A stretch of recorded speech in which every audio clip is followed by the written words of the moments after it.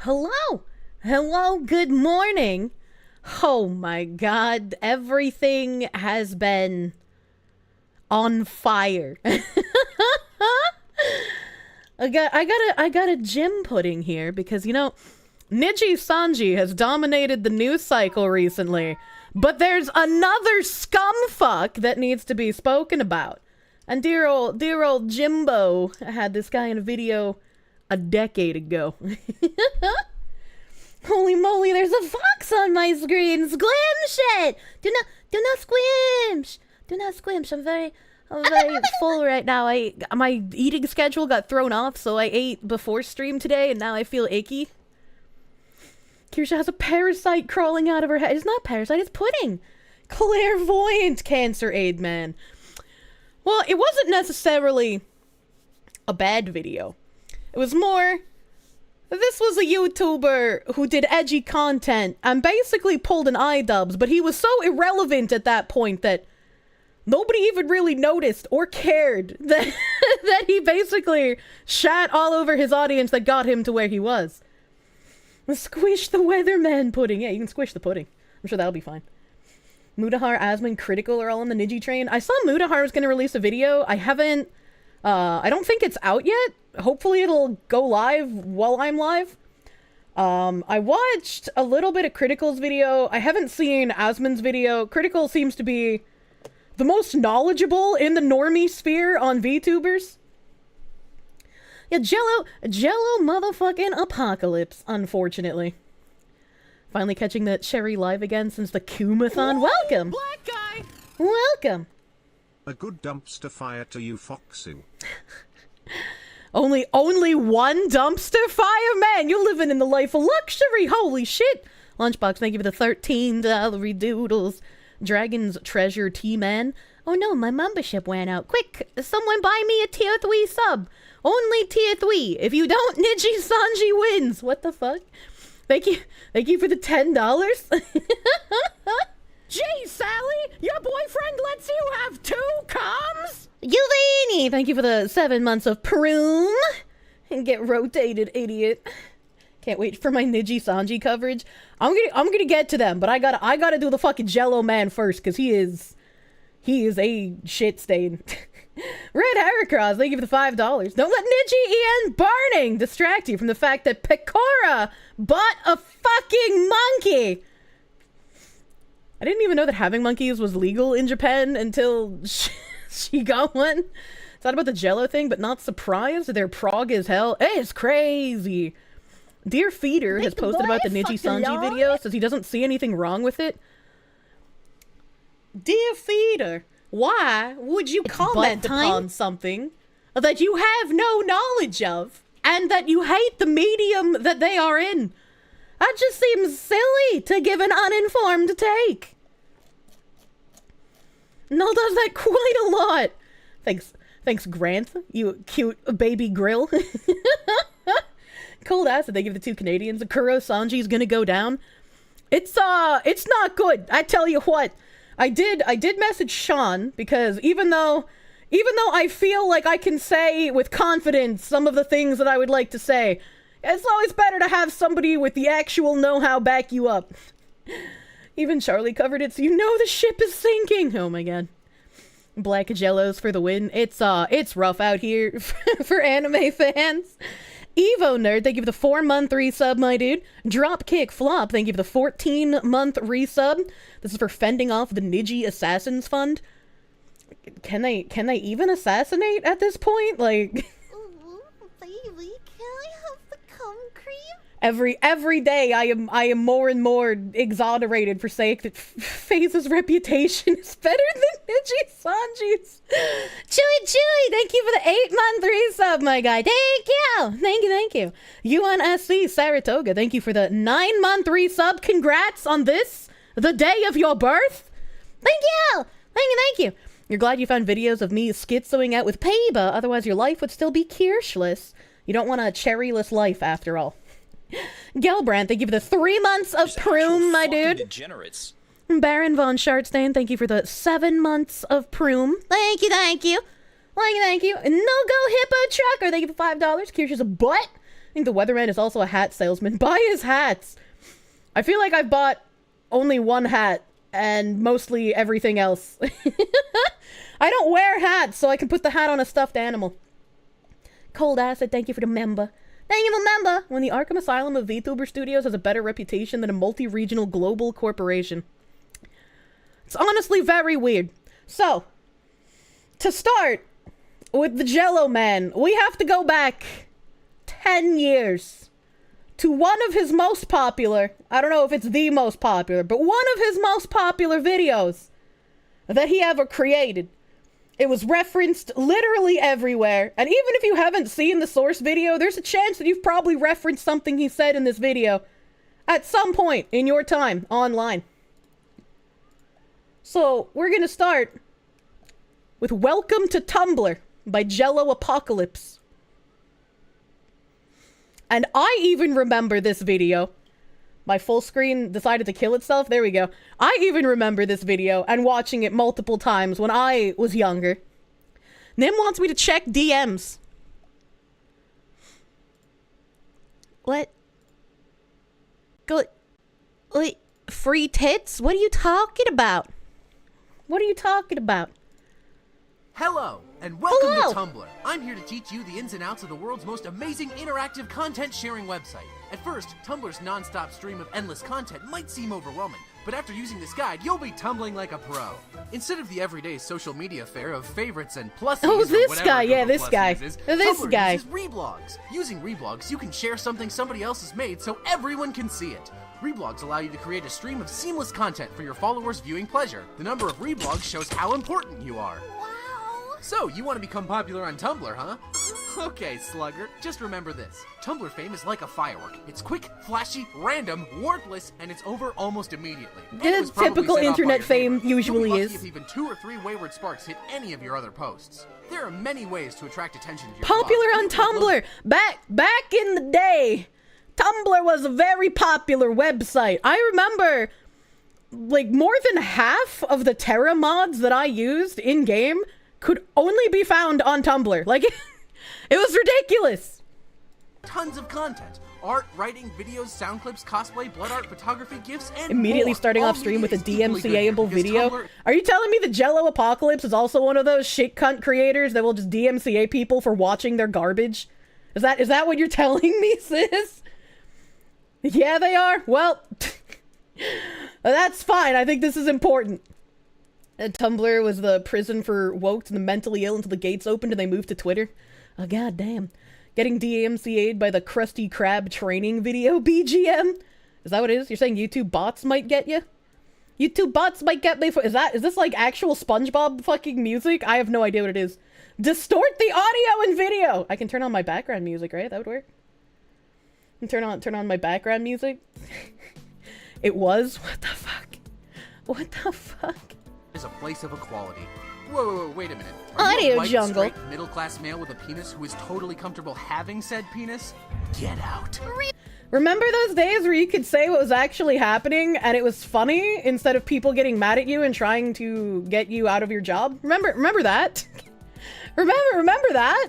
Blog! Before you learn to love Tumblr, you have to learn to hate. You need to know That's that true. every other website in the world is terrible. DeviantArt, more like Grand Theft Artro. Facebook, more like Flakebook. 9gag, more like 9gag.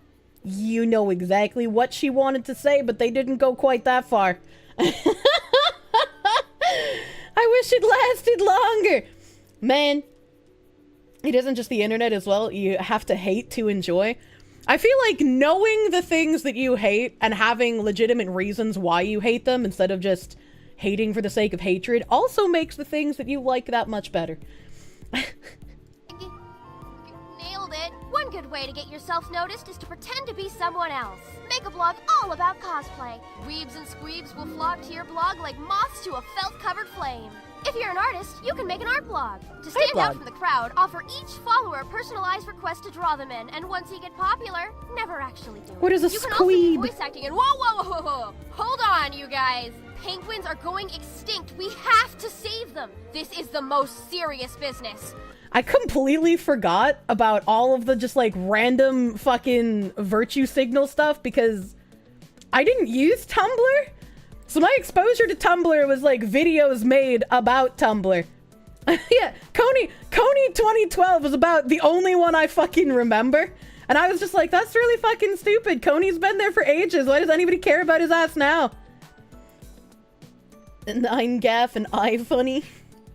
Zoomers wouldn't know the good internet. Unfortunately, they would not. Quick, make a huge ranting post about how upset this issue makes you immediately. Oh wait, never mind. This was totally made up. But one day, It might not be. so make sure It's that you just like always Twitter watch today! You have Man, to let the world know Tumblr that getting you rid of care porn enough really about was an apocalypse that we But not cannot enough. return Do a from. 10-second Google search to immediately discredit them. You can also make a fashion blog to show off the latest. Oh my goodness! This girl went missing in 1987 and nobody ever found her. Quick, everyone in the Chicagoland.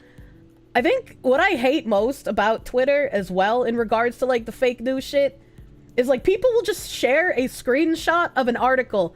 And as much as I hate screenshot of article because then I have to go find the article myself instead of just clicking on it, they also made it on Twitter that anytime you click on a link on the site, there's revenue that goes to the people that own the site of the link. If it's like a news website. I remember tweeting about that, I think like summer last year. So it's just like, which do I hate more? Having to go find the article myself or giving journalists money? And I think giving journalists money is worse than having to go find the article myself. Screenshot of an article at least can't be silently corrected. Also true. Also true. It's just like, we need archive sites to embed more often as well.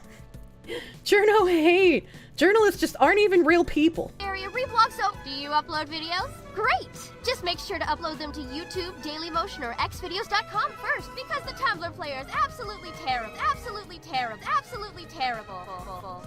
Absolutely. I Reblog. didn't use Tumblr, Oh, so I you're wouldn't know. Ah, I see you've added something Is to it your bad to be facade. attracted to a cartoon fox Whoa, when you whoa, don't whoa, even whoa, know whoa, that? slugger. A vagina on a man is a good start, but you can't go around calling yourself a hermaphrodite. That's racist. What you need is a politically correct name for yourself that you can use to yell at people with. You're not a hermaphrodite, you're vaginable. If only he knew 10 years from then how true and real that joke would become. Unlucky, dude. Want to be really popular on Tumblr, then you need to be a social outcast. What's that you say? You're straight, well off, and don't have enough shoe polish to change your race? Fear not. All you need is a good self-diagnosed mental... I forgot about the fucking shoe polish joke. illness. Do you worry about tests sometimes? Then you have Anxiety disorder. Do you always touch the doorknob before opening doors? Then you've got Crippling OCD. Do you sometimes... I have absolutely no idea what race the Jello Man is because I've never cared. But it's ironic that he went from, are you just a bland, straight white person who wants to collect pity points, but you don't know how? Just make some dumb shit up so you can collect the pity points. And now, 10 years later, you have all these people with pronoun in bio and like a gajillion flags in their fucking Twitter name. And they're just like, I have OCD, LGBT, LMNOP, fucking all these different disorders in their bio as like some fucking badge of honor, dude. Pronouns and pussy in bio. They took his joke as advice, unluckily for the rest of us. Itch yourself in public, then it looks like you're Turning into a wolf. These are all serious medical problems, as diagnosed by a first-year psychology major in WebMD. They are serious problems. Cannot believe you. I'm offended. Shut up! If you don't reblog to raise awareness And sometimes self-diagnosis is the only way you can get a diagnosis. You're being ableist and anti-poor. for these people, then you are a heartless monster. Oh. Still having trouble? One surefire way to get noticed is to pander to a fandom, or as I like to call it, panda. Why not use Super Wholock, a combination of Supernatural, Doctor Who, and Sherlock, which I hate that I actually remember Super Wholock. I hate that that was a thing that existed and somehow turned my brain gears. Exists for some reason. There's lots of popular fandoms to choose from, such as Harry Potter, Disney, Hannibal. Oh, you can't choose Harry Potter anymore. If you're part of the Harry Potter fandom, you're actually part of a transgender kill squad. That's illegal in current year. Firefly, The Evangelicals, Star Trek, MLP, Attack on Titania, Dangling Grandpas, International Yowie Festival, Madoka Maguka, Two Angry Beavers, and other less important fandoms. Yeah, you that's can right. even dedicate a Tumblr to one of your favorite characters. Why not the Onceler from the Lorax? I cannot think of a single reason. Now, let's ship him with somebody. The Lorax, Ginger Swift, inexplicably Gene Wilder. Nah, let's just ship him with himself. But that's not normal, cries humanity. That's the point, cries Tumblr. Beret tosts and wrists. Two Angry Beavers is a deep pull. I remember watching Two Angry Beavers with my father. Remember, this video seems like really fucking long to me, but this is just normal. This is just normal back then, dude. Slit. Baby, or beautiful. Please don't cut yourself. You can always talk to me if you need help. I'm here for you, girl. But cutting myself gives me so much attention! Shut up. Well, that Onceler page isn't going to inexplicably exist itself. We need to find some art for our fandom page. Let's search some of our favorite tags. Knock knock. Who's there? Boing. Booby jump scare. Really? No, not you. Another good way to create interest is to make an Ask vlog. Just pick a character from some fictional work to portray or make one up yourself and answer questions people send to you. OC Can you donut draw? steal. No? Who cares? Just pick your character, sit back, and watch the Asks fly in. It's working! Your tears bring up a good point. It's time to talk about being sad. People get sad, and that's okay. It's healthy to occasionally indulge in some self-pity. And if How the something's fuck would healthy I in not small know doses, about then that means the it's ball great pit to of go piss? completely overboard. Dear Everyone chatter. in the world is beautiful. So if you ever see someone who's a little down, be sure to send them a note telling them what a wonderful person they are to cheer them up. Continue to... Is this why all the, like, fake hate DMs in the VTuber sphere get so much fucking traction? Like, can I go an entire year without seeing fake hate DMs absolutely blow the fuck up? I would love that, actually. I would really love that. Yes, they're all Tumblr expats. I was like, whenever I see someone post, like, a hate DM with the names and shit all scribbled out, and the hate DM is just like, baby, your content so terrible, your voice so terrible, you're ugly, probably ugly in real life, no one love you, no one watch your content, you should kill yourself, you should stop make content, nobody watch that shit, why you bother? And they're just like, oh my god, look at how terrible they are. And then you look at their profile and they have like 47 followers, and it's like, who the fuck is sending your ass hate DMs? Like, you forgot slurs? I feel like if they posted a hate DM that had slurs in it, it would be more believable, right? But these are the people who believe that slurs are like Voldemort words, right? You can't say them or else you are literally scum on earth. So they can't even put slurs in their fake hate DMs because then they would be a bad person for typing that word. You just noticed there's something on my head. Don't worry, we'll get there. Send these messages until they no longer mean anything. Keep sending them to the person until you become a bigger problem than their real-life issues. True. If you're feeling bad about sending so many messages, send one to yourself as a pick-me-up. Continue to send them notes until it warrants a restraining order. You're beautiful. Reblog! The real trick of getting reblogs is never making your own content. Instead, steal your images from Reddit, Facebook, and Imgur while simultaneously condemning said site. Unironically, that is still how to get traction on Twitter. Like, if you just wait, like, if you stockpile memes and you just wait, like, a year or two and then you repost them, you will then get thousands of likes. All the repost accounts. Nice, come on. Nah, don't make your own content. Like on TikTok. Yeah, TikTok is a good example of that as well. I tried TikTok, man. My brain can't take it. This is normal, and almost everybody else does it. That being said, some people still make their own original content. Hey everybody, I worked really hard on this, so check it out! Oh, this'll get me reblogs for sure! Now, you could reblog this, but why follow the herd like some kind of sheep? Instead, save the image to your hard drive and upload it yourself, presenting it as your own work. There you go. True now sit back and and watch real. that satisfying Tumblr fame just pour Time in. for reblog. Feeling tired? Don't go to sleep. It's time for night vlogging, the drunken text of the Tumblr world. Stay up for 3 extra hours accomplishing nothing while browsing through posts and making hilarious spelling mistakes. Posts things that you'll immediately regret the next morning. When you're I think Republicans bring up some valid points occasionally. That's like asking to be lynch mobbed on Tumblr. Why would you do such a thing? inevitably confronted by angry mobs of your followers, simply tell them that you lost control of your feels and that you have a debilitating gold rush era disease that I think this is like another example of like you kind of reap the audience that you've cultivated, right? If you have an audience of people who would get really fucking angry when you say something that would be either nuanced or unbiased, you might have cultivated something a bit issuous. Like, there's always going to be a handful of people who will see you trying to take a nuanced take and just be like, this dumb bitch. But if the overwhelming majority are like that, you've encountered a problemo. He had lumbago. Prevents you from thinking clearly at night. Then distract them with a 46 GIF recap of last night's episode of Doctor Who. Look at all these gifts! Reblog. In addition to being as fun as a shotgun barrel of monkeys, Tumblr is first and foremost a place of acceptance for men and women of all ages. Why do we have to conform to one or two derogatory gender roles? Okay. Tumblr is a place for everyone. I wasn't adept at noticing back then, but I wonder if he knew what he was doing when he said it's for everyone. Why just everyone? Why not every 2 or 10 or 20? We're a hive mind. What does that make us?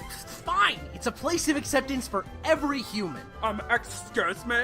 I'm a wolf trapped in a human's body, and I find that offensive. Reblog! Some people have triggers that make them mad for no reason if you don't tag them. Reblog, even family. That's the same on Twitter, and it also started infecting Twitch. Remember, we can't have blind playthroughs anymore?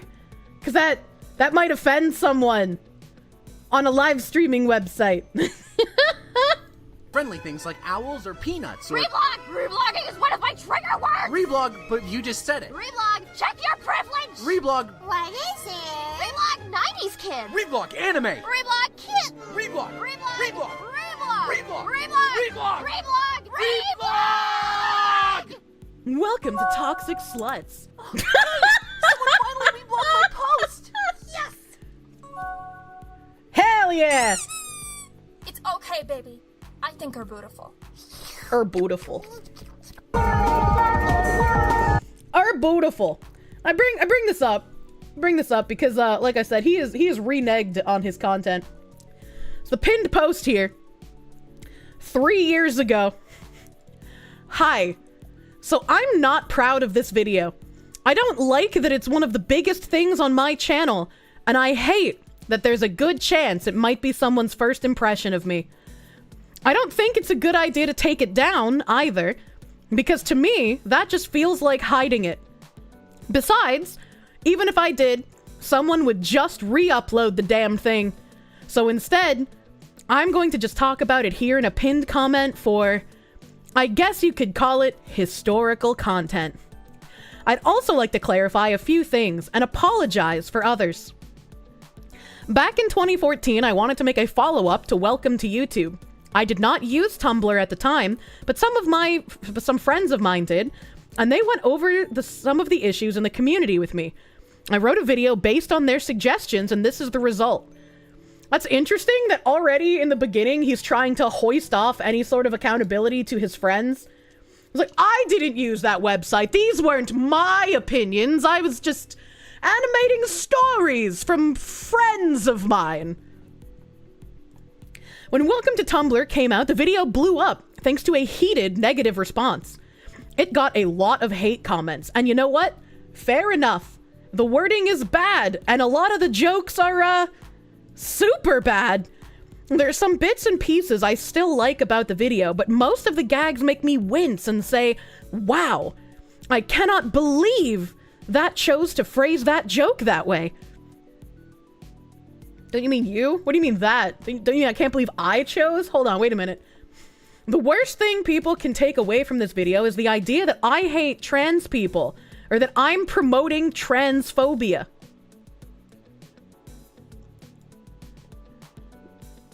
What? The joke's about everyone who's a rageaholic over everything on that site, and then they got mad. I know! They basically proved his fucking point. But now he's apologizing. That's absolutely not true. Trans rights all the way. And this will be important for current year happenings with this man. If you're a trans person, you're valid as fuck. And I hope you can get to a place where you're free to be yourself. If you're not there already. Because of this video, I've gotten a lot of questions from fans about my stance on trans people. Close friends of mine have even told me that they were afraid to come out to me because they were under the impression I'd hate them for it. I feel absolutely awful that I have put them in that position, and I'm deeply sorry I did that to them. The only joke he even made in the video that could even be, like, questionably applied was the hermaphrodite joke. And it was a joke about, like, are you not getting enough attention? Put a vagina on a man! And that's just, like, that's what Tumblr did! What do they mean? The shoe polish as well? That has nothing to do with being trans, though. That would be a racisms. Those are two different things. The truth too powerful! The man had a gold rush disease. That makes him funny. This is, of course, a result of the vagina-abled joke. I do not understand how people can get fucking pissy-pantsed over a vaginabled joke when, as a biological woman, I'm supposed to be okay with being called, like, a vagina storage unit? Or like a uterus haver? A fucking birthing body? Like, how are those okay? But a joke about being vaginabled is somehow over the line.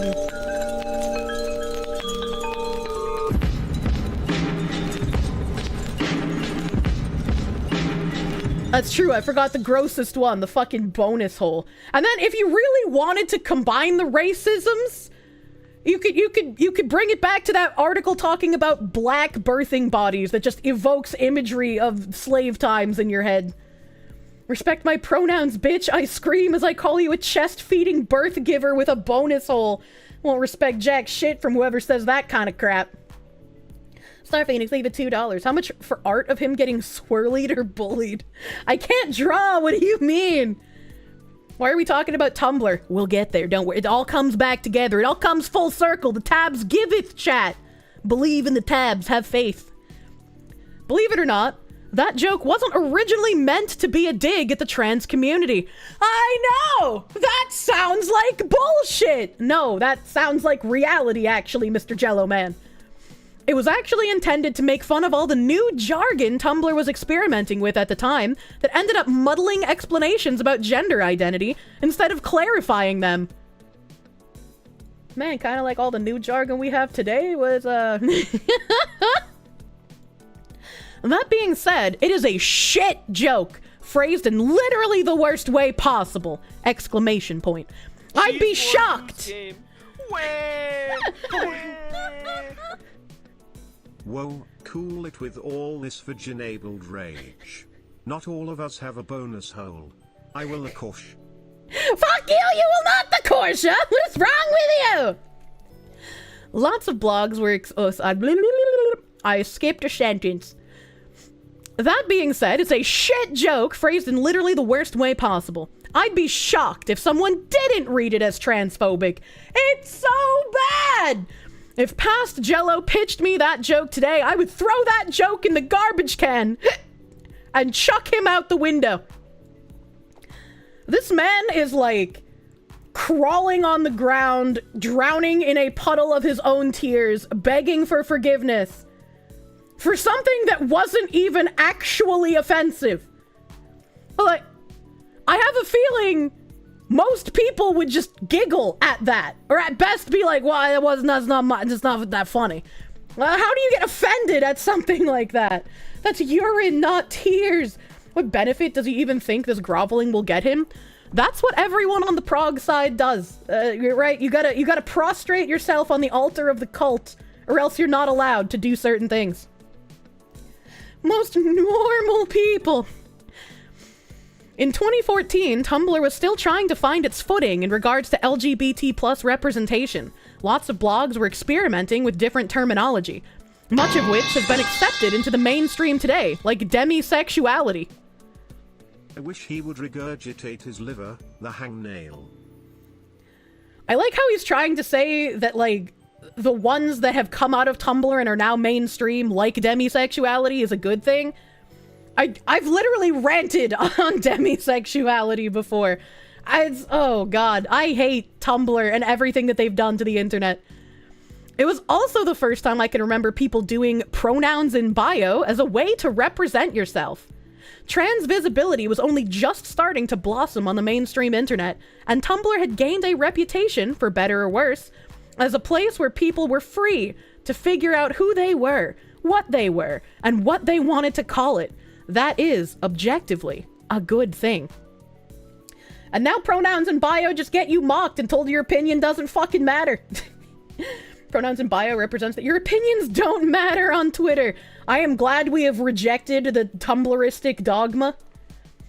Of course, crafting new terminology for anything humans do, especially for something as complex as sexuality or gender identity, is no easy task.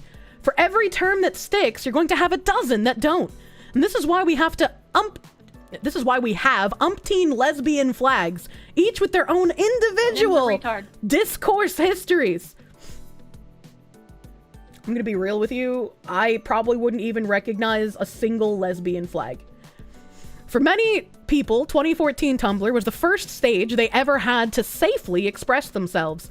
I'm bisexual, I'm poly, I'm transgender, male to female. This was an enormous step for thousands and thousands of people. At the same time, others saw this inexplicably as a passing fad. Something that blogs were doing for fun. Like they were putting a Hogwarts house in their bio to show that team they were a part of. And people didn't understand that this wasn't a gimmick. It was a genuine expression of self.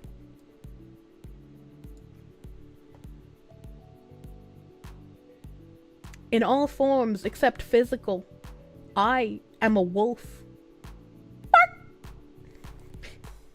Ground zero for grooming here, right? Kirsche, enjoy. Thank you for the $4.99. You remember in 2016 reading all this mental illness on Tumblr with dread? Because you knew 5 years from then the culture would permeate everything? Unfortunately so. The whole LGBT flag nonsense is a form of neo-Sovietism. Your identity is no longer your people, your country, or your heritage, but how this new superficial entity the state has created. Yeah, and all of the new pride flags just get uglier and more mishmashed and more nonsensical as time goes on. Like that official, like, Microsoft pride flag bullshit that happened a couple of years ago literally looked like some sort of shitpost out of Poll. It makes no sense, dude. The animal kin should be worried whenever hunting season starts. True. True and real. People saw popular blogs expressing their identity and they said, oh, we're making up new labels for ourselves. That's fun. That meant that for every sincere pansexual 23 female blog, you also had someone going on about being an aquasexual, where they're only attracted to mermaids. All right, but like mermaids are pretty fucking hot.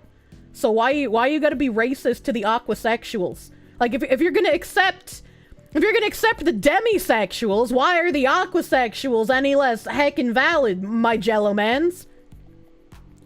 To people who saw the labels as a gimmick, getting pissed off at naysayers was a part of the game. After all, if you DM a bisexual person and say, psh. Imagine thinking sexuality is this deep. As if the past 20 years outweighs the 40,000 years that humans have been breeding like lustful rabbits. Them saying it's complicated makes them sound like an angst teenage girl. Yeah, but nowadays you can't just participate in hedonistic degeneracy for the sake of it. You have to have a million labels on top of it as well. You're a capitalist sexual, you're attracted to rich women! What the fuck? What the fuck? To people who saw the labels as a gimmick, getting pissed off at naysayers was a part of the game. After all, if you DM a bisexual person and say, psh, you're not bisexual, you're a man dating a woman, you're straight. Hey, we talked about that the other day. They will rightfully get mad. That meant people would defend their aquasexuality with the same righteous fervor that a trans person being misgendered would. And isn't that their right? If you're going to say all of these other made-up identities are heckin' valid, why would you say, well, some made-up identities and descriptors are more heckin' valid than others? That seems a little weird to me. Imagine how much damage this did. Imagine a person with no knowledge of the LGBT plus community logging on and saying, polysexuality, now what is this all about? And they read the bio and think, oh, I don't get it yet, but okay, this seems legit. About gay, duck, necrophiliac sex. The hilarious thing about Tumbleroid culture is, it surrounds its victims in genuinely abusive Darvo-filled relationships and then tells them this is the only safe place, everywhere else is even worse. That's kind of like the whole cult's MO. Not even just Tumblr. I mean, I guess a lot of it for our exposure started there for when we started noticing, but like, man, it's fucking everywhere, dude. Toast Engineer, thank you for the $25 doodles. It's almost as though that's their whole thing. Almost as though alienating people is what they do. Pretty much. Those egg crackers, they're coming for you. And then a few hours later, they see a bright polka-dotted blog run by a bozo-sexual, exclusively attracted to clowns. Do not question, clown DMs only. And the blog is filled with a literal circus of clown sex discourse about their honkin' red rubber penises. Look at this fucking bigot. Imagine thinking that clown sexuals are attracted to honkin' red rubber penises. It's the nose that's red, and the penis is still made of flesh. You might wrap it in some like fruit roll-up, right? You might wrap it, and that would be funny. But it's not a rubber penis. It's fucking bigot. How dare he? The clussy, yeah. Men in current year love the clussy. How dare the jello bigot? You hate how most of them conflate fetish and personality so much? I'm mourning? What do you mean I need a personality? My fetish is my personality. Now, please hold my leash while I finish putting on my doggy gimp suit so that children can give me head pets at the Pride Parade. He's projecting his attraction to other forms of red cylindrical objects in this one. Excuse you, it's called culturophilia. Thank you, clown sexual in the chat. You can give me butt scratches! Like I'm a real pet! I have a bozosexual roommate. He's a great security asset in case of clown murderers. Just gotta wear an earplug to drown out the honk clapping. Just actual fucking degenerates. Is he a good asset for clown murderers because he'll kidnap them and rape them before they murder you? Or because he can convince them with his wily charms that they want to fuck him instead of murder him? Women wearing leashes and dog gimp suits. I have a tab for that! Look, wow, Betty, give me $5. The person's natural response would be, oh, so all this sexuality and bio stuff is a big fucking joke. And any LGBT plus rep I see is nonsense. Got it. Well, I mean, it is mostly nonsense, yes, but the ones that aren't nonsense are also probably so deep in an ideological hole that it is impossible to have a conversation with them about anything. I'm talking like Anita Sarkeesian tier, just delusional. Like a rodeo clown that distracts the bull with his clussy. On top of that, you had non-stop discourse within sub-communities about which terms meant what and which ones were official and which ones were problematic and why. It was a clusterfuck. Isn't he doing that same exact thing here? Isn't he doing the exact same thing where he's saying some of the terms are problematic and some are legitimate? He's literally doing the thing. Is it bad to be attracted to a cartoon A fox? clussy fuck, if you will, chat. Since we're talking about the clown sexuals. Emperor Creed, thank you for the $2. Is it time to launch the 10th crusade yet? Imagine. If you've ever seen someone debate about the nuanced differences between bisexuality, pansexuality, and polysexuality, It was kind of like that, except for everything, and being debated exclusively by 15-year-olds. Well, unfortunately, it's no longer debated by 15-year-olds, and I actually doubt this claim. Please show your work. Because the majority of people who bitch about this shit now are, like, minimum in their 20s and older. And also, there was a period of time where people were trying to claim that, like, bisexuality was actually bigoted because it implied the existence of two genders, and there are very clearly more than two genders. And then people who were bisexual were kind of like, wait, I'm not a bigot. I'm actually attracted to, like, everyone, regardless of what gender they identify as. And then people would be like, well, isn't that pansexuality or polysexuality, since you're not attracted to two different genders, you're attracted to, like, many? And they're like, well, no, I still call myself bisexual, but it's like, if they identify as something outside of the gender binary, then I'm still attracted to It was actually a clusterfuck. It's like the Spider-Man pointing meme for bigotry. Yeah, it really is. He's bragging that 15-year-olds were openly talking about sex on a site full of adults. Also true. I didn't even fucking catch that. That, it was like the grooming Reddits before the grooming Reddits were a big thing. No, I don't give a fuck what the Alphabet Mafia thinks of my sexuality. Super straight was supposed to be a meme! It wasn't supposed to be necessary! And Tyjack, thank you for the 1-year resub, my guy. Here's so many more! I ain't going nowhere. Unless I get assassinated. I'm not suicidal, chat. I hated all that shit. I hated the fake clown gender for a popularity stunt stuff. I hated the endless gatekeeping. I thought that these blogs were muddling the topic, and LGBT plus representation looked ridiculous to an outside viewer at a time where it was crucial for people to be learning about that sort of thing. Well, don't worry, it still looks ridiculous to even an inside viewer in current year, Mr. Jello Man. And that's what I wanted to make fun of. You can see shades of this in the vaginabled joke and the laughably awful use shoe polish to change your race joke. Spicy cat raid. Hey guys! Thank you for the raid. Welcome, Raiders. We're talking about the Jello Man. We're gonna be talking about Niji Sanji once I finish the Jello Man. Jello Man kinda crazy. Did I phrase those jokes poorly? Absolutely. They suck. Does my explanation make it better? Not at all! It absolves me of nothing! The only reason I'm even bringing this up is for the sake of completeness. It's an explanation, not an excuse. Frankly, I super fucked up. I did an awful job 6 years ago, and this is my formal apology. I like to think that my work has been getting progressively better since then, and I hope that it keeps getting better from here on out. I'm sorry if this video ever made you feel like shit.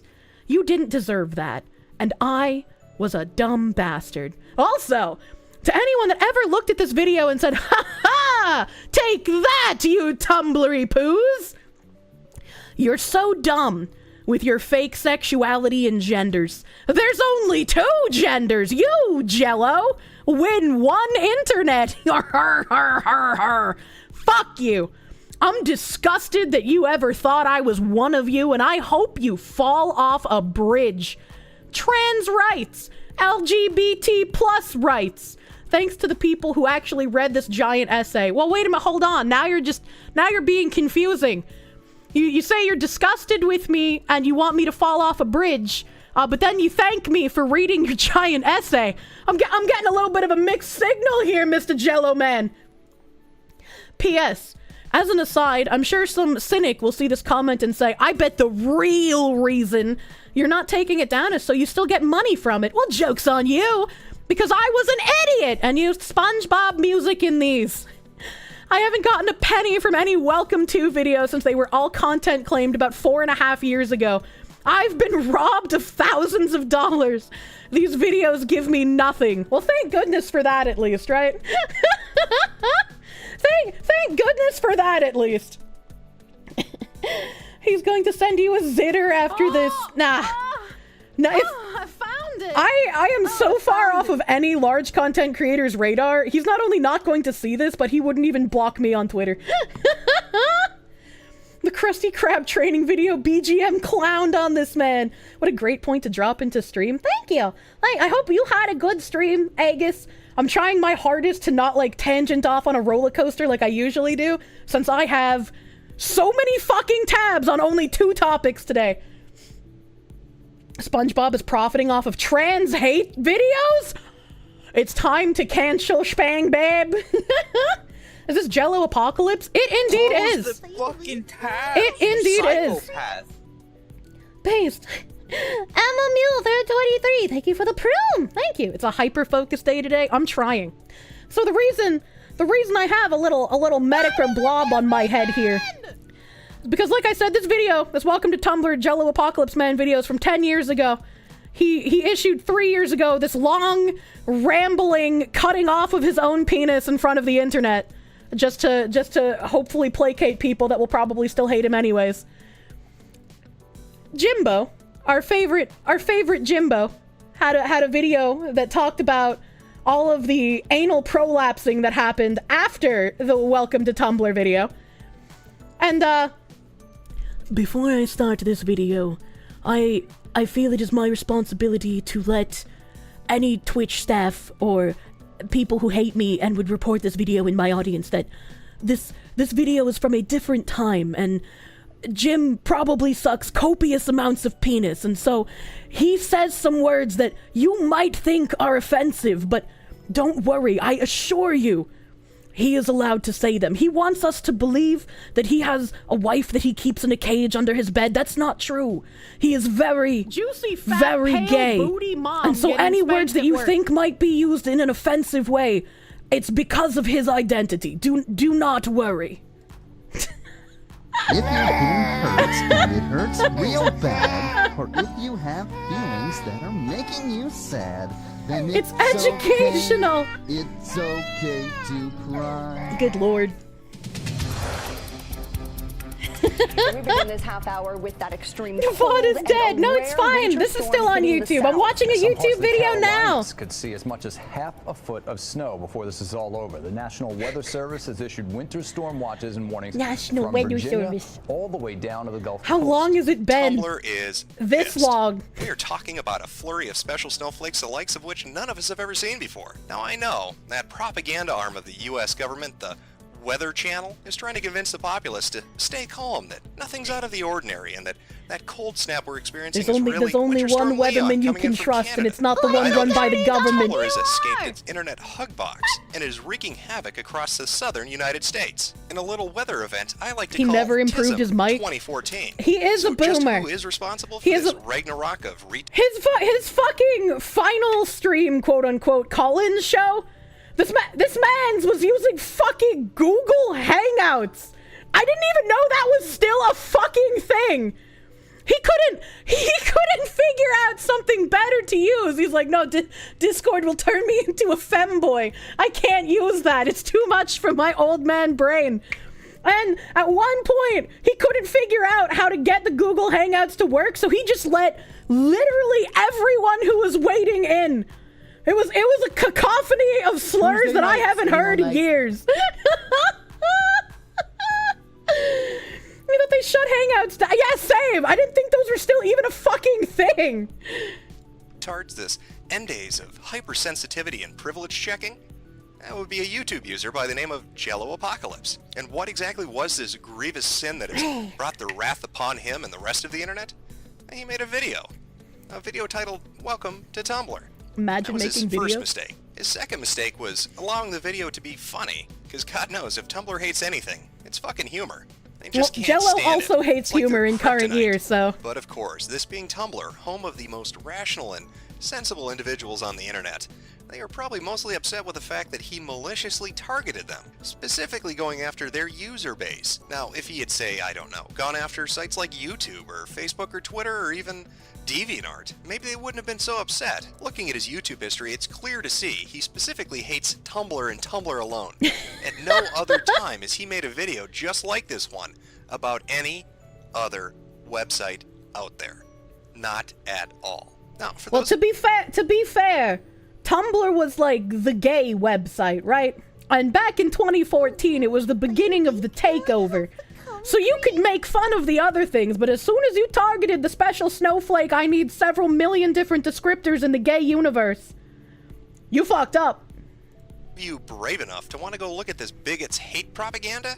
I'll put a link DeviantArt of is it right in the there. video That was the description. joke Jim Just was be making. warned, Very every astute time chatter, you sir. laugh, an Ethiopian child is beaten by a racist white man just because he's black and a baby. Now, for the more sensible of you out there that don't The want to welcome be to put Twitter on a videos need terrorist about watch Twitter. list for watching this horrific video, luckily we have Tumblr who can filter it for us and explain why these people that enjoy it are terrible, horrible human beings. First up, we have the insanity of humanity, and they write, "Dear people coming to my inbox defending welcome to Tumblr, please come up with an original fucking argument.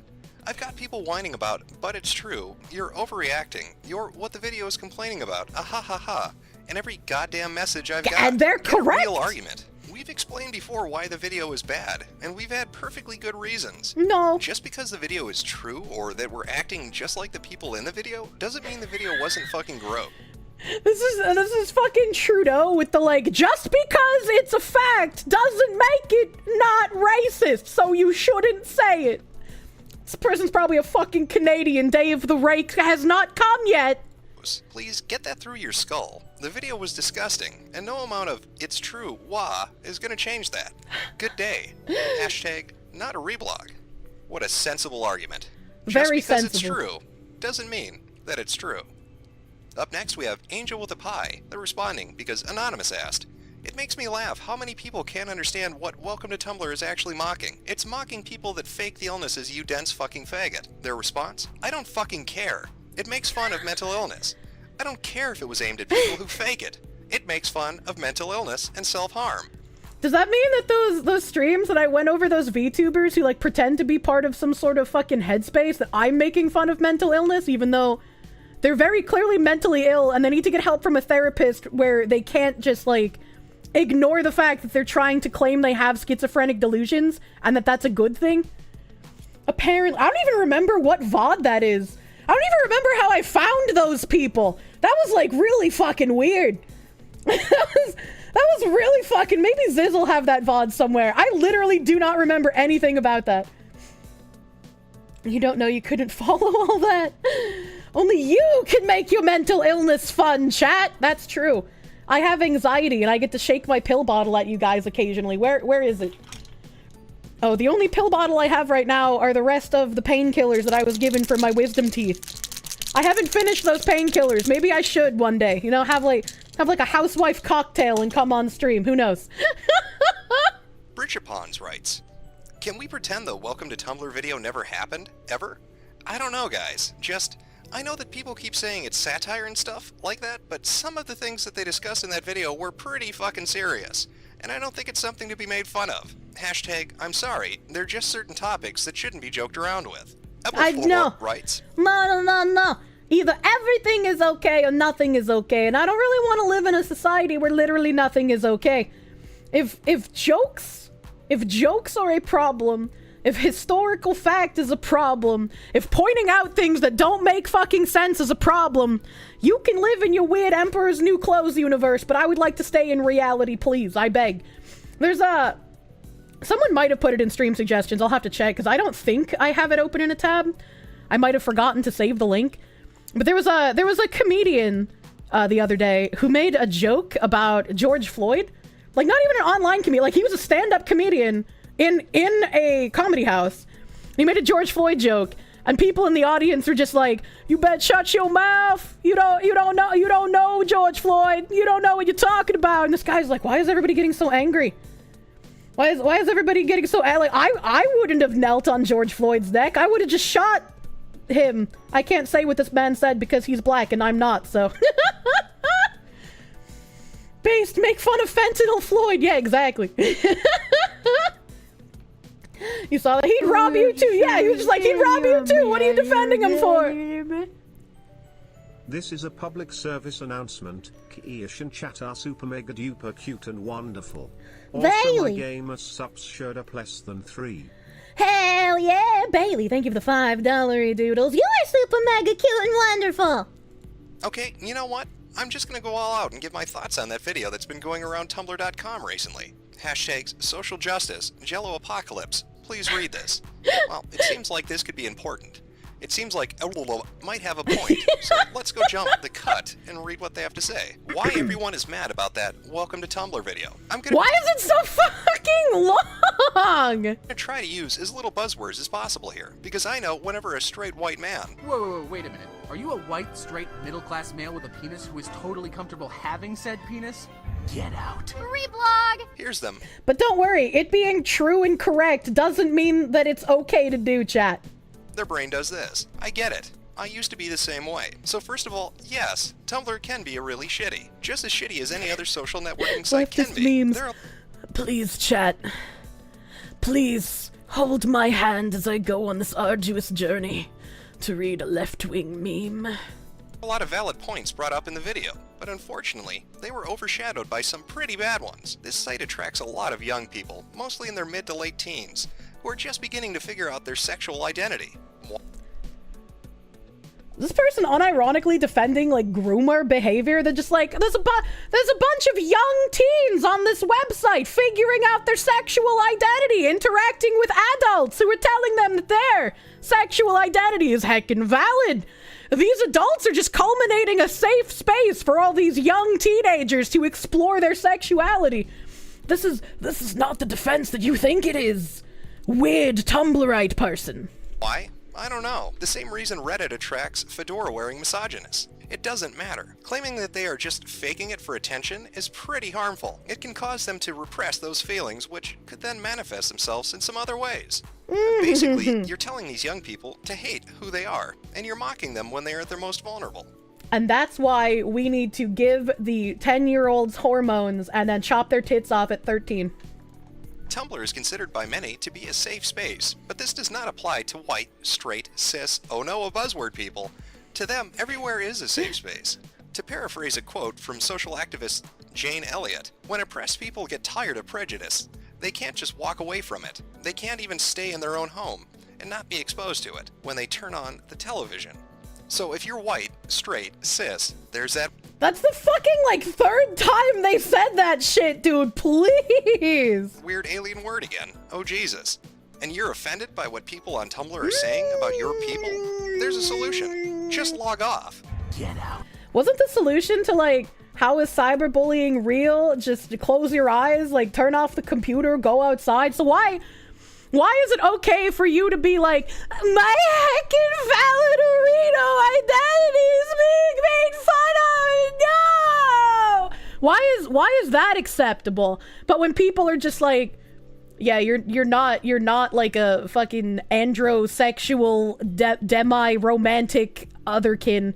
That's harassment and that's bad and they should log off. Actually, they're the ones who need to get off the internet. Reblog! Sad Princess responds to Anonymsast. Fucking loved the welcome to Tumblr video. Most accurate video of Tumblr I've ever seen. Their response? Ahahaha, no. Altogether irritating and whiny.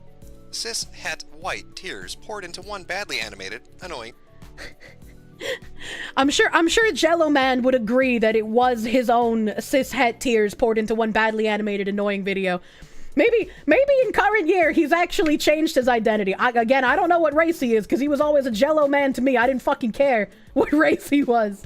You hate the word cis by now? Jesus. Yep. It's just like, god damn, who? Jello Man, Jello Apocalypse, the guy that we're talking about this entire time. Wonder if he went full schmorky? I have no idea. But man, he is deep in the fucking soup at this point. Help! White tears equals semen? Please do not give the Tumblrite semen. It's how they gain power. Help! Nobody follows the Geneva Convention anyway.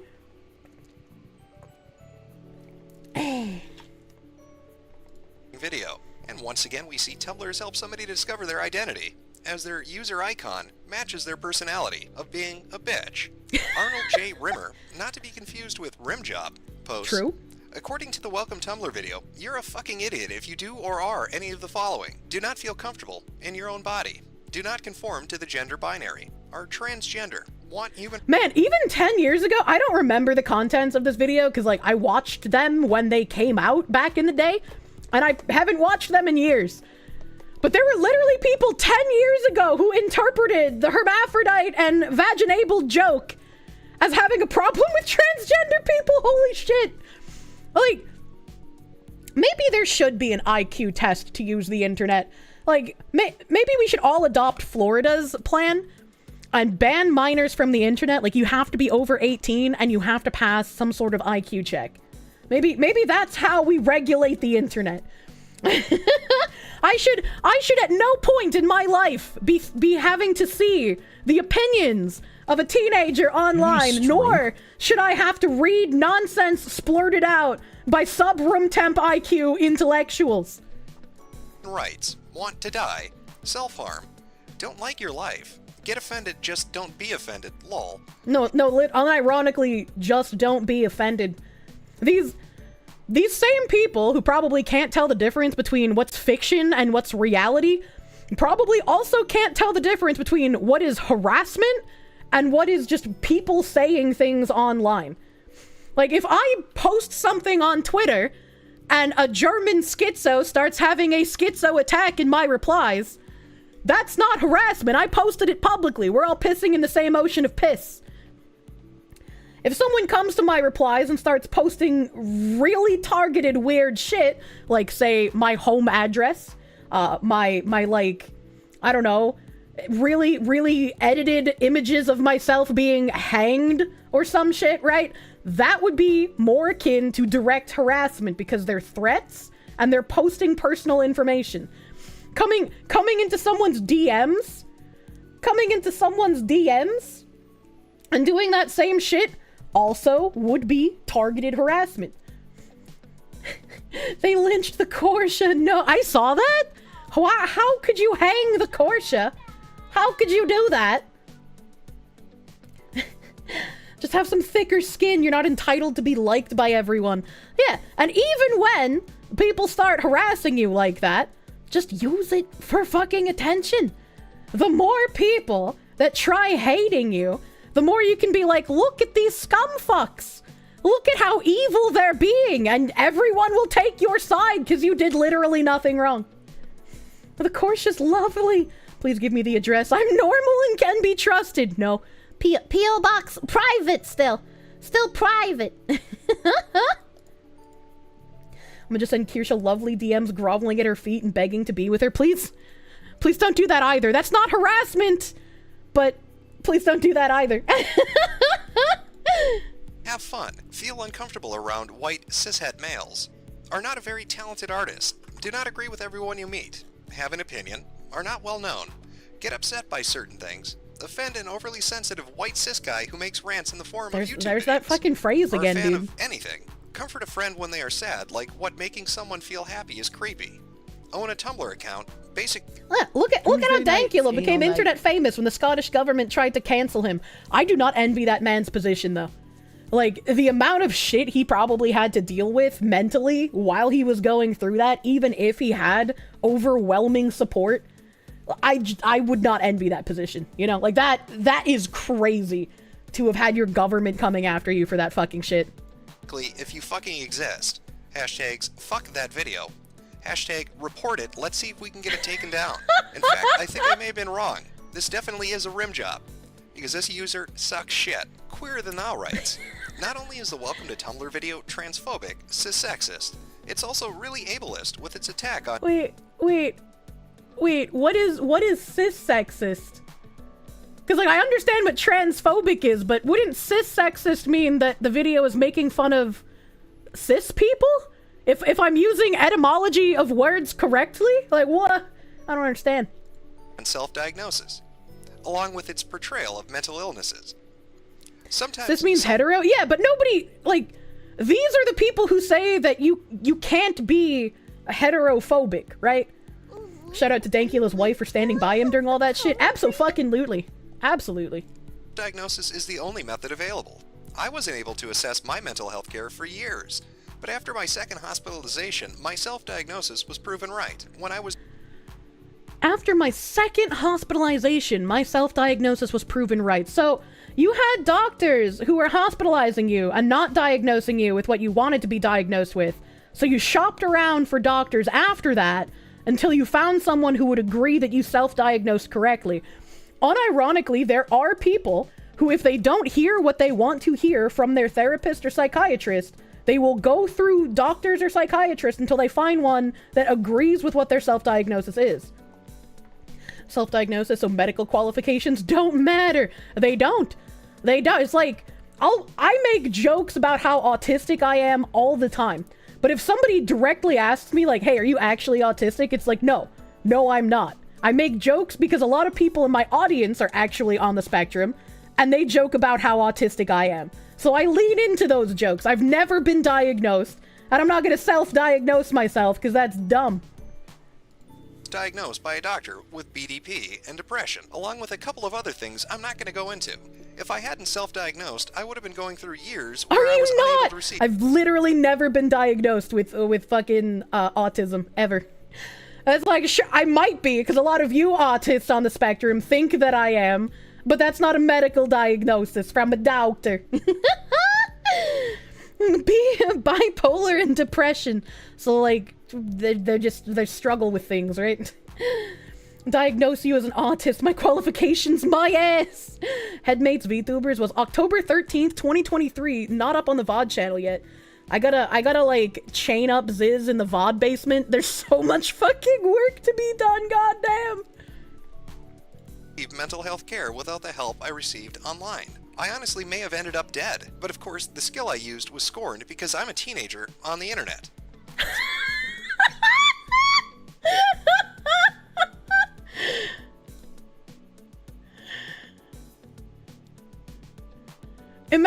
Imagine having to read a teenager's opinion. Holy shit.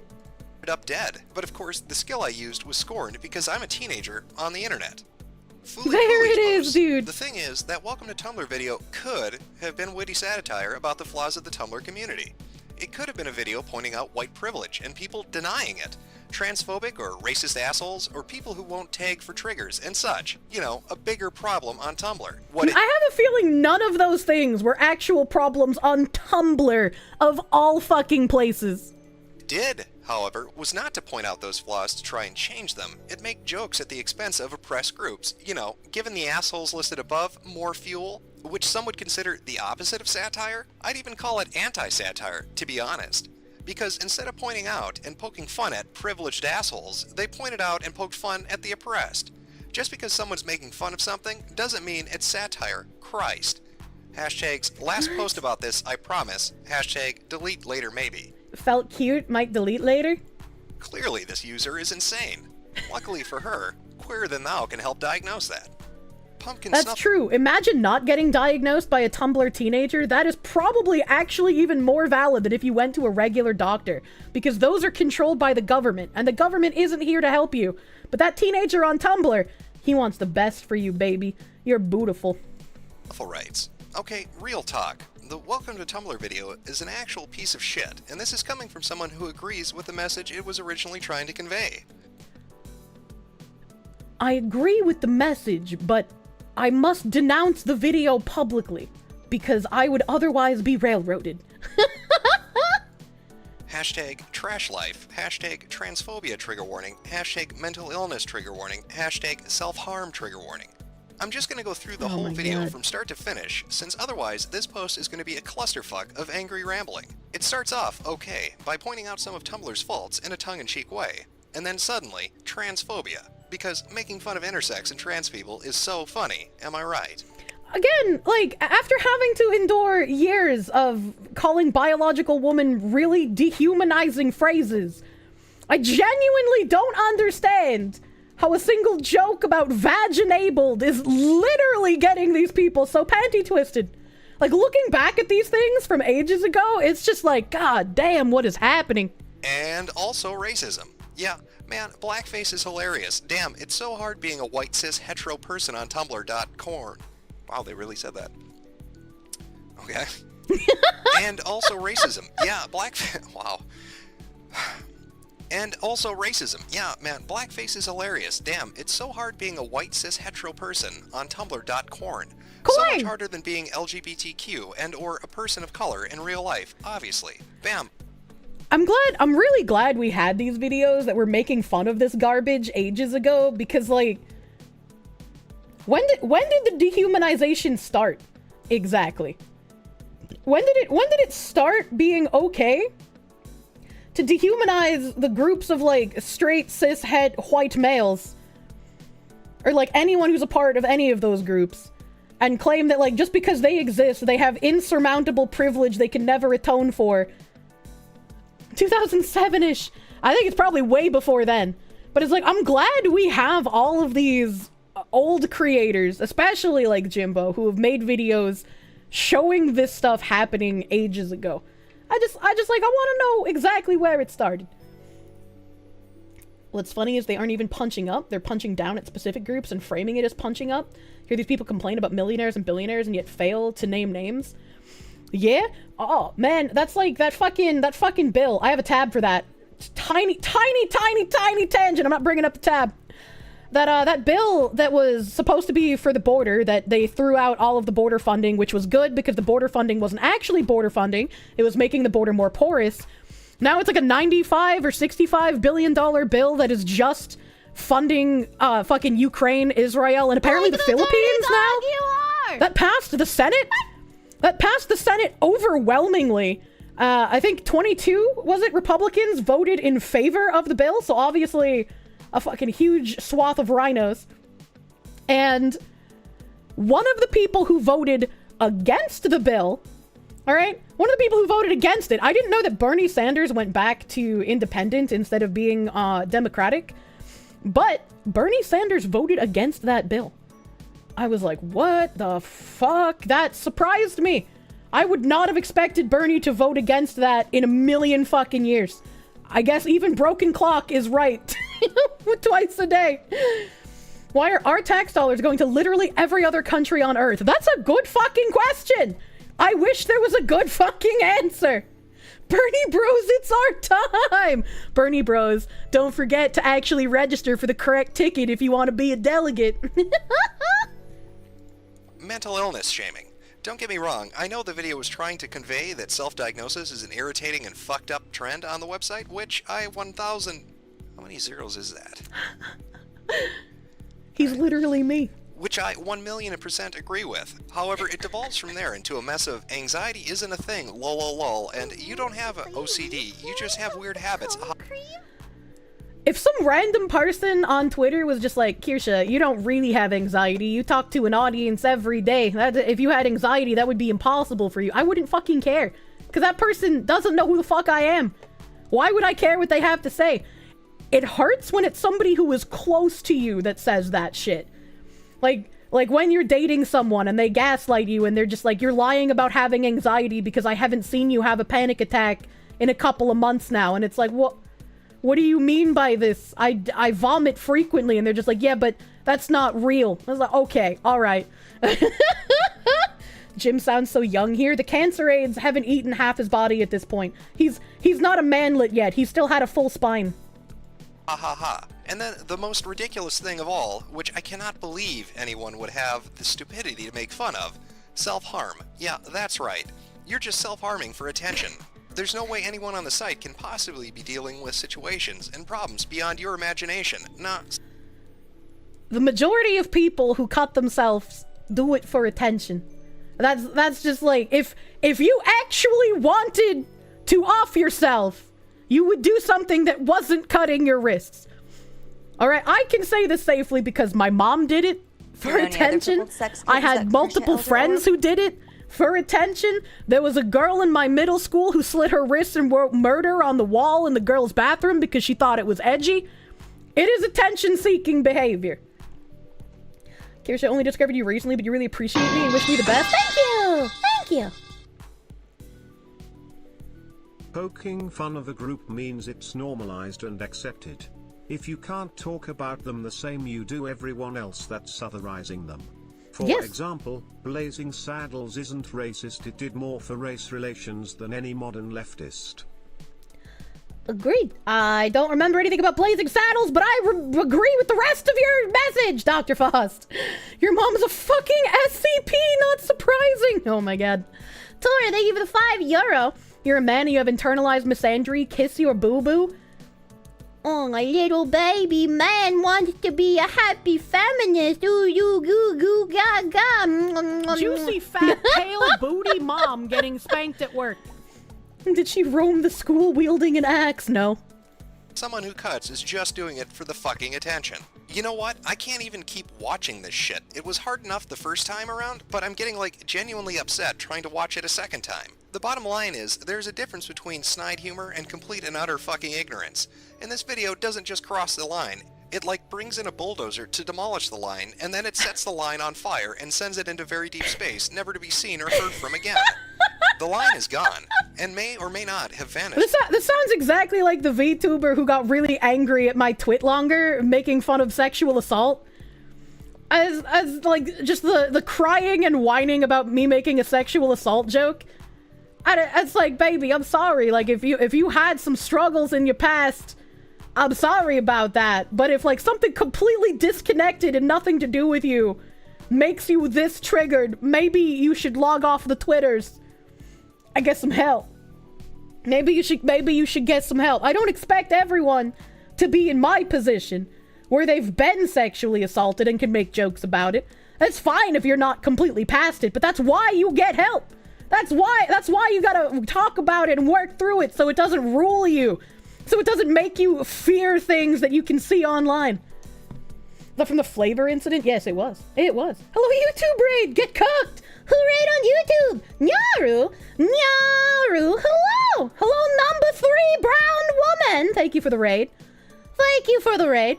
We're talking about the jello apocalypse situation, and in order to talk about the jello apocalypse situation, I had to give some backstory. Hell no. Had to give some backstory. So we're looking at ancient shit from 10 years ago. Archaeology. Yeah, the Medicare pudding. We're watching an internet aristocrat video. From existence entirely. We simply don't know. It's a mystery. And basically, if you thought this video was funny, unfollow me right now. I don't need people like you, and I don't need people who agree with this fucked up message. I bet you $10 whoever wrote this is a VTuber on Twitter today. With all those hashtags and trigger warnings, I can't believe they forgot hashtag overreaction. Spook Jess, who apparently has no self-awareness in choosing a name with spook in it and its racist connotations, writes, seriously, please don't support that Welcome to Tumblr video. I get that the fan Remember a few years ago when they tried saying spooky was also offensive? It makes fun of intersex people, uses slurs, makes fun of trigger warnings, and people with mental illnesses. Can I just say, I hate it when these people with like a million different fake identity tags try dragging intersex people into it. It's just like, this medical condition has nothing to do with your Vaporeon sexuality. What are you doing? Just please, don't try to excuse it, JFC. I don't know what JFC means. So Jesus fucking Christ, Jim, you boomer! Okay. In an exchange that can be best Okay, I also have trouble utterly with acronyms as a fellow boomer. Ask Redenthal says, wow, just wow. Trans because fuck you responds, get this shit out of here, you nasty fuck. Asked Redenthal responds again, you do realize you are proving the first point in the video. Trans because fuck you responds, you do realize you're defending a transphobic, racist, ableist video, right? Asked Redenthal responds, it is none of those things. To which trans because fuck you closes. It literally uses transphobic and ableist words. It's transphobic and ableist. Bugblush has this to say. Vaginabled is not transphobic! Welcome to Tumblr video by saying they just can't take the joke, it's satire, or if you get offended, you're just proving the video right, it doesn't make the video any less shitty, because of its blatant ableism, racism, transphobia, etc. Not to mention it's... These people are so tone deaf, they don't understand that they cannot like a thing, and that doesn't make the thing some sort of heinous Arbeit mocked fry kind of nonsense, dude. What the fuck? Boo-hoo, I'm a white, straight cis male, and I can't fit in here vibe it throws off. If you think that making fun of anxiety disorders, blackface, triggers, self-harm, and all the other things this video does is satire and funny, then you are a piece of shit. There's no other way of putting it. Hashtag, seriously, you are scum. Hashtag, total shit. And this post has 27 notes on it. You are probably from people trying to figure out what video this idiot watched, because it sure as shit wasn't Welcome to Tumblr. Heart of Dixie posts. Perks of being deaf. I cannot hear half the bullshit in that Welcome to Tumblr video, which I am told is a massive transphobia, misogyny, racism, body shaming, ableism, and so. I can't hear the video because I'm deaf, but I'm just going to agree with what everybody else is saying about it, even though I can't verify for myself. What the, why even say something? This is like Null commenting on Niji Sanji. Much more. Heart of Dixie may consider adding the hashtags gullible idiot and will believe anything somebody writes. Team Dead Dork says, "Oh my god, I finally watched that Welcome to Tumblr video. Do not watch it. It is highly offensive, and I only got through a minute of it, and the video is just 8 minutes of racist transphobic bullshit. Not to mention it makes fun of mental disorders like anxiety and reduces Tumblr users to slit-wrist emo art thieves who pretend to have disorders and people who pretend to be trans just to fit in. Hashtag G's, hashtag racism." If only we knew how much worse it could possibly get 10 years ago. Hashtag trigger warning racism, hashtag trigger warning transphobia, hashtag transphobia, hashtag don't watch the video. Apparently Team Dead Dorks is Where does Jello even mention negative things towards race? He makes a joke about, are you a cis straight white male who wants to fit in but you don't have enough shoe polish for a race change? To decipher an entire video only watching 1 minute of it. How he came to the conclusion that it's racist transphobic bullshit from watching merely a minute of an 8-minute long video amazes me. But I'm going to be sure to ask him what the lotto numbers are next week. Someone who obviously had a stroke when they were choosing their username wrote, "If you think that Welcome to Tumblr video is funny, relatable, totally fine, and people are overreacting to being offended by it, etc., please unfollow me. Don't..." You know, I'm seeing a lot of the, like, please unfollow me rhetoric, and I already made the VTuber joke, but I'm wondering, are these, like, Tumblr freak people the ones who are now getting jobs in, like, the gaming industry where they're just like, well, if you don't like it, just don't buy it. It's not meant for you. Just unfollow me. Don't buy the game. Guys, like, it seems like there's a connection here. Worry, I don't think anyone was following you to begin with. By the Fault Lines posts. All I'm going to say on the issue of the Welcome to Tumblr video is that it's an extremely shallow and narrow-minded view of a diverse global online community. I can take a joke, but nothing in this video is fun. A diverse global online community. Chat. Dear honorable chatters, I'm putting the tinfoil on my head. What if the glowies weren't trying to co-opt Poll? What if the glowies made Tumblr many, many years ago to be a testing ground for them to be able to brainwash mindless slaves who would then try and avert censorship over the rest of the internet? What if people on Tumblr were the MK Ultra experience of the internet age, and once Tumblr shut its doors to the more controversial content and they were let elsewhere on the internet, these Tumblr types took over absolutely everything, and we had to deal with their level of governmental mind control being pushed onto the rest of us? What if that's what Tumblr was, and none of us noticed it because we were too busy just making fun of them for being dumb? But they weren't being dumb. They were being mind controlled by the government. Max Euphemism, thank you for the $4.99. The Tumblr people seem crazy. You're glad they grew out of it before entering the workforce in politics? Like every boomer said they would. They didn't grow out of it, not because it was a phase, but because it was on purpose. Humor is a matter of taste, but if you think anything in that video is funny or lol so true, then your taste is bullshit.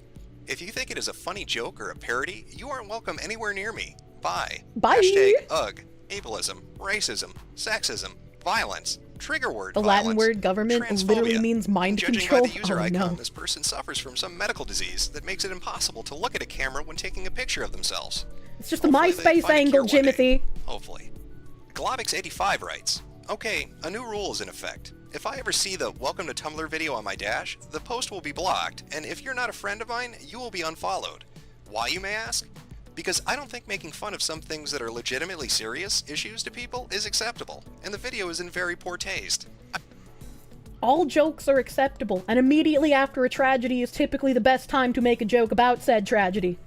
I'm not a very easily offended person, but watching that video got me thinking, dude, what the hell are you thinking? Some subjects are simply not to be talked about. Hashtag new rules." Well, No, I completely disagree with that. It's like the most recent shooting I haven't gotten to talk about on stream yet. There was another transgender shooter that went to a church in Texas, and they As far as I know, only 2 people got hurt before the police neutralized the transgender shooter. So we still haven't gotten the complete first Tranifesto. I don't know if there's a Tranifesto for the Texas church shooting, but hopefully we'll get one. Apparently they also had Free Palestine written on their weapon. I don't know. I haven't gotten a chance to go through all of this on stream, but it's like, if we're going to start seeing a trend of these so-called transgender people shooting up churches, they seem to just be enacting the conversion therapy on themselves at this point. Like, we don't even need to try, right?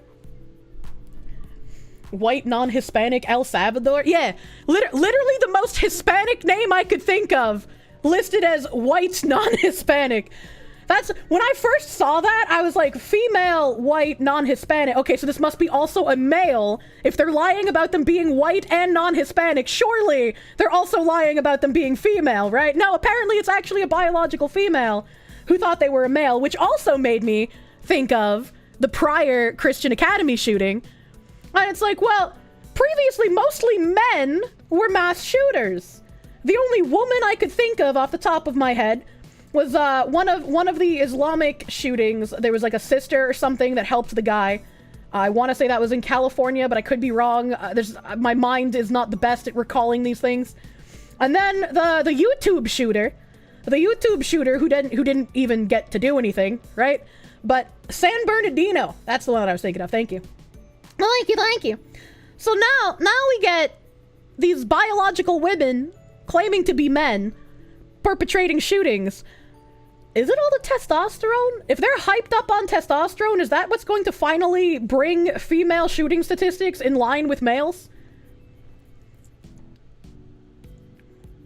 Like in California, that was San Bernardino with the ISIS woman and her brother. Yeah, thank you. Thank you. I'm glad I remembered it was at least California. That was enlightening. Thank God Tumblr users were there to warn us off of this video. Obviously made by an MRA who hates women. Probably abuses children. A video so vile and so chock full of sexism and racism and misogyny and transphobia and just all the isms and phobias that can be crammed in there by a bigoted, hateful person that obviously Jello Apocalypse must be. Well, hopefully, the rest of this video doesn't have anything about the Jello Man, but hopefully Jello Man will be made to pay for his crimes against Tumblr kind. What a completely hateful, bigoted type of person. And that brings us time warp to the future. That brings us to today. We're no longer 10 years in the past. We're no longer 10 years in the past, and Jello Man has a job, or had a job, he's been fired, had a job doing dubs for anime. And the recent controversy is for an anime, Lovely Complex. And he made this post on his Patreon, and unfortunately, I'm gonna read this, but unfortunately, there's a link down here that says, just for fun, I've also got a little compilation of screenshots from when I was digging into the other versions of Lovecom and messaging Marissa about it. I think some of these are funny. Maybe you will too. Nobody archived this. So if somebody somewhere has an archive of this, I would very much appreciate it. I checked Wayback Machine. It doesn't exist. I checked Ghost Archive, doesn't exist. I checked Archive IS, doesn't exist. I checked the usual places who do local archiving, doesn't exist. I can't find what was supposed to be in this Imgur album, so hopefully someone somewhere will have it. Someone somewhere. Is that fucking Kimono Party? It is. You loved Lovecom when you were younger. You're so upset to hear what happened, but you're not surprised either. Lovely Complex is old as dirt. 2007's that old? Trans shootings are a rabbit hole. Nashville happened right after a Tucker Carlson segment warning about rhetoric amongst trans circles become violent. On top of leaks after the shooting from Reddit showing they were learning to straw purchase firearms. Almighty Lolly, thank you for the $5 doodles. I don't know about becoming violent. I'm glad like Tucker did talk about it because like he's noticing finally, but I feel like it's been violent for like a hot fucking minute. 17 years. Oh my god. Oh my god, don't age me like that, chat. It was only 17 years ago. Don't make this mainstream. Juicy, I'm not fat, trying to make it pale, mainstream. This was just the booty only mom complete getting spanked at work. archive I could find. So based, unironically. So reading his post that he made. Here's a compilation of all my favorite moments from the English dub of Lovely Complex. Scripts written by Marissa Lenti and myself, with both of us directing the actors as well. This post is free because I wanted to talk about our work on this show, but I obviously don't want to paywall it as I don't own it. The full explanation about this show and the dub's production is below. You may find it interesting to read before watching the above clips. It's a bit of a long and winding road to get to the compilation above, but I think it's worth it. Or you can just watch the video, no thoughts, head empty, and enjoy it. I hope you think these clips are funny, because I do. At various points over the last 2 years, my best pal Marissa Lenti and I were working on dubbing an old anime called Lovely Complex, aka Lovecom. You might have heard us whispering quietly about some kind of project in old streams. This was it! Lovely Complex is an old shoujo romantic comedy from 2007 about a tall girl, Risa, and a short boy, Otani. He got inspired by ghost stories but wasn't talented to pull it off. Fun fact, those localizers who've been running around bragging about how they butcher our favorite shows, they did ghost stories. They claimed that they did the Ghost Stories dub with the knowledge of the studio who developed it, but they had the same opinion as Jello Man, the same opinion as all of the other people, where they thought the source material was garbage and they could rewrite it to make it better. And now you know! Who don't want to date because of their massive height difference. 5 whole inches! Wow! If you think that sounds like the same plot as Netflix's Tall Girl, a thing people relentlessly made fun of for being, quote, pretty stupid, well, yes, it is the same plot. Lovecom is considered a grandmother to the shoujo genre, mostly because it is old. Even though it came out nearly 2 decades ago, Lovecom did not have a dub until Sound Cadence's CEO, Amber Lee Connors, grabbed the rights to dub it from Discotech because it was an old favorite of hers. Discotech did not want to order a dub because dubs are typically very expensive. So Sound Cadence endeavored to make the dub while spending as little money as possible. This production was almost entirely asking people to cash in favors. The leads both played their parts for free, and Marissa was set to write and direct the adaptation, also for free. 'Twas a labor of love. Calm. Source material actually was garbage, admittedly, by the original studio. Amazonian Love. The Ghost Stories dub was trash. There's a whole video on it that exposes the origin. Yes. Unfortunately, yes. They did it for free! If you have a passion for something, typically you won't mind taking a pay cut. Unfortunately, the opposite is also true. If you have a desire to corrupt something that you dislike, or you dislike the people who consume it, you will also do it for free because your payment is getting to push your ideology. Your payment is getting to stick it to those filthy, filthy chuds that you hate. Isn't the studio desperate for someone to dub it? I'm not sure. I don't know the background. I'm learning in time with you. There are a lot of cucks supporting the localizers in chat today. Do be. To save money on all the extra voices, most of the voices in this dub were grabbed in an unusual way. Usually, companies that dub anime are working on more than one show at a time. If they have an actor in a show A, and they have extra time in a session, they may bring that actor in for show B to voice act some background extras. Because the actor is already there for another show and they're being paid the same amount of money for the same time slot, it makes sense to utilize them in multiple shows. Funimation and Crunchy also does this because it saves a lot of time and money. Lovecom was dubbed almost entirely in this way, which is one of the many reasons this dub took 2+ years to come out in a world of simuldubs and weekly releases. Because of this, you can go episode by episode and look at the additional voices credits to tell when it was recorded by comparing what other shows those actors were in at Sound Cadence. Kind of like looking at the rings of a tree trunk. The absolute state of Jannies makes you want to try being a Janny to fuck over other Jannies? I don't know what you mean. I don't know what you mean by this. No, the other reason this dub took so long is that the production was cursed. I'm not at liberty to go into all of the details, but suffice to say, anything that could go wrong at some point did. Marissa's spine snapped just before they finished directing, and I had to take over directing the leads for the last third of the series because I was the only other person who would do it for free. Nobuko's actor was literally deported at one point mid-production. You can give me butt scratches! Like I'm a real pet! What the fuck? Ghost Stories wasn't a flop. It was based off a really popular book series over there.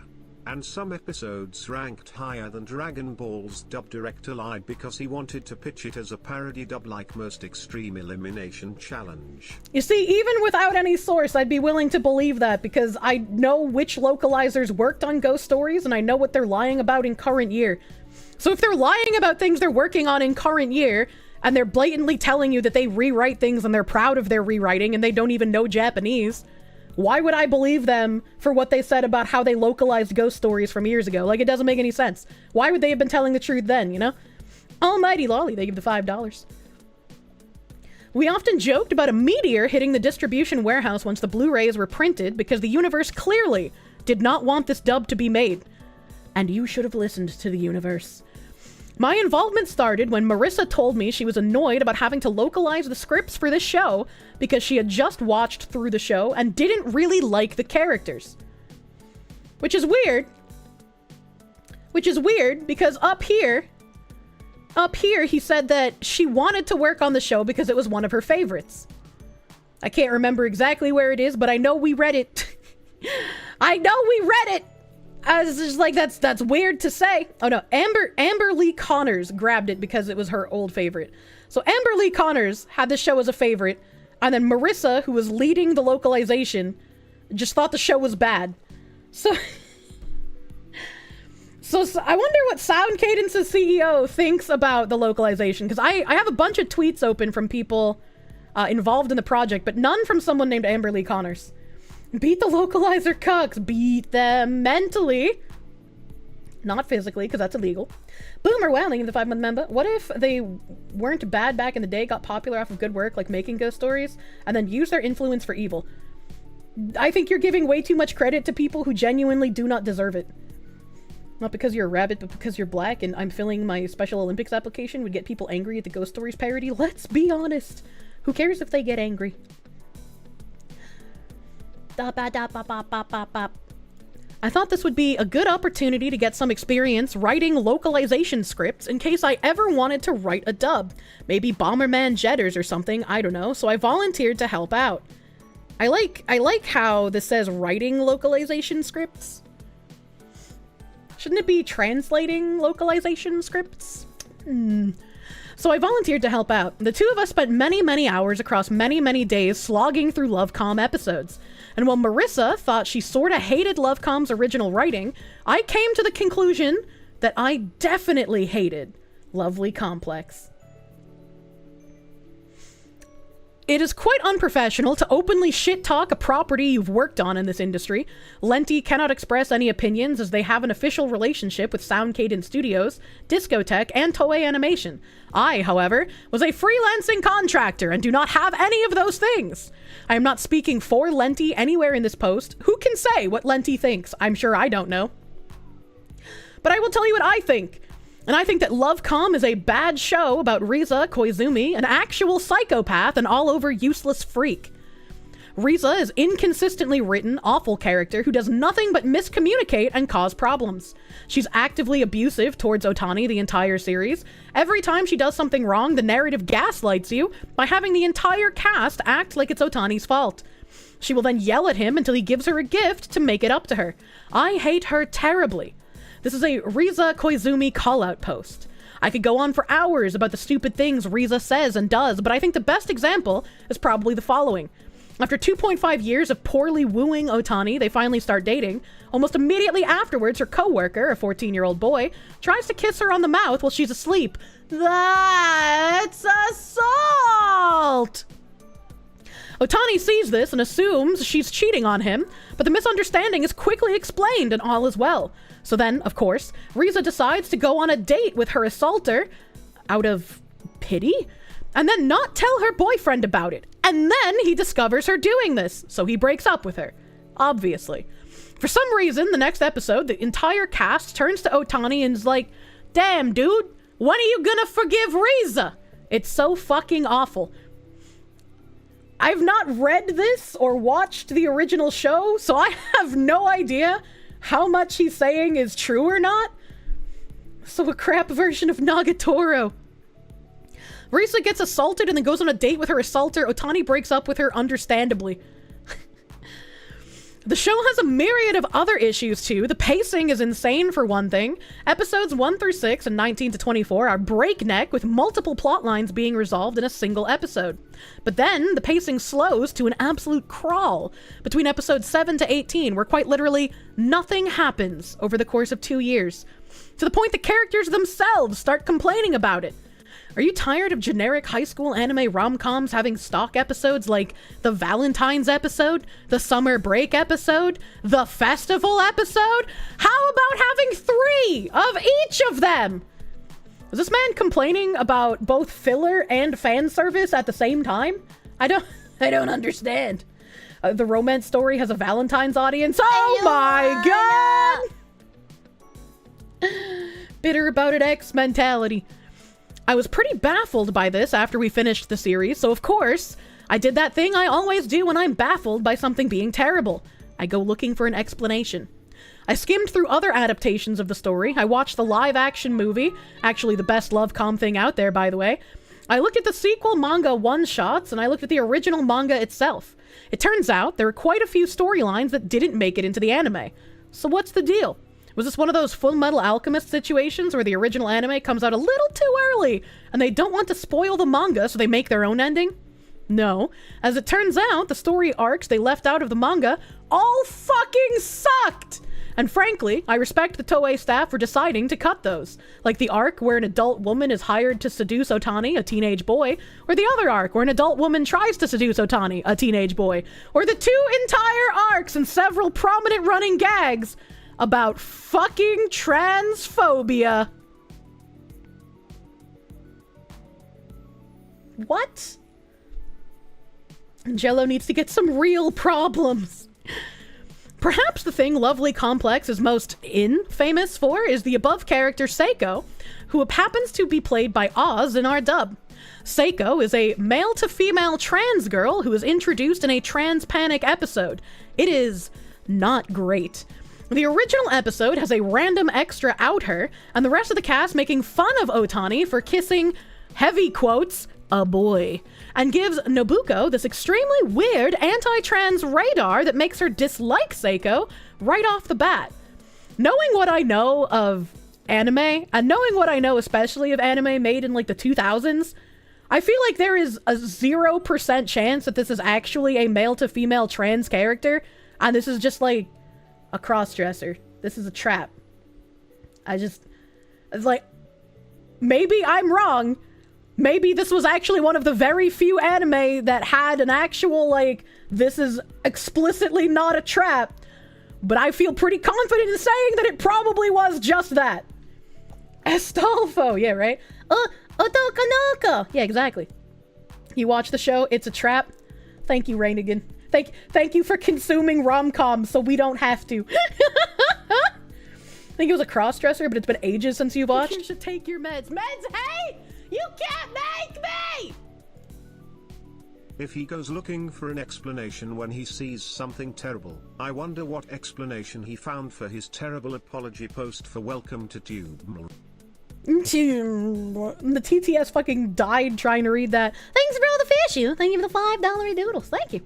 Already sounds like he's making everything up for current year lies. Yeah, pretty much. Pretty fucking much. The original series keeps us going by doing a second and then third Trans Panic arc by pairing her with Kazuki, the guy who assaulted Risa. Yay!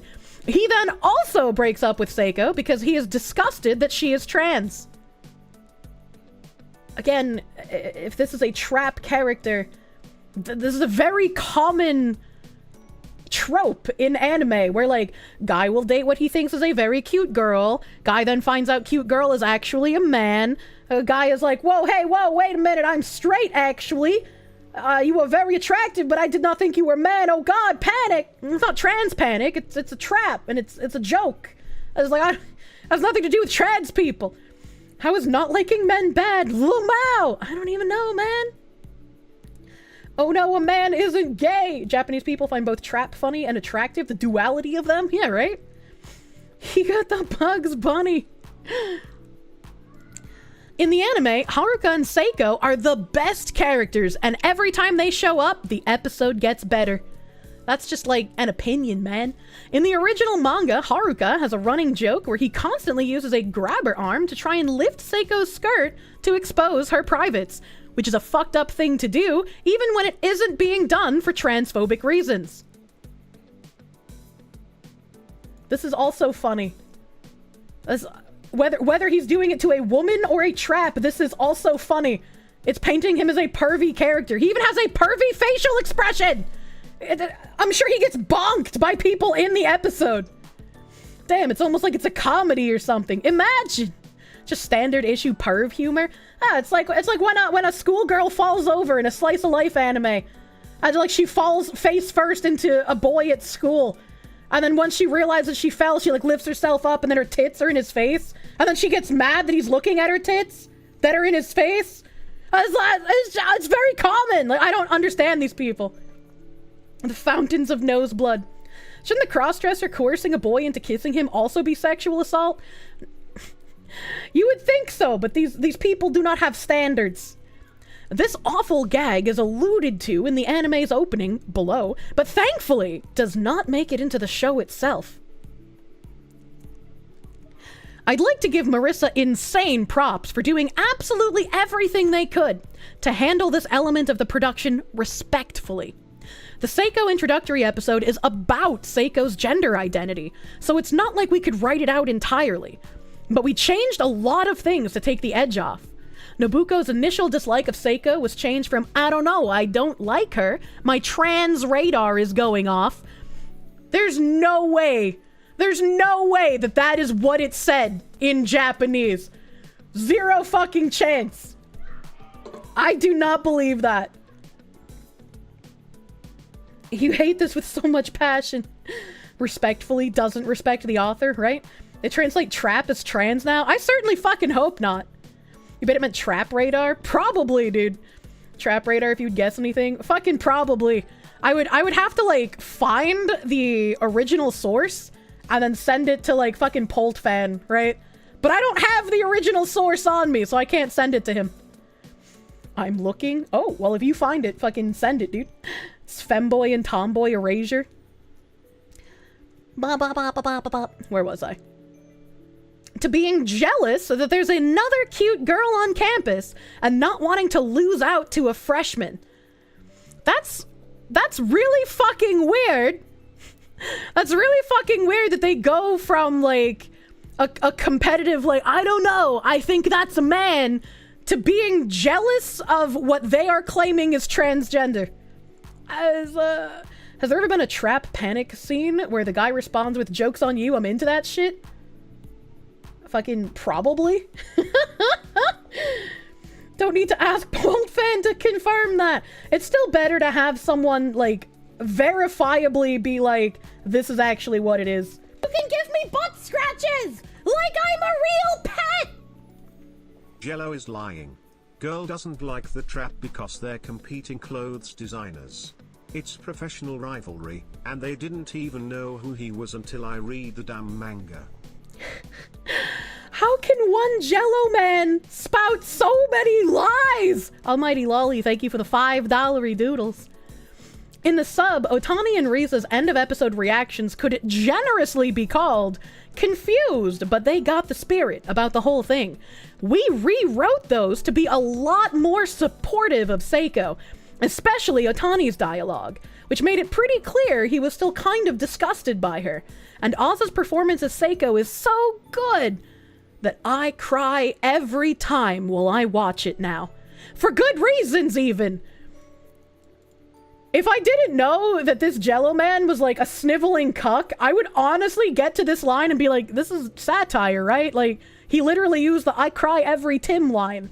There's no way this isn't a joke, right? Jesus Christ, literal cultural imperialism. Unironically.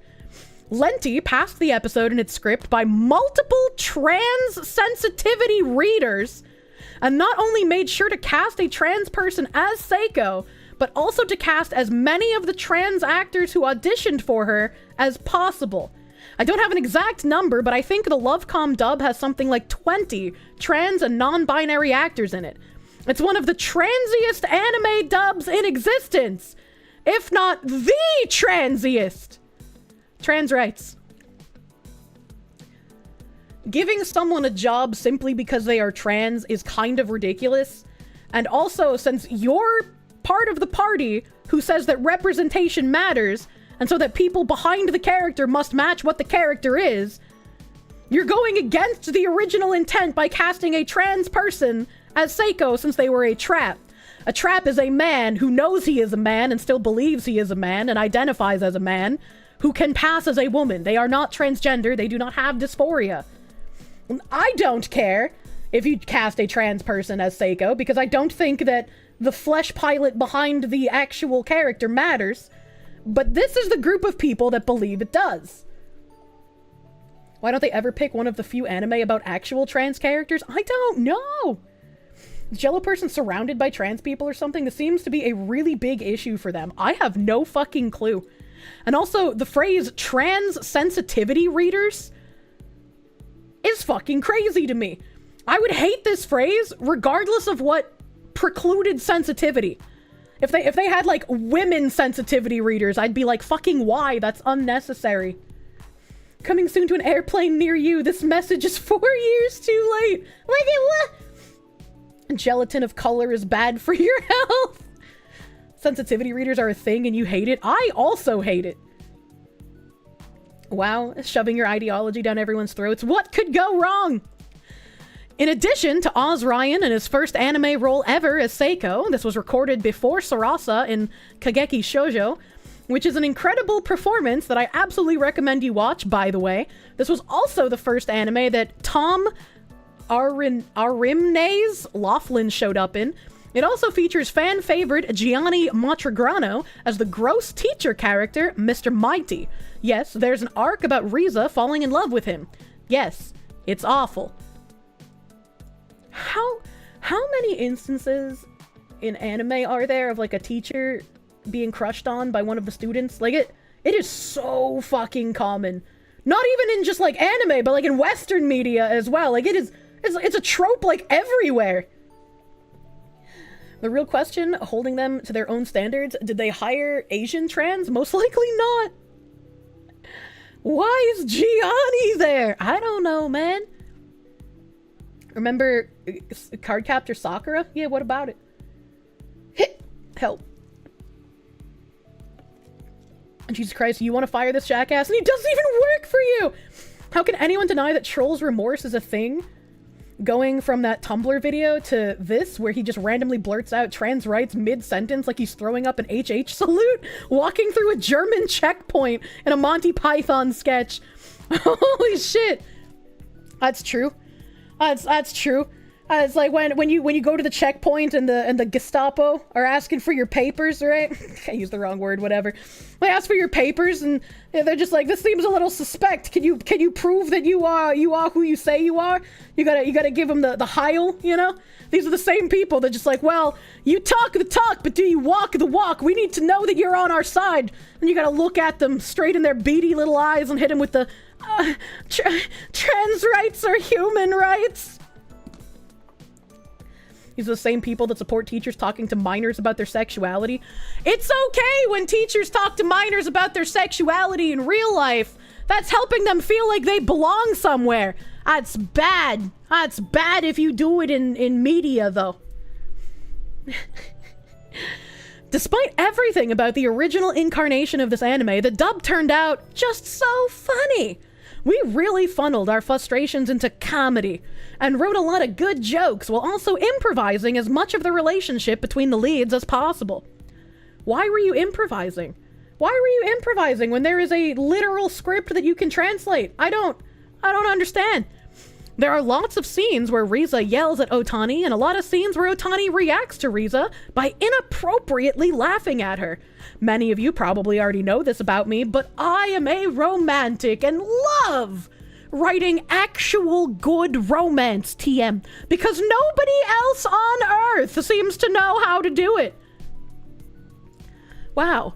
Imagine an old guard YouTuber that made a living off of edgy jokes that now turns his back on his audience that got him to where he was in life, now having a massively inflated ego where he thinks that he is the main character of the world. Many such cases. Improving the relationship between the leads and Lovecom took surgical precision, and I still wouldn't call it a healthy relationship, but I did my absolute best to make sure Riza and Otani had enough positive characteristics that made them falling for each other make some kind of sense. And I think I can recall back to my Pult fan VoD. I still haven't heard back. I still can't put it on YouTube. I haven't heard back from the animation studio who claimed my video. Does your mom do chubby bunny with dicks instead of marshmallows? Also, our little Kentucky man Almighty Loli is working on a Disco Elysium video. Oh, and Loli, stop giving the fox money when you're saving up for a cruise, you Kentucky retard. Tuesday night. Maybe this is just Almighty Lolly's secret way of trying to get me to buy a cruise ticket as well, so that we can be on the same cruise at the same time. But he's a little tsundere, so he can't just ask me directly. He wants it to be like the plot of an anime where we just bump into each other on the cruise ship, and it's like, oh my goodness, I didn't expect to see you here. And then he roofies me in my cabin at night and forces me to watch different types of lolly anime. Take it to Discord, you fruits! I'm reminded of a version of the breakfast question for those of trans persuasion being something along the lines, would you play a character that you couldn't #literally identify with, or something like that? But yeah, no, fucking, this reminds me of me and Pult Fan, when we were, Pult Fan and I, when we were talking about how, the people who are localizing don't take subtlety very well. They need to be hit over the head with the blunt stick, and they also feel like their audience needs to be hit over the head with the blunt stick. So different types of things where Japanese people would write into romance that are more subtle, the translators would feel the need to make that more blunt and obvious, instead of retaining the original subtlety that made it work in the first place. This reminds me of what Kirsche just said. That's not what I just said. Their job is to translate, but they think they're writers. Unironically, you mean they're actual spurgs. More spurgy than myself. I think we especially improved Otani. He starts off kind of annoying, but by the end of the series, I think I would call him genuinely pretty cute. And it's like, I don't think it matters if you find a character annoying. Even if you dislike a character, you should still translate them faithfully, because that annoyance is probably what the writer wanted to invoke in you, right?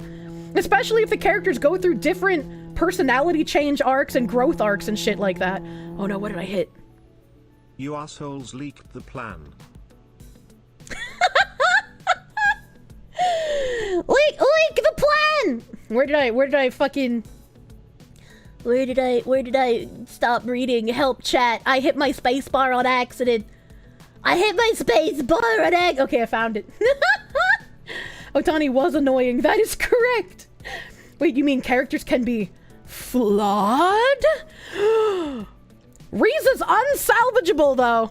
Fun fact, we canonically wrote and directed Riza as a psychopath who doesn't understand empathy, and Otani being in a cycle of abuse without realizing it. Because that's the only way their highly inconsistent actions make any kind of sense. At one point, Otani literally tells Riza he, quote, bought a gift for her in preparation for the next time she got mad at him, which is what resolves their current tiff. That's a trauma response. And it's in the sub! Uh-oh, sisters. This man probably writes fucking anti-posts on VT. Holy shit. Frankly, having the dub come out this good is in the end a little frustrating. Anyone who watched this show as a kid and has fond memories of it revisits the dub and will think, wow, it's just as good as I remembered. No, it isn't. We made it good. This show sucked. The amount of rough edges we shaved off this are entirely invisible, unless you buy the Blu-ray and turn on the dub while also keeping the Japanese subtitles on, which allows you to listen to our edits in real time.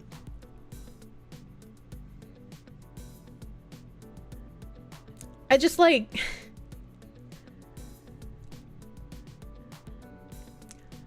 if this is what the writers wanted to write their relationship as, you should leave it alone. Even if you think it's a trauma response, even if you're interpreting it in a different way, even if you think it's disgusting, you should keep it that way. Because that is how it was intended. Why empirically change the characters to fit some sort of weird worldview that you have? Why try to be a writer when you were hired to localize, not change the whole fucking story? This guy's literally talking about his cringy improv fanfic as an art masterpiece. And that's why I'm reading this on Kimono and not reading it on his Patreon, cause he fucking deleted it. He needs a lobotomy. He needs to never work in dubbing again. Like, if he gets hired somewhere, that fucking project, it's dead in the water. Like, there's no way anyone is going to believe that he will not fuck things up in the future. Troll's remorse, he thinks he's redeeming himself by doing stupid shit like this. It's crazy, dude. Oh, God. The dub cast genuinely deserves a lot of praise for this. Amber and Howard really elevate Riza and Otani. Riza is so unlikable that Amber's natural comedic timing is necessary to make her into something watchable. Howard's performance completely blows the original Japanese seiyus out of the water. I just don't believe you, actually.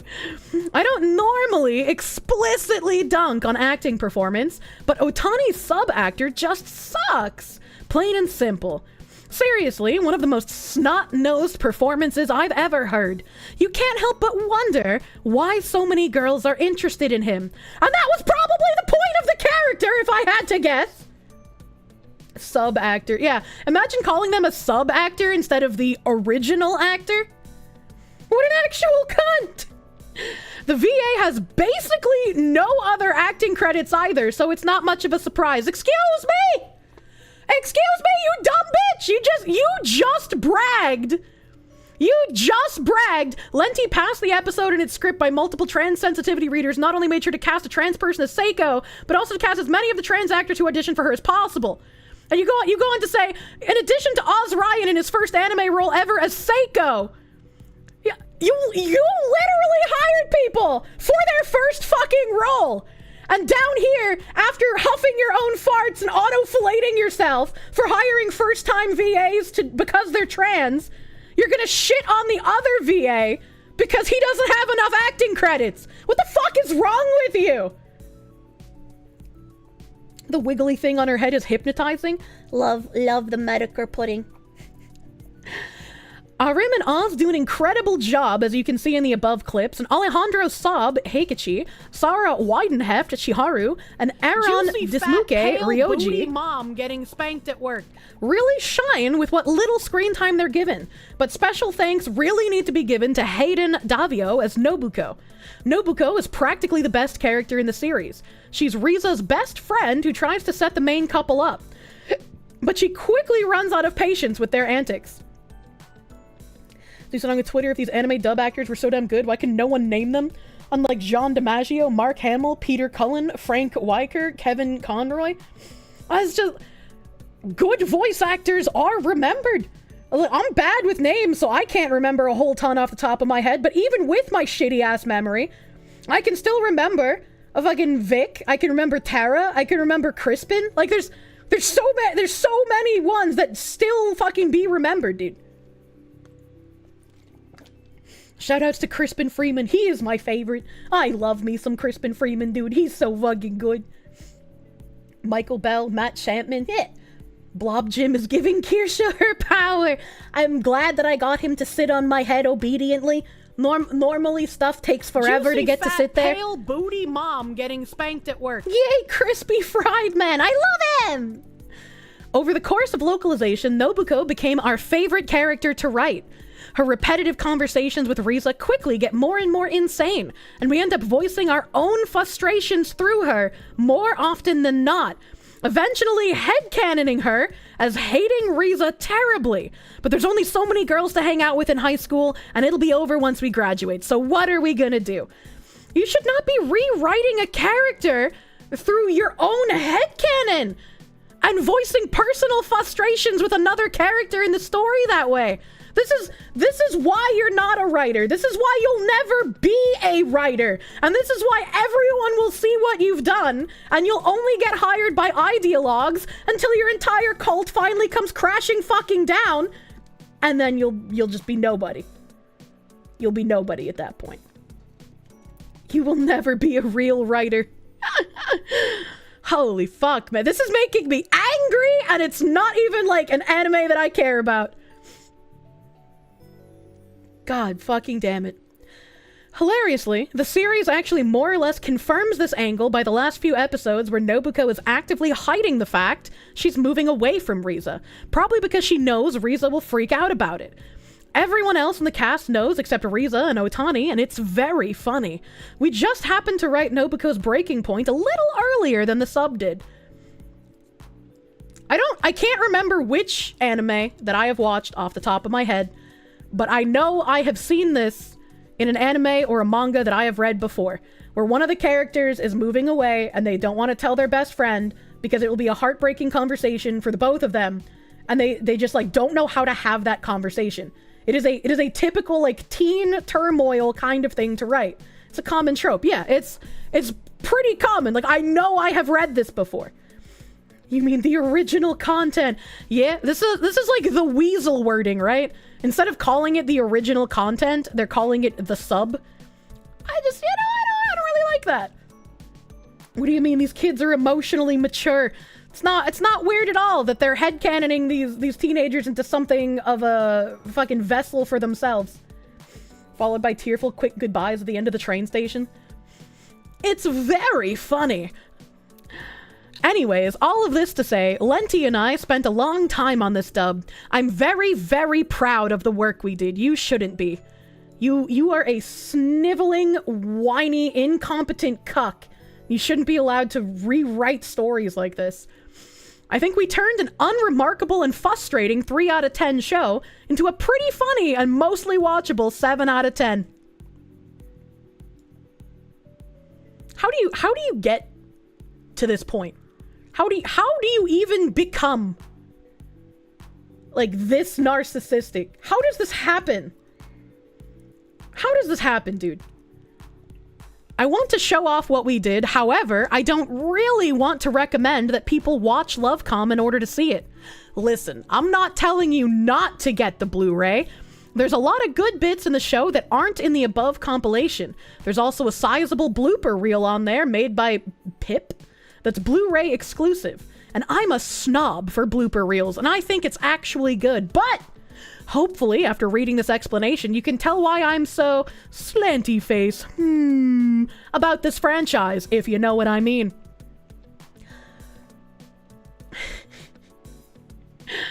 I couldn't imagine working on something, disliking the characters in it, and just being like, you know what? You shouldn't buy this. You shouldn't support the people who made the original work, or me, who worked on it afterwards. Don't buy this schlock that I have claimed is now a 7 out of 10. Instead, just watch my clip compilation that I'm giving away for free. That's so fucking weird. Frustrating is to Kirsche what Pello is to Pippa. What do you mean? The only thing you agree with this dude on, don't support him. This is one of those series that was written by a very strange person. Kind of like 50 Shades of Grey. And it just gets stranger and stranger the longer you look into it.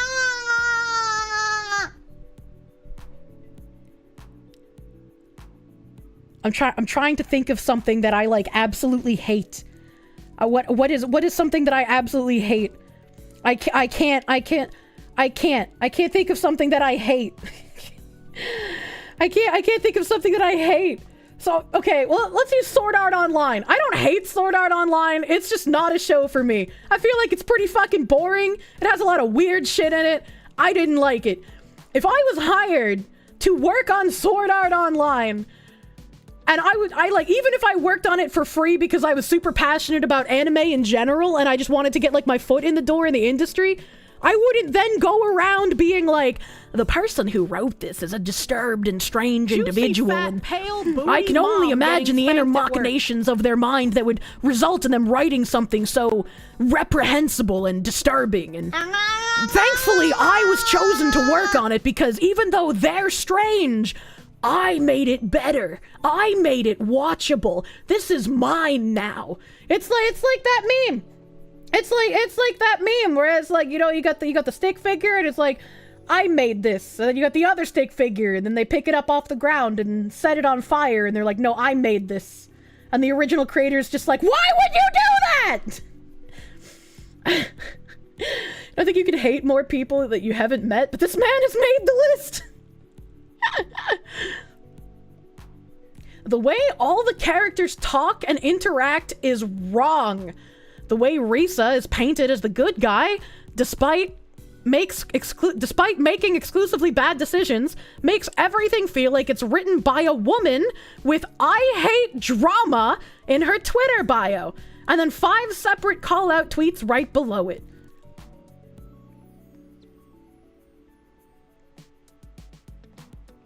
This man just continuously makes himself more and more unlikable, and isn't it ironic? Isn't it ironic that the guy that's just like, this is the transiest trans anime to tranime trans rights trans anime, and then a few paragraphs later he's just like, this was probably written by a fucking woman. A woman who does woman things that I despise. Isn't that kind of weird? How there's like that correlation with like male feminists and like male anything rights activists, where they just seem to fucking hate women? Like, why is that a correlation? A woman derogatory. His egg is cracking. He's gonna come out in a couple of years, I guarantee it. He beats women. When's his call out post, man? You get the sense the author sees the world the same way Riza Koizumi does. And Riza Koizumi as a character only makes sense if she is a psychopath who does not understand human empathy. That is one interpretation. You could say that maybe the writer is a psychopath who has written a character that reflects her as the main character in her novel. Or hear me out, she's a writer who wrote different characters with different personalities. I know that's a hard concept for people who only know how to write self-inserts, but actual writers can write multiple different characters with personalities different from their own. It's mind-blowing once you figure that out, honestly. This guy keeps talking about empathy. You don't think he knows what that means? I very much doubt it. Of note, the mangaka also makes a cameo in the final episode of the anime. She shows up as a fashion designer and everybody praises how pretty and talented she is. She then tells Riza, it's my job to make you look good. I think you failed, ma'am. That's probably the joke. That's probably the joke. And many fucking authors make a cameo for themselves in their works. That's not uncommon. It's not especially if they don't make an actual self-insert character. Making a cameo is not unheard of. This is truly the scribblings of a moron who has no sense of any reality outside of their own need. You can't even imagine the idea that somebody would write a character that wasn't in some way a reflection of themselves. And it's just like, how do you go in 10 years from being a relatively reasonable person who can make somewhat edgy jokes and poke fun at people who are clearly delusional, to then becoming one of those delusional people? What happened to the Jello Man in even 7 years' time, because his huge apology on that video was 3 years ago. In 7 years' time, what happened to the Jello Man to make him descend to this point where he is basically a delusional schizophrenic? Like, how does this happen to people? How do we prevent it from happening to people? And how do you help someone who is so far gone in, like, narcissistic delusions that they write this shit seriously and think they will be praised for it? pussy, that happened to him. I can guarantee you there are men who go this fucking crazy without the influence of a woman, unfortunately. Unironically, bullying? I mean, maybe. Whipped by the promise of art? Oh, pussy. Answer's very simple. It became the popular thing to do. Man. I don't like that. Right? It's like, butt time? I hate the like, well, we used to make edgy jokes, but then we grew up. I hate that kind of reasoning because it's like, you can grow and you can change as a person. Your opinions can change. You can get more information. You can read more worldly fucking texts and shit. And you can change your opinions on some things, for sure. Nobody goes through a complete 180-degree personality change. That is abnormal. That is not personal growth. That is strange and jarring for people to see, especially if you were someone who put a lot of your life and a lot of your opinions online. When you suddenly do that 180, not only are people going to be like, well, when were you ever truthful? When did you ever believe these things? Was this all a grift? But they're going to wonder what happened that created such a drastic change in your life. Chameleon behavior? Yeah, something literally traumatic would have had to happen to make a 180-degree flip, right? When I think of 180-degree personality type flips, I think of people like detransitioners or people who escaped from like North Korea, right? I think of those people who were exposed to something completely outside of their ideological bubble and made them start thinking, what is going on, right? Like it has to be something literally crazy to break and make your personality change that much. You honestly think it's just having the wrong friends and sticking with them for too long? I mean, maybe, dude. It can be difficult to come to the realization that you weren't who you thought you were. You had to do so when you realized you were a libertarian instead of a statist. I wasn't a bigot until I joined Tumblr. Lenti was the head writer on all of this, and her decisions were final. But I did tell them that if we didn't cut the characters praising the mangaka out of that episode in our dub, I would quit the co-writing position on the spot.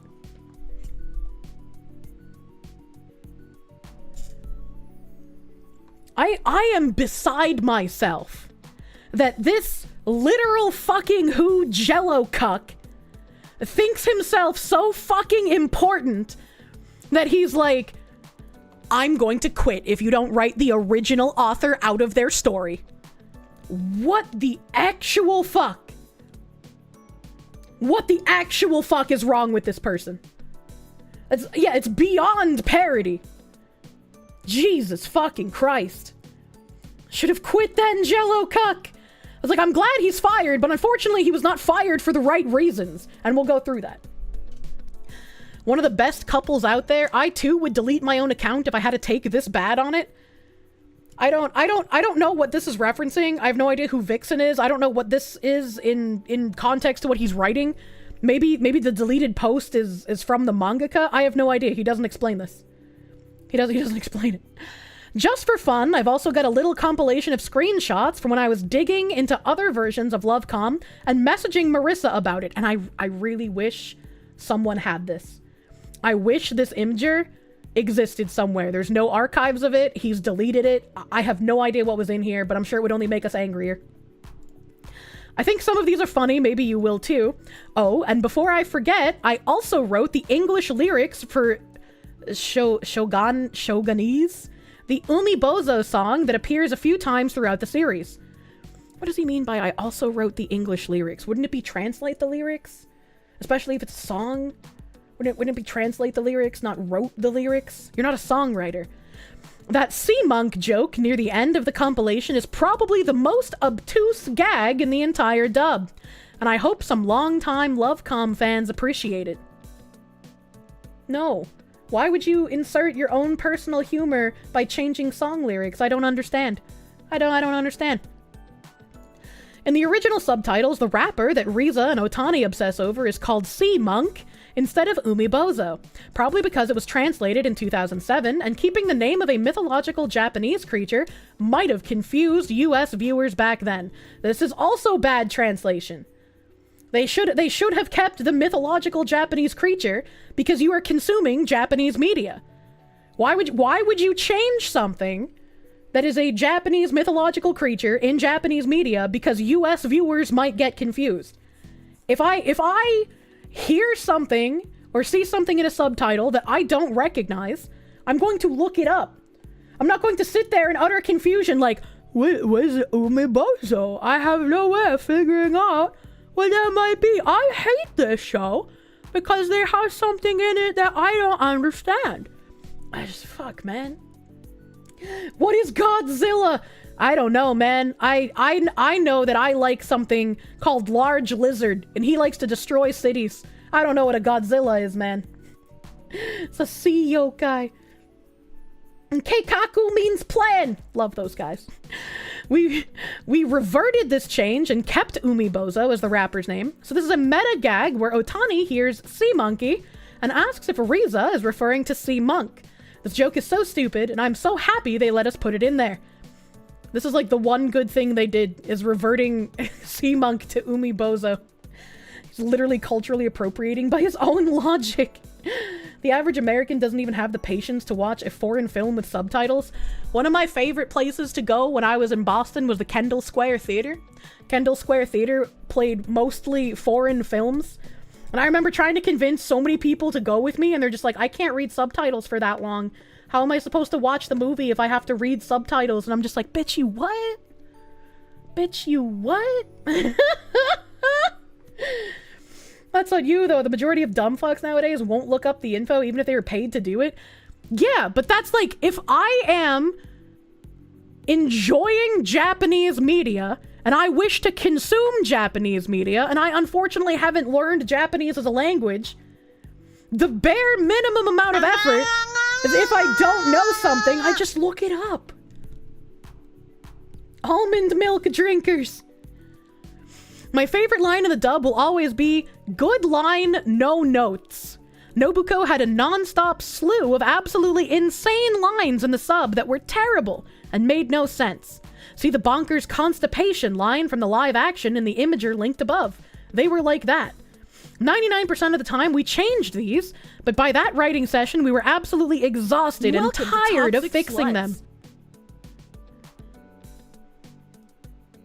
Why? Why did you think they needed fixing? I think one of us saw that in the subtitles said, good line, no notes, sarcastically, and then we both said, fuck it. That's what Chiharu is saying now.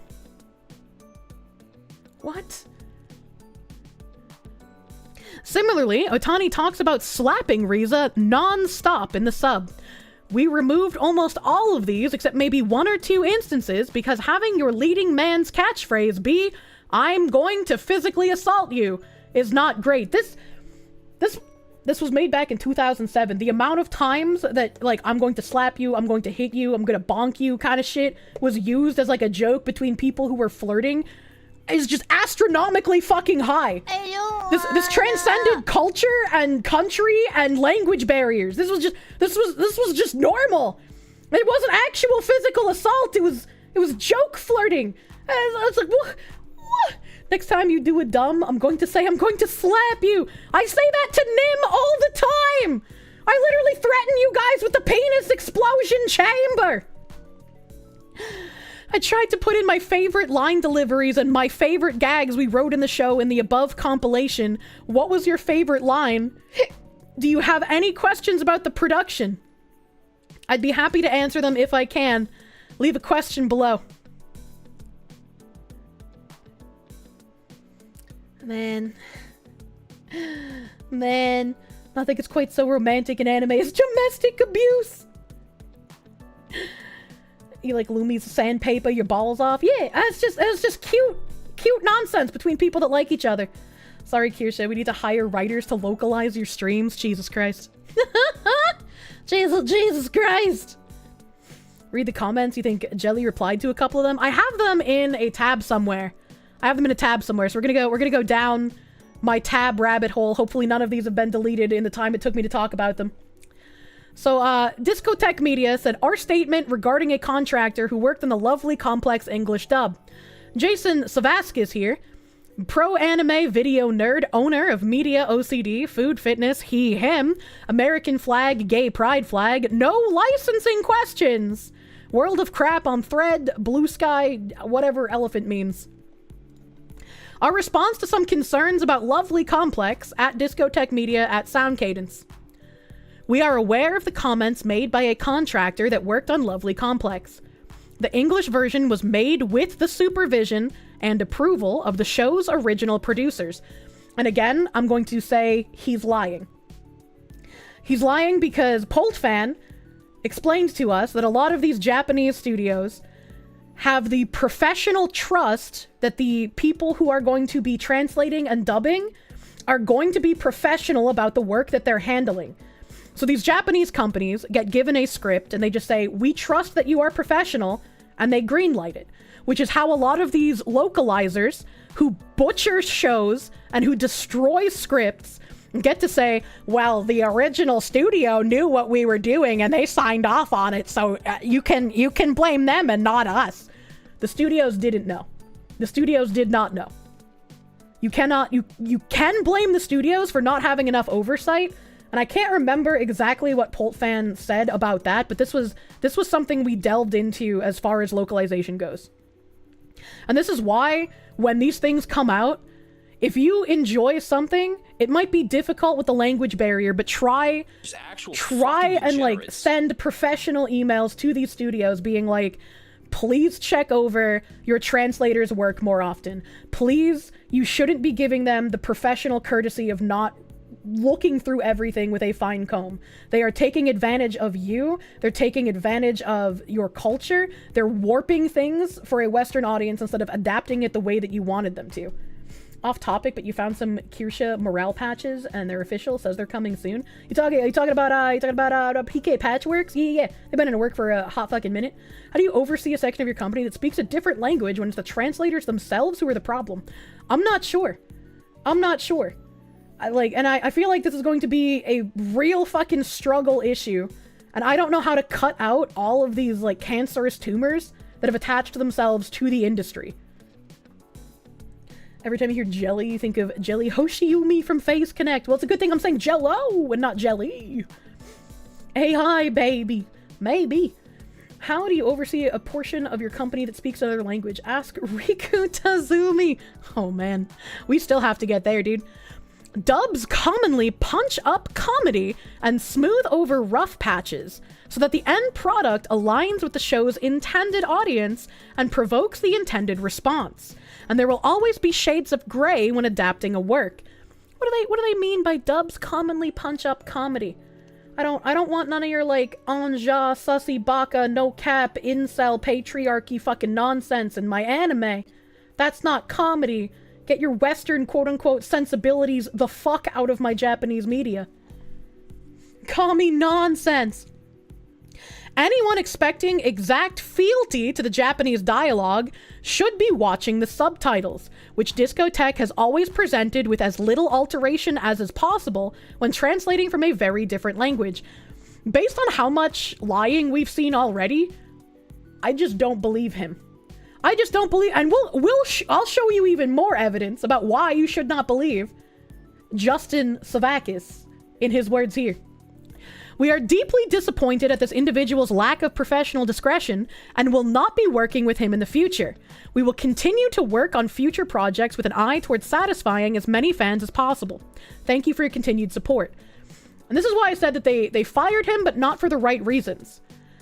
They're disappointed at his lack of professional conduct, which basically means we're upset that he showed off what we allow because we have checks and balances in our own company to make sure the script is tailored to what we want it to be.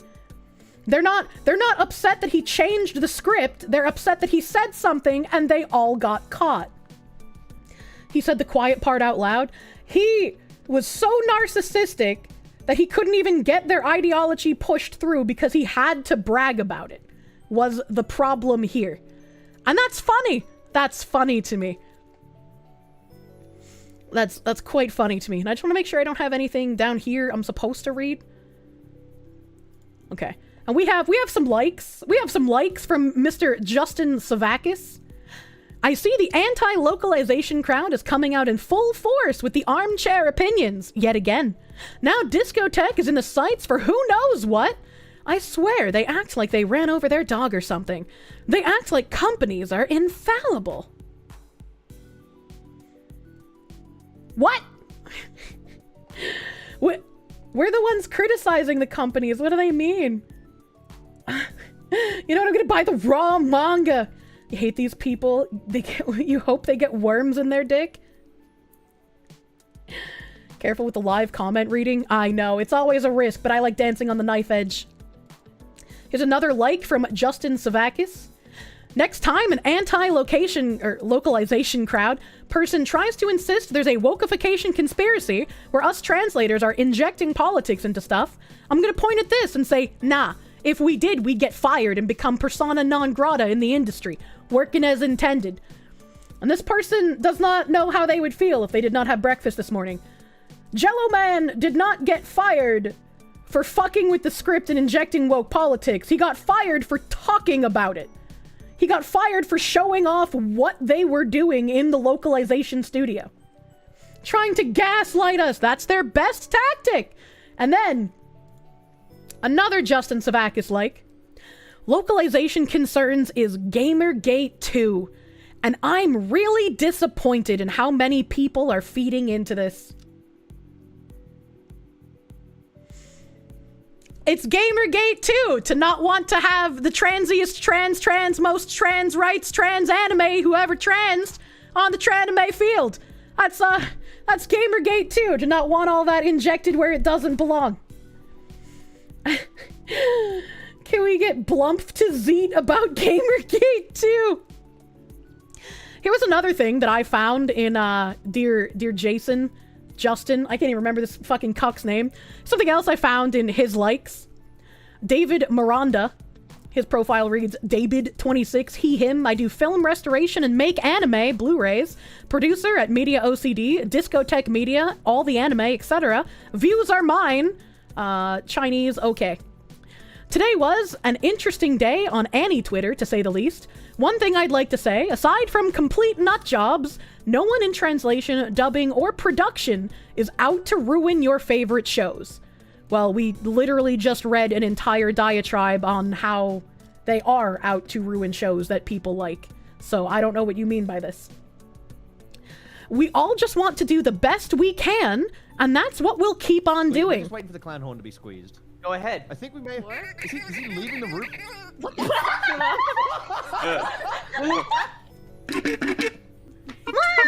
There we go. Why does he have to say it if it isn't true? This is a double speak sentence. We all just want to do the best we can. I'm sure you do, but the best we can in your purview is changing the filthy, filthy source material to be more compliant with modern sensibilities. The people in this industry overwhelmingly love working on what we do. Fat, pale, booty mom getting spanked at work. Again, we literally just read an entire diatribe proving this untrue. Jamie Marchi has proved this untrue. She's said so herself very bluntly. It's just like, this is just not true. Please stop gaslighting people. Even if the shows we're working on sometimes don't match our specific tastes. Once again, Jello Man said he changed the show and he made it better. It shouldn't matter if we like something or not. We still gotta put in our 100%. Because every show has its fans at the end of the day. Stop fucking lying! Stop fucking lying! It's not even going to work anymore. Even someone with room fucking temp IQ should be able to parse that you are bold-faced lying here. And it is disgusting.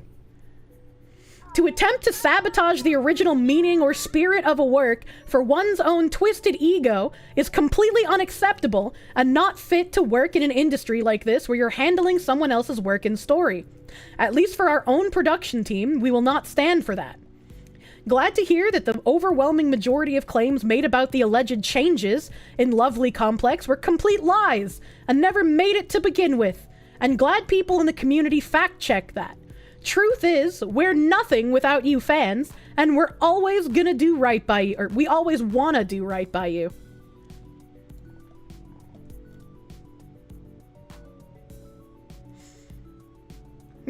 What is this? Oh, it's Katrina, the Katrina person. I'm unfortunately doing some of my finest localization work. Yeah, we've seen this before. I wish you were nothing. 7 Seas Entertainment's official statement on I Think I Turned My Childhood Friend Into a Girl, Volume 1. What is this? I haven't heard of this one. In response to fan concerns, 7 Seas has thoroughly reviewed our English language translation of I Think I Turned My Childhood Friend Into a Girl, Volume 1. The subject matter in this book is delicate, and we took every effort to keep the language respectful and inclusive. However, after discussing the matter with the rights holders, we realized that our edition differs in certain details from the author's intent. With that in mind, we will be revising the English script of this series to address various concerns and to more accurately reflect the original intent of the creator. This revised translation will be available in reprints of Volume 1, and the translation for future volumes will be handled by a collaborative translation team to ensure a faithful and accurate translation of the original work. We're sorry for any confusion or stress caused by our first printing of Volume 1, and we thank you for your passion as we bring this complex and wonderful manga series to English-speaking audiences. I wonder what they fucked up in this book. I wonder what they fucked up. Uh-oh, inclusive. Uh-oh, stinky. Uh-oh. How is Name still getting work? Because they're a good translator, and the reviewers and managers the companies that work for agree that they're doing a good job? What the heck? What the heck? Sucks that there are legitimate issues in the translation industry we could have nuanced conversations about, but because of grifters, we have been reduced to an us versus them dichotomy where no one wins. Well, maybe if the localizers stop fucking things up, we wouldn't have to have an us versus them dichotomy. That's the boys' love where the femboy got localized to trans. Why do they keep erasing femboys and tomgirls? Why do tomboys, tomgirls, dude? Why do they keep doing that? Localizers, man. We got Justin Savakis here. We got his likes. We got his likes. There's the David Miranda stuff I just read. And I wanted to scroll through his likes. He literally threatened to leave the project if they didn't cut the scene down. It didn't get cut down. Good. I'm glad it didn't. I don't have any proof of this, but if it didn't get cut down, fucking good. That makes his crazy rant even more crazy. Not only did Jello Apocalypse fuck himself over by getting blacklisted from Discotheque and most likely Sound Cadence, but the shit he talked about writing never even ended up appearing in the dub. He fucked himself over shit that never even made it in. Those lines weren't cut from the dub. Tits or get the fuck out. Good work! You did great out there! Don't let it go to your head. You just had a really good stylist, that's all. Nakahata's the absolute best in the business, that's for sure. Stylist. Flatterer. You are so sweet. I'm not lying. I always love working with you, Nakahata. You're the best. All right, tone it down. Okay. I'm glad they didn't cut some of the things that he was claiming they were going to. What are the voices? English dub voices? DMCA. I'm already getting DMCA because I played the fucking Welcome to Tumblr video earlier. Nim. Manya. There's more normal stuff. It was an honor to work on the dub. I really want more people to see it, hopefully unbothered by all of this. Today is your evergreen reminder to know when it is, and is not, the right time to shut the fuck up. Now why would Dear Justin like this tweet? Why would Dear Justin like this tweet after making an announcement that they are cutting Jello Man from the production, not because he butchered the localization, but because he got caught? Why would they like this tweet?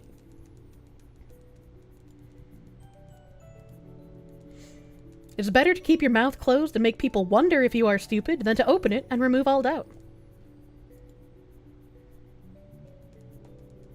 If he had just shut his mouth. Oh, man. Okay. Aggressive thonking. The most aggressive of thonking. Good subs for those who want to watch the JP version. Seems like the cherry on top of a day like today. One of the 12 terabyte SAS drives in my media. That doesn't matter about this. Entertainment! Starting a podcast with my film and music bros. I feel like he definitely exaggerated the amount he actually changed, because otherwise some things just didn't make much sense, or he was severely misinterpreting what happened, or just lying because. Like at one point he says they changed Nobuko from having an anti-trans radar. This is from...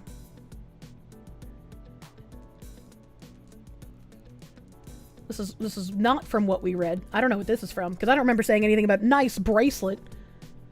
It helps with most of the accurate character portrayal in the sub is comprised of weird, inconsistent character tics that never amount to anything. Take Nobuko's anti-trans radar, for example, that comes up maybe 3 times. She seemingly hates Seiko for no reason, never explains why, when Seiko walks up to her and says, "Nice bracelet." After that, Nobuko decides to be friends with her. The original character trait never amounted to anything, never made sense, never came up again, and wasn't funny in the first place. So I changed it, so changing it to be an equally baffling, "I hate my fashion rival, oh never mind, I like her now because she complimented my bracelet," is just a lateral move, really. What the fuck? They're just being weird and petty about Seiko, but like, that was what actually happens. Nobu-chan hated Seiko at first because Seiko was cute, and Nobu saw her as a fashion rival. Nobu wasn't clocking her. She actually did see her as a fashion rival. Like we said when we were reading it, the guy was just being fucking actually unhinged. The manga and older subs, I don't know what the fuck he was waffling about, but that isn't a change to the script. That's actually just what happens in the story. This too, I don't know if he's lying or exaggerating for clout or what. This is the one we already saw at the bus. At the bus, what do these say? "Nobu, what's the matter? Quite the little fashionista, isn't she? This girl's not bad. I dress the cutest at this school. I will not lose to those new girls." Yeah, that just seems like fashion rivalry. Has nothing to do with fucking trans-clocking radar or whatever. They literally don't understand what's going on unless the characters fucking say it out loud. Unironically, that skirt you're wearing is so cute. Where'd you get it? Hello! You're friends now. Imagine. All it takes is a nice compliment to a woman and she'll be your friend. They literally don't understand. They don't. So edgy. I don't wanna. It was a fuck up with the hiring of a contractor. The extra layers of supervision made it so the major and egregious changes the dude made got erased before getting recorded. The dub is a good dub, and you're saying this as a person who doesn't usually like dubs. You don't think it's absolutely perfect, but it's a great way to watch the series regardless. If true here, right? And we don't have any confirmation from the studios here that, like, the stuff got completely cut. I guess I had Sound Cadence response written or in another tab, so we'll get there too. But if the people at, like, Sound Cadence saw these, like, hella fucked up changes and were like, "No, you can't do that," that would be a huge fucking surprise. That would be a huge fucking surprise from localization. But, like, if they already wrote the entire script and they were doing it for free, I'm wondering how much was, like, Jello angrily bragging that some of the things that he thought made it better got cut, and that's why he was advocating for people to not buy the Blu-ray. It seems they do it for free. Sauce J just cut them and sacked him as a literal best outcome, which is unlikely. Sound Cadence said, "We've been made aware of the unofficial and unsanctioned statements made by a contractor in regards to our lovely complex dub project, and wanted to address the post in question. Firstly, no contractor speaks for the Sound Cadence studio team. All contractors are assembled and retained on a per-project basis." Well, he did say that. He did say that. Secondly, regardless of any one contractor's personal feelings about a project, all productions created at Sound Cadence Studio go through many layers of supervision.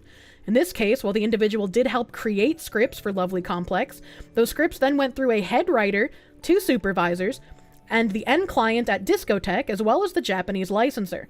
And those scripts were then vetted and approved by all of those parties before being recorded. In no situation would we allow a product that didn't honor the original work to come to market. If they're going to outwardly say that they have all of these steps within their localization teams that the scripts go through, how much of the changes that he talked about were allowed to go through and which ones got cut? Right? There were people who mentioned that the mangaka scene didn't get cut. So that's good. His threats of quitting didn't fucking matter because, again, he's a literal fucking who.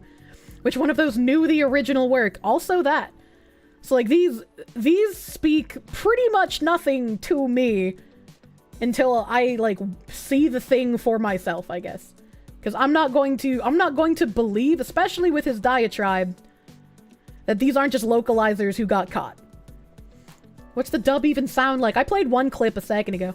The licensor doesn't even look at it because they don't know English. Well, we know that part. We know that part, as well as the Japanese licensor from our Polt fan conversation. We know that part that they don't. They just have the professional trust. They make so many mistakes, it's impossible to let those go with so many people, right? Right, dude? The system you're bragging on failed. None of your layers of supervision prevented the intentional disrespect shown to Japanese creators and their work. If you don't vet your contractors to ensure respectful, accurate translations, I have no interest in any license you touch. I'm going to agree with that one as well. It sounds like the system working to me. I wish so many people didn't get duped by his self-aggrandized claims. It is very narcissistic and self-aggrandized.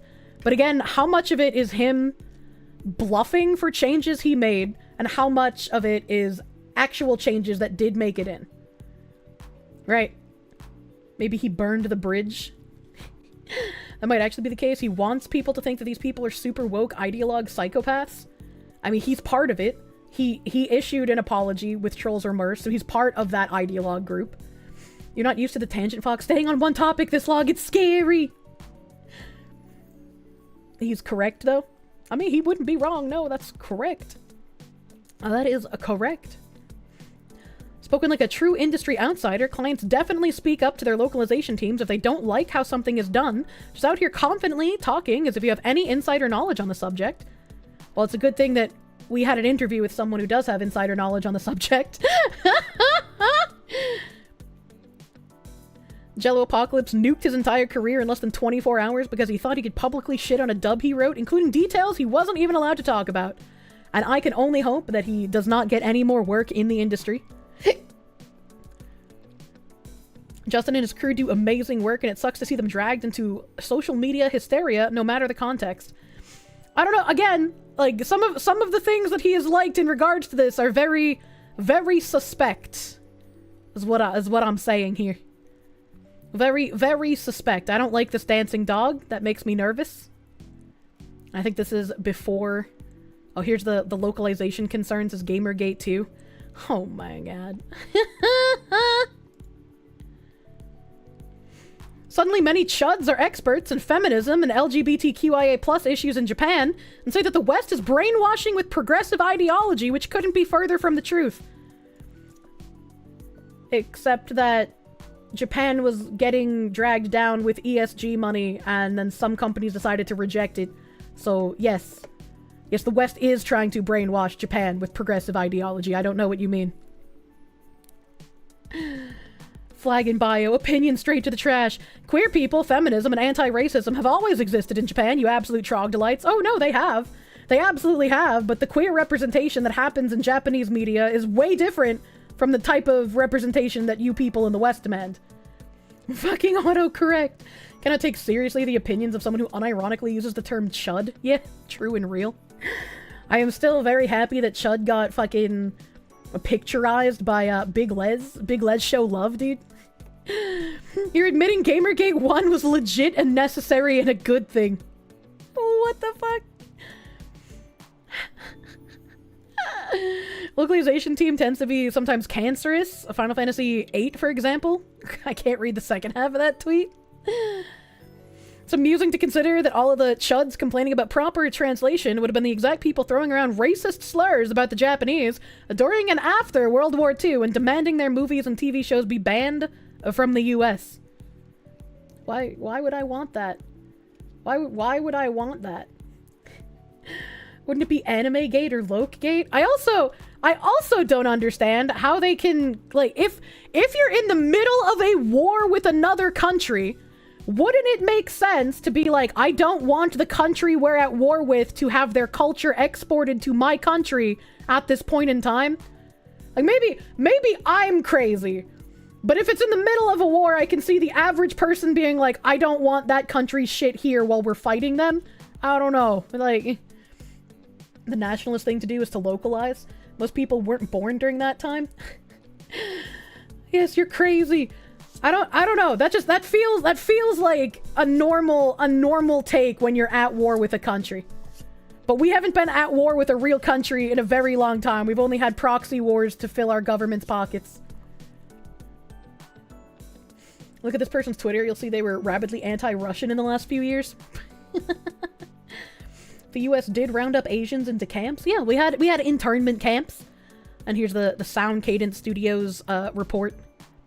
What exactly happened? Yeah, this was a lot of digging that had to be done. This Scratch Point person was somebody who kind of brought together Jello Man's post that I read earlier. He has it on the Wayback Machine. He brought up the Discotheque Media post. And then... Ooh, black guy! Why do Twitter users always project and self-report when they jump on their soapbox? I don't know. I guess it's because they can't imagine anything without self-inserting. It's kind of like how the gun control activists believe that if anyone's allowed to have a gun, they'll do dangerous things with it. Because they know if they were allowed to have a gun, they would do dangerous things with it. Help! This person posted... I'm not exactly sure what this is. He posted it in response to the Discotheque comment, so maybe this is something about Discotheque. It says, censorship. For a release that is advertised as being uncut, there's a surprising amount of censorship going on in the subtitles. First of all, calling anyone gay is a no-no. I understand it's the 2010s now, and that we're more sensitive about these things, but not only is this a show from 1990, it's a show with this guy... I don't know what this is. Possibly one of the most flamboyant villains in anime history. It's a trademark part of the show's humor. Within the very first episode, a gay joke is censored. In the following exchange between Wanko no Kami and Kun no Kami, Wanko says... These are in Japanese, so I guess I won't read those. Which, putting aside for the moment how to express the dual meaning of akare as him, them, and boyfriend in English should translate as thus. Wanko saying, yes, I shall use them. Kun says, goodness. Wanko no Kami, you say you have a boyfriend. I didn't know you were a homo. The DVD release becomes thus. Wanko says, yes, I have very reliable comrades. Kun says, oh ho. So you won't do it yourself, but rely on others, Master Wanko. That completely changes the entire, context of the conversation. What the fuck? What the fuck? I guess if I knew Japanese, I'd be able to more accurately say what was going on with those as well. Where's Poltfan when you need him? Note the second U, which also serves an example of sloppy grammar and proofreading. Not only is the joke itself censored, but Wanko's following reaction seems awfully overblown for a mere accusation of pushing work onto others, as if big government officials were expected to do the dirty work personally in the first place. Looks like it's Samurai Pizza Cats. Pretty sure that got a 4Kids style dub. Oh god. Don't get me started on how America agreed to sink another few billion into Ukraine and Israel during the Super Bowl under the guise of a bill for America's border security. The border security guise was actually entirely dropped. They completely dropped that out of the bill and said, fuck it, nobody's gonna do anything if we just send all of this money to other countries anyway. During a climactic scene in episode 53, Karamaru confesses the following to Yataro. And this is also in Japanese, which translates as, to tell you the truth, I'd hate for that queer fox, me! And that geezer crow to become shogun. And Genarasai responds, Kukun-chan, that jerk Karamaru's calling you a queer fox. A queer fox! A queer Huh? The DVD says this, to be honest with you, I never wanted that sly fox as shogun anyway. Again, Rasai says, hey, Korn, that cheeky Karamau is calling you a sly fox. But that's not even an insult. Why would... What? Genar Sai, I can't pronounce that, now seems to be getting awfully worked up over what isn't really that much of an insult. Yeah, that's weird. Scratch says, it would be more shocking if they were honest. Is this even in spite of their content warnings or prior? I recall they claimed that the warnings were there so they could leave the original intact, but somehow it rarely stops there. Yeah? Maybe if Discotheque spent more time keeping an eye on things instead of throwing dick money at e-celebs, maybe this would not have happened. I guess this is, I didn't know that Charlie did voice acting. Risa, I didn't realize this until just now, but I think about you all the time. Juicy, fat, pale, Thank you. booty mom getting spanked at work. Mine at last! Penis mine at last!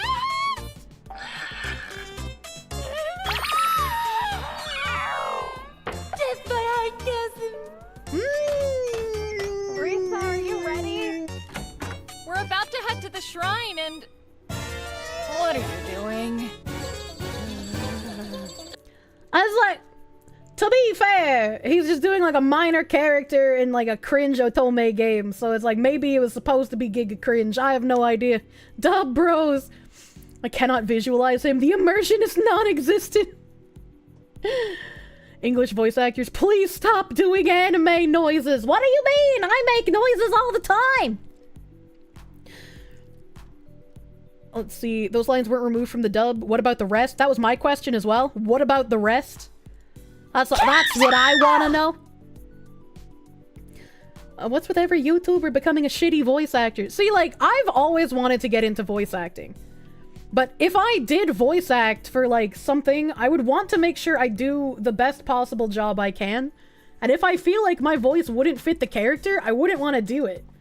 Because it's like, I would rather say, no, I don't think I can bring this character to life with what my abilities are, than do a poor job and get both myself and the studio dragged all over Twitter. That's why you can't be a voice actor. God damn. Don't phone it in like the celebrities in Crime Boss. Yeah, I want to be like the actual voice actors in Crime Boss. Not like Chuck Norris. There's the triple D thing that I just brought up. And here is something else that somebody posted. Discotek definitely edits and censors subs when it comes to gay or cross-dressing characters. I remember that they used to release extreme Japanese and HK films when they started out. License announcement alert. Here's an additional license announcement. Kashimashi, Girl Meets Girl, is coming to Blu-ray. 13 episodes of upscale to HD fun. Includes the English dubbed version from the prior Media Blasters release. Also includes all bonus features from the prior MB release. Newly revised subtitles, much more careful about gender and pronouns. Did you know that Kashimashi, Girl Meets Girl is a crossover with Monkhole Nights? It's true. Not sure how Justin is still styling it Blu-ray. It's Blu-ray with a lowercase r, always has been for over a decade now. Mike does the presentations, not me. I'm too busy making the Blu-rays. Yes, I'm trolling you now.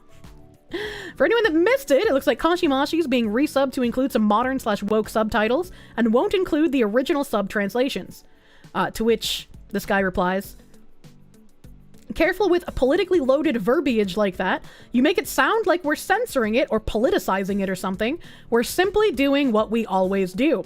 Revising translations to be more accurate. Be careful about that stuff. People get really nuts about censorship. And I like how they say that Justin is still styling it as Blu-ray, and this guy's name is E. Savakis. Is that the same? Is that the same? Hold on a second. Justin Savakis. Yeah, that's the guy. It's the fucking guy we were looking at the likes of. It's that literal Justin guy replying to this. The one that we were looking at the likes, who were just like, this guy's probably lying, man. I really enjoyed Lamune Fire, and if you ever watched Fresh Nights of Ramune and wondered if you missed the setup, wonder no more. Fire is that story. Additionally, I made it a point to update the subs for the Fresh to bring the terms and tone in line with our other Lamune titles. It's okay when you make the silly anime noises, but because you're a silly anime fox girl, not a real human being with real human rights. That's true. Please do not hunt me in the forest at evening time. Someone said here's a better version of the last picture. She truly is stacked. Looking at this, now I go, Noelle, would Tsubasa really use a word like stacked? And the fact is, whether she would or not, it's 1,000 times funnier that she does in this explicit moment. And I'm okay with that. I feel like that probably wasn't the word used. She's thick. I will hunt Kirsche and force her into a small ball and keep her as my pet. What the fuck? What the fuck? Do not the woodland fox. Yeah, that's just, that's like a jarring line to see. Oh god, they brought over Sympho gear. Tsubasa does not talk like that. It's just like, it seems like it's just all circling the wagons, man. Discotheque statement starts to ring hollow when the same guy is showing approval of posts villainizing the audience for bringing the Jello Apocalypse blog to their attention. It was a genuine concern, and this behavior comes off as underhanded. And these are showcasing some of the likes that we already read. Let's see here. Is there any that we haven't read? What's really galling about that lovely complex situation is that, as far as I've heard of the dub, the script itself is fine. Like, whatever deep-seated loathing the Jello dude had for the material, he's apparently not a good enough writer to communicate that in the script.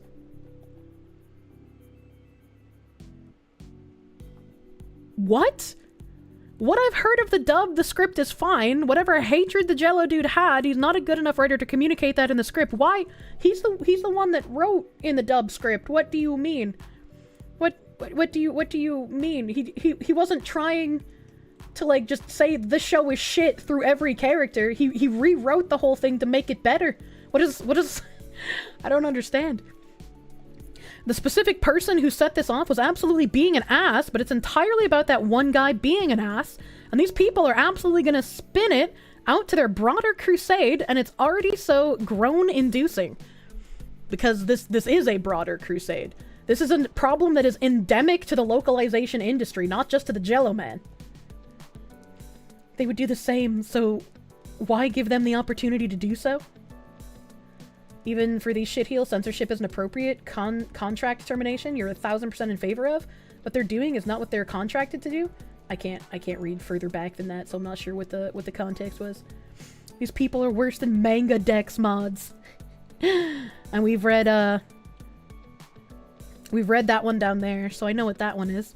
The localization Gamergate 2 concerns. Clearly, it was my post that created a buzz around this and called me biased, but I think it's written in a reasonable manner, so seeing it framed as an attack is just silly. It just goes to show that no matter how you express your position, some don't want to hear it. That's because you're a filthy, dirty chud if you want your animes to be unmolested by Western imperialist ideology. You don't want your Japanese culture in you want your Japanese culture in your Japanese media, and they have a problem with that. Hey. I have no problem giving Discotheque the benefit of the doubt. As I said, they've released a lot of great titles that I've purchased in the past, but this type of misdirection doesn't breed confidence. It's important to note there also appears to be some exaggerated claims by Jello, though it's unclear how many, as only 2 examples have been provided. While potentially good news, it doesn't discount the importance of bringing this to Discotheque's attention. And this was the scene with the mangaka that he claimed he wanted cut, or he would stop writing. Literally the exact lines that a certain person claims he cut because he didn't like the manga artist. Stop listening to him. There was no vandalism. The lovely complex dub is delightful. Hey, look, more lies? Why would you do this to your colleagues? I do not understand. And the quote retweet is, I feel like he definitely exaggerated the amount he actually changed, because otherwise some things just didn't make much sense, or he was severely misinterpreting what happened, or just lying. And then there's another one. We looked at these slides as well, and that was just like misinterpreting what the fuck was being said in the manga. Dub delightful. Yeah, unironically. Gamergate 2 Electric Boogaloo. Blinga blinga. Savakis is now calling Jello Apocalypse a liar. Very strange he didn't say this in the official statement. Also strange is how he relies on fans to debunk Jello Apocalypse statements. Yes, it is very weird. It's not hollow. This is exactly what the statement said. He didn't back off about any claim made in the article. He simply apologized that the dude talked about it. I'm gonna have to agree with Scratch here that is exactly what hollow means. They gave a cheap apology because they had to, but ultimately they agree with it. Just don't be so obvious with it. Which is exactly what that other tweet said, where it's just like, you just gotta know when to shut your mouth. If you're trying to push ideology, you can't be so brazen about how you're bold and beautiful and wonderful for doing it. That Jello Apocalypse, the one that made those videos about Facebook, Tumblr, and Twitter all those years ago, that's exactly what I started stream out with because I needed the extra deep context, as it were. We got Pulp Fan weighing in. Wait, you're telling me a dub script writer was an unprofessional activist hack, and that when they said they worked with the studio's knowledge, they actually meant that the studio just okayed what they were doing because they assumed they were professional. I am so shocked by that information. Now imagine what that means for other projects like Final Fantasy that work, quote-unquote, with approval. Hey, my boy. Love this beautiful man. I hope one day Japanese technology can make his waifu real for him. Gamergate. Oh, she. Another different Michael. This post is unavailable. Oh my god. Basically, you're just saying that the guy got fired was dumb for being public about it and bragging. The problem is that all localizers are cancer. I can't even read the post he was replying to because this fucking chuckle fuck deleted it. They deleted it. And this I don't think has anything to do with it. You know, this is just buy guns and ammo. Pathetic. Off topic, you often forget Jello and Mother's Basement are different people. Your boyfriend lets you have 2 comms? I don't know who the fuck Mother's Basement is. I don't know who that is. Sergio spotted. Man, I wish I had archived this so I could see what this fucking post was. That's crazy that they deleted it. Don't worry about it. A YouTuber, huh? Ideology so solid they delete it immediately after pushback? Yeah. Yeah, any kind of pushback is obviously harassment and not just more piss in the ocean. Help of piss. Hell nah. MB is an anituber shill? Okay, I see. He's an anime YouTuber and now anti-lolicon. I'm just gonna say, hot take, if you are in the VTuber sphere, if you do anything anime related, right, even if you find like lolly hentai to be weird or awful or strange or even condemnable, right, even if you viscerally hate any sort of like nude lolly artwork or whatever, you can't be in an anime field or an anime adjacent field and try and call that shit like pedophilia. Lollies were here before you. They will be here after you. They are an integral part of everything anime related. And to try and like change that by saying that it's pedophilia is fucking crazy. In my opinion, lollies are cute and they're for protecting. They're for protecting. I don't like lolly hentai. I don't like games where there's like literal underage characters that hit on you. It's a little strange to me. It's a little like when I say you, I mean like literally you. Like you are self-inserting as the main character. They were there before anime. Lolita the book is fucked up. Yes, but lolly in Japan is completely separate. Protecting with the penis now!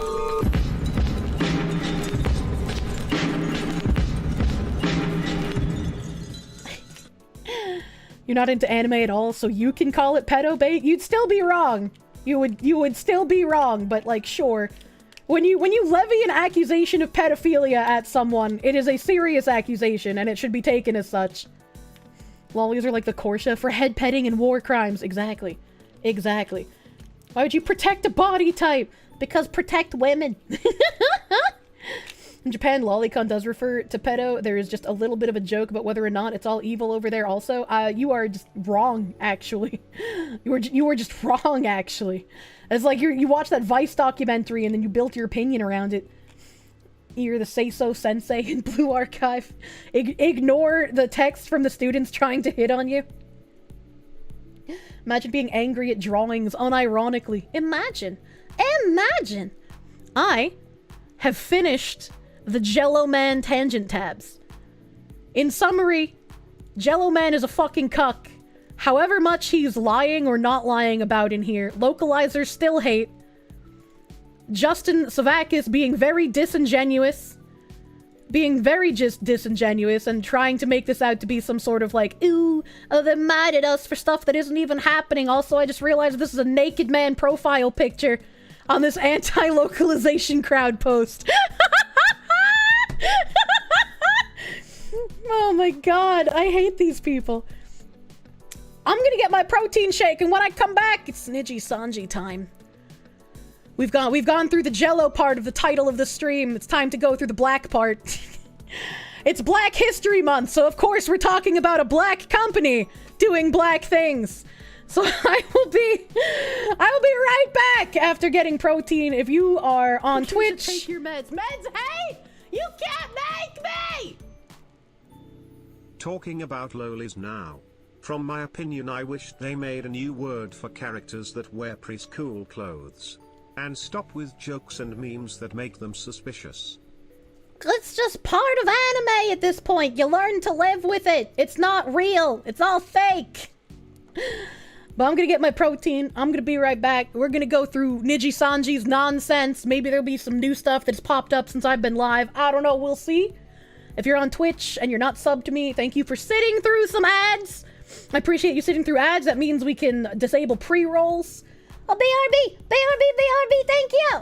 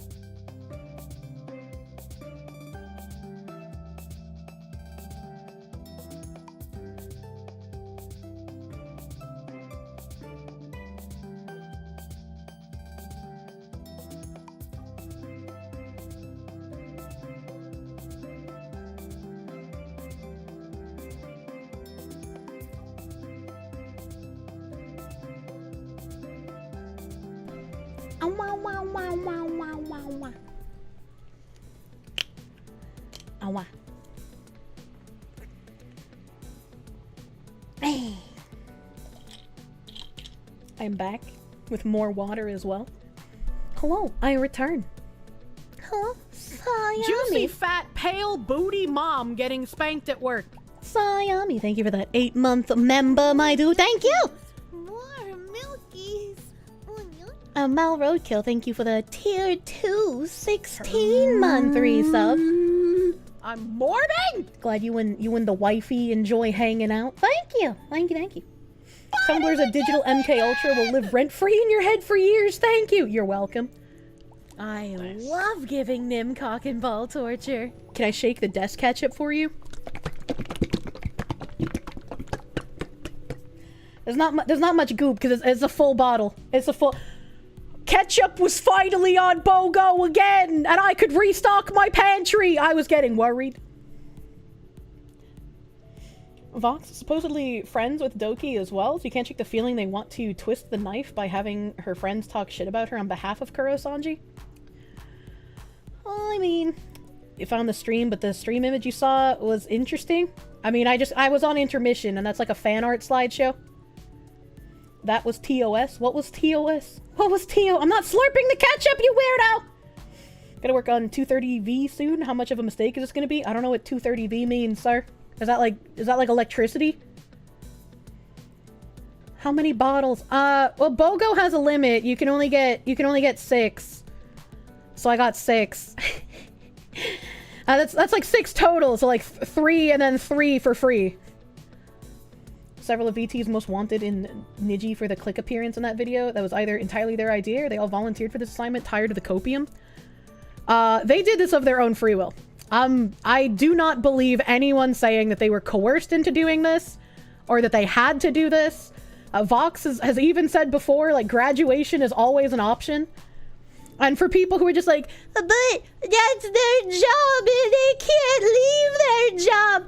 They've seen Mista leave and have more success than in Niji. They've seen Nina leave and have more success than in Niji. They've seen Sayu and Doki leave and have more success than in Niji. It's completely fucking fictional that you think these people cannot leave their jobs and be more successful. This is not the same as like during COVID when Tim Pool was just like, well, if you have principles, you just leave your job. Most of those people in COVID who are being forced to take vaccines don't work in an environment like content creation where they can literally just leave and keep working for themselves. And considering the amount of success the other Niji livers have seen when they leave, there is zero reason for any company forced sort of message to happen. And this is why I flipped from my opinion of like, I don't like saying don't give money to the talents, because as much as you like the company, these talents are working to build their own things, and they shouldn't be punished. They shouldn't be punished for the sins of the company. But now it is no longer the sins of the company. They have decided to take a stand and show us what they think as well. And I am going to... James Ball, why are you so accomodate? James Ball. Let me find my first tab here. Holy shit. That's not it. That's not it. This has been removed. All right. So we got a message from Niji Sanji En that's gotten fucking community noted. James Ball. James Ball.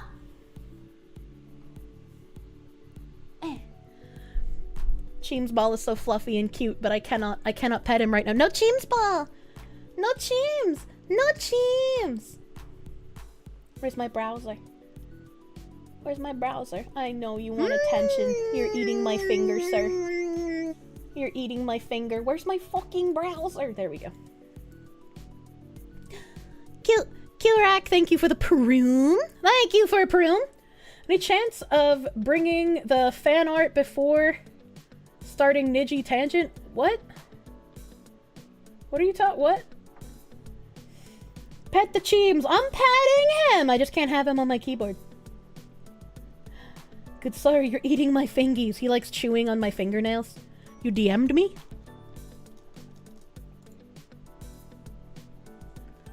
Oh! Oh! I must stay on track. What was that noise? You can't believe a private communication between two lawyers had private information. I feel so vulnerable! Yeah, pretty much. Nobody was talking about harassment happening inside the company until Niji talked about it in public and then had the bright idea to attach names to the issue. Yes. Yes. Like, Doki never mentioned the harassment herself. Niji brought that up first. Sounded like a text box typing. It did. That was weird. It was a weird noise. In response on X, Doki Bird said the only ones that had supposed to have access to the legal document was her lawyers, and Any Color's legal team. By giving access to the private document to other parties, Any Color may be in violation of PIPEDA. I don't know what PIPEDA is. PIPEDA. Under PIPEDA, personal information includes any factual or subjective information, recorded or not, about an identifiable individual. This includes information in any form. Cheeseburger. Cheems bro NT ring the finger brothers go little dude. He likes biting my fingers, licking my toes. He is just an all-around fetish cat. Thank you for the $5 Malroad kill. Oh God, please, why are you licking me so much? I guess as long as he's licking my left hand, he's not getting on my desk, though. It includes information in any form, such as age, name, ID numbers, income, ethnic origin, or blood type. Opinions, evaluations, comments, social status, or disciplinary actions, employee files, credit records, loan records, medical records, existence of a dispute between a consumer and a merchant, and intentions, for example, to acquire goods or services or to change jobs.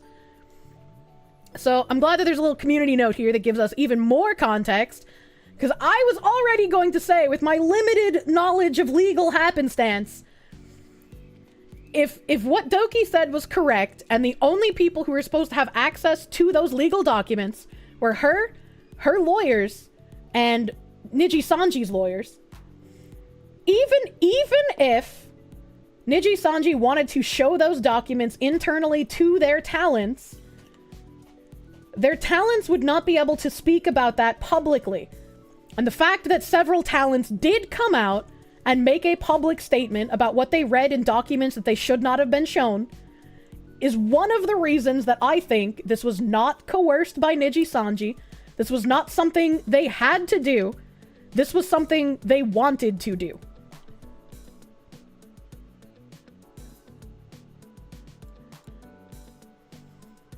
It's very fitting that it's only a black screen as well.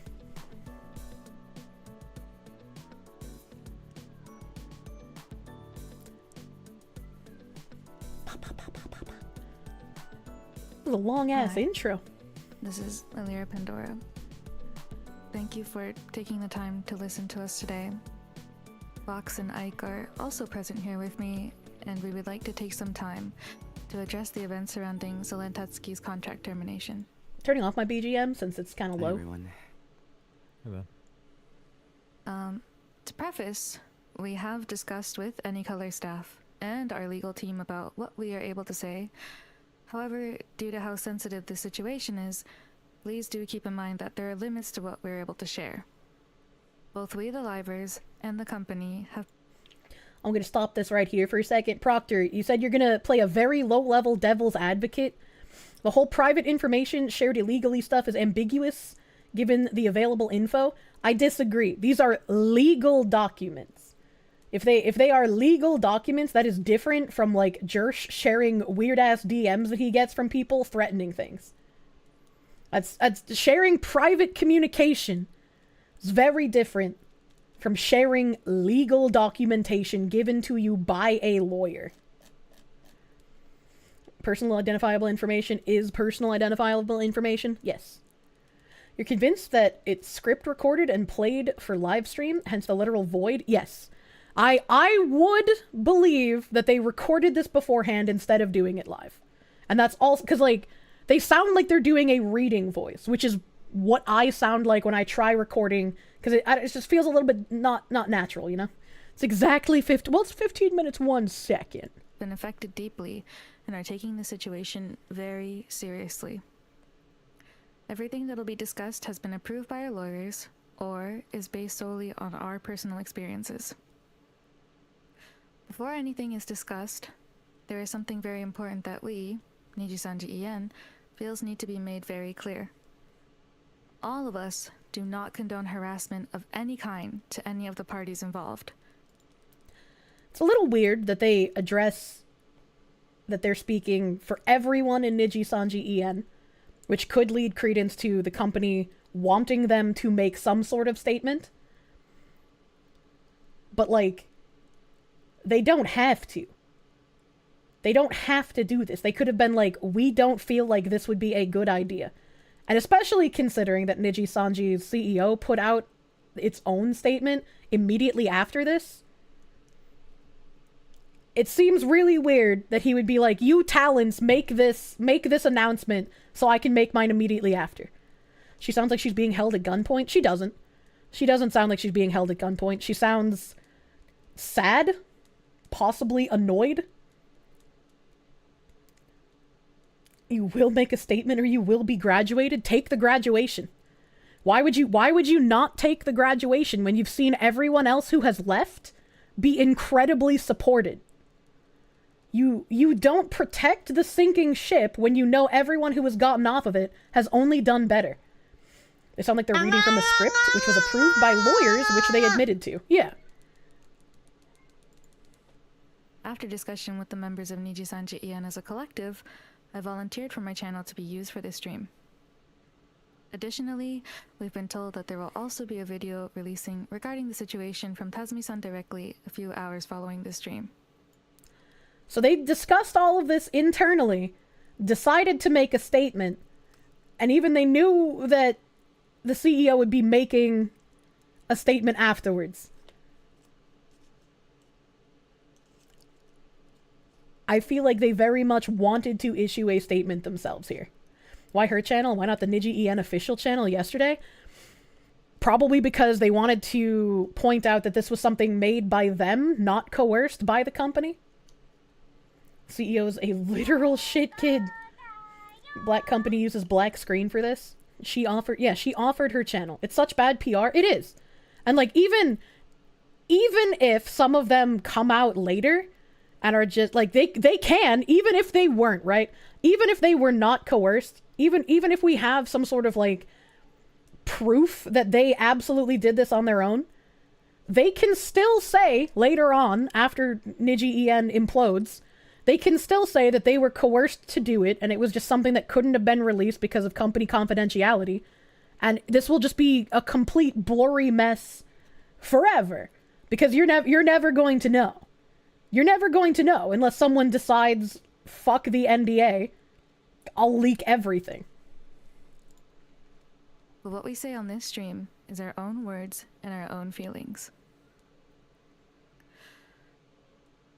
I would like to first apologize. Before I continue, I'm going to respond to this as well. They did it during Doki's stream. It was very deliberate and with the same corpo BS Niji has tried before. I'm going to tell you right now. Just because something was done in what appears to be a malicious way at the beginning of Doki's stream does not mean it was corporate direction that asked them to do that. Taking away all of the ability of these people to act on their own and just want to blanket blame the company, I think is being a little blind. I think it's being a little bit blind and forgetting how other people who have been graduated have talked about how even in a corporation, it's not all fun and happy family. And you can be ostracized even within your own generations. It's their reputation on the line. That's why they volunteered. coming from their perspective, seeing, again, the success of the livers who left versus the people who have stayed at Niji-Sanji, what has been happening since Selen's termination, anyone with any ounce of brain activity would realize putting out this statement as one of the talents would not look favorably upon their reputations. This does not make them look good. Not even to, like, die-hard Niji sisters does this make them look good. Think about the dark arts of pettiness.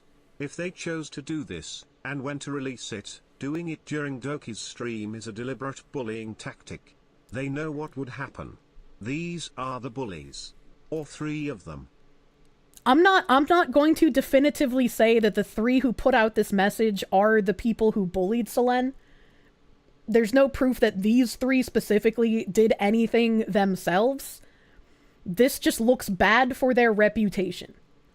Is what I am saying. Allegedly. Yes. Have to be careful with what you say. And it's like, again, maybe for some reason they genuinely felt that Selen did something wrong.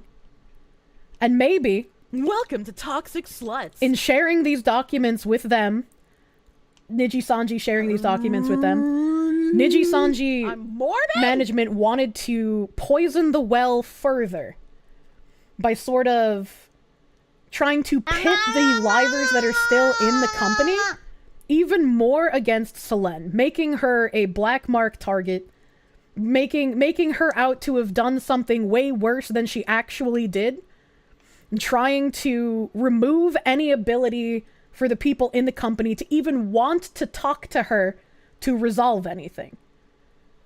These people could have been putting out this message, being led to believe that things are a lot worse, right? And this, again, this is all speculation, because I have no information other than what we have here publicly. But I'm not it yet either. I'm gonna put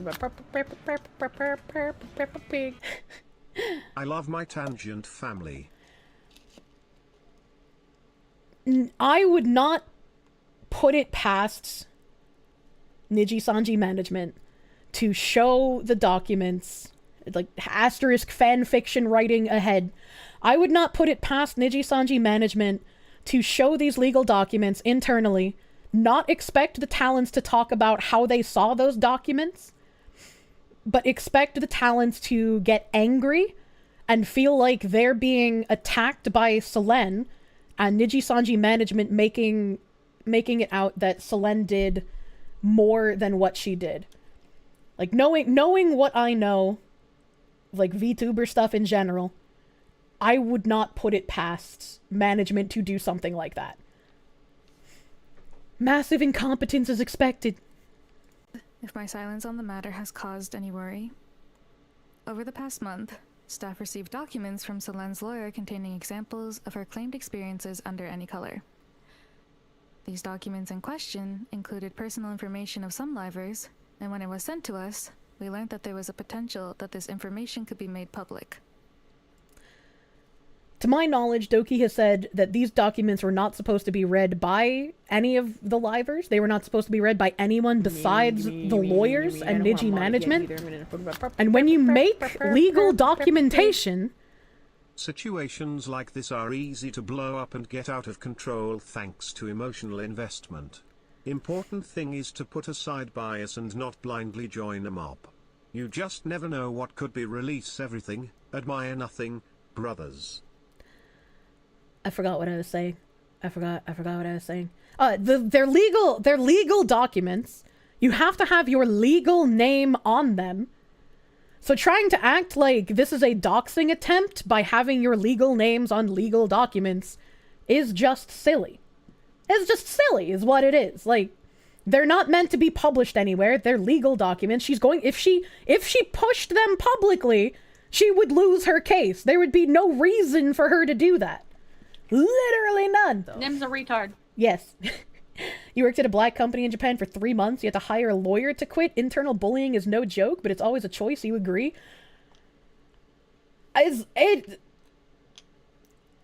corporate bullying is fucking crazy. And when you encounter corporate bullying, it might not even feel like that at first, but like the way that a corporation can like slyly threaten you is kind of crazy. Also, welcome, Polt fan. You missed me going through localizer shit. I brought up one of your tweets. Niji Defense Force is on the prowl. Be sure to say hi. It's like I've largely stayed out of like this Niji business. Like I supported Sayu when she got let go, because it was very reminiscent of when I was reading about another firing, graduation. I'm bad at terminology, chat, but it's like between like Yuri and Sayu, it turned me off of joining any kind of company. Reading through Sayu's documents, I was just like, this seems like a very believable thing.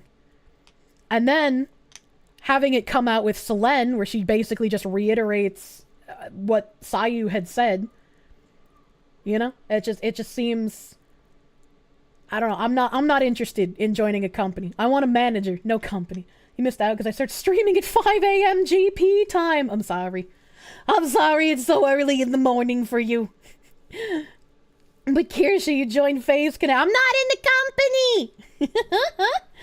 That's why you never thought of joining FaZe Connect with your friends? I mean, I wanted to. There was a point in time. I applied. I had a legitimate audition video. I've thought about it. I wanted to. But then you know the great VTuber firewall happened, and I was like, you know, I'm probably better off indie. Instead of joining any kind of company. And it's probably better for most companies that I stay indie as well.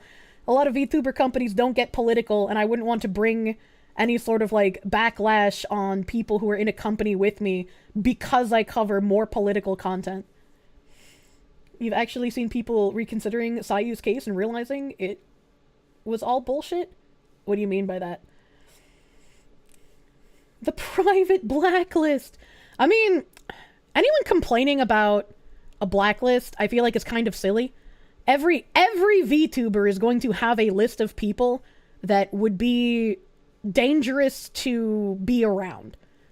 Whether it would be because like the combining of the audiences would be like a gigaton fucking atomic bomb dropping, because they have such opposed ideologies that, you know, doing stuff together wouldn't be possible.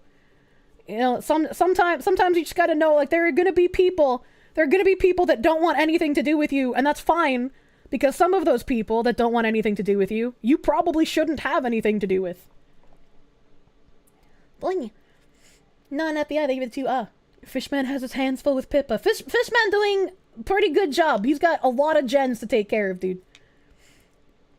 Sayu streams have been popping off with subs and donuts since the Selene situation. Good. And again, this is why I'm not going to believe any fucking copium of these Niji Sanji people were forced to put out a statement. They chose this.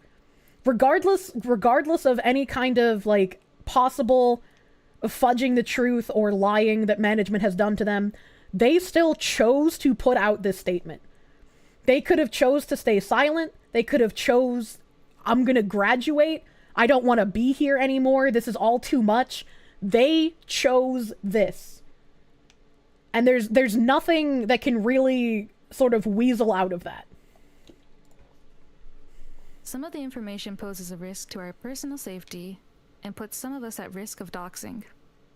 Legal documents would not put you at risk of doxing because they're not supposed to become public. Notably, I don't want to mod it yet either. one section of this document. I have a theory on that. I think the JP talents were the ones doing the bullying, probably over stuff like right of first refusal for brand deals and sponsorships. Niji probably wants to accent because the JPs found out their contracts are more favorable. I think me being on good terms with Fishman, being able to collab with FaZe is a pretty good deal. Don't need to join. Yeah, I'm happy where I am. I'm stressed where I am because I would like a manager, but I'm also happy. You know, I've learned things. Alludes to where Millie and I live. However, there are all. That's weird that she would point out that the legal documents say where Enna, Millie, and her live. Because if those three were explicitly mentioned in the legal documents, then that would mean that, allegedly, those three had some kind of a complaint lodged against them in a legal manner.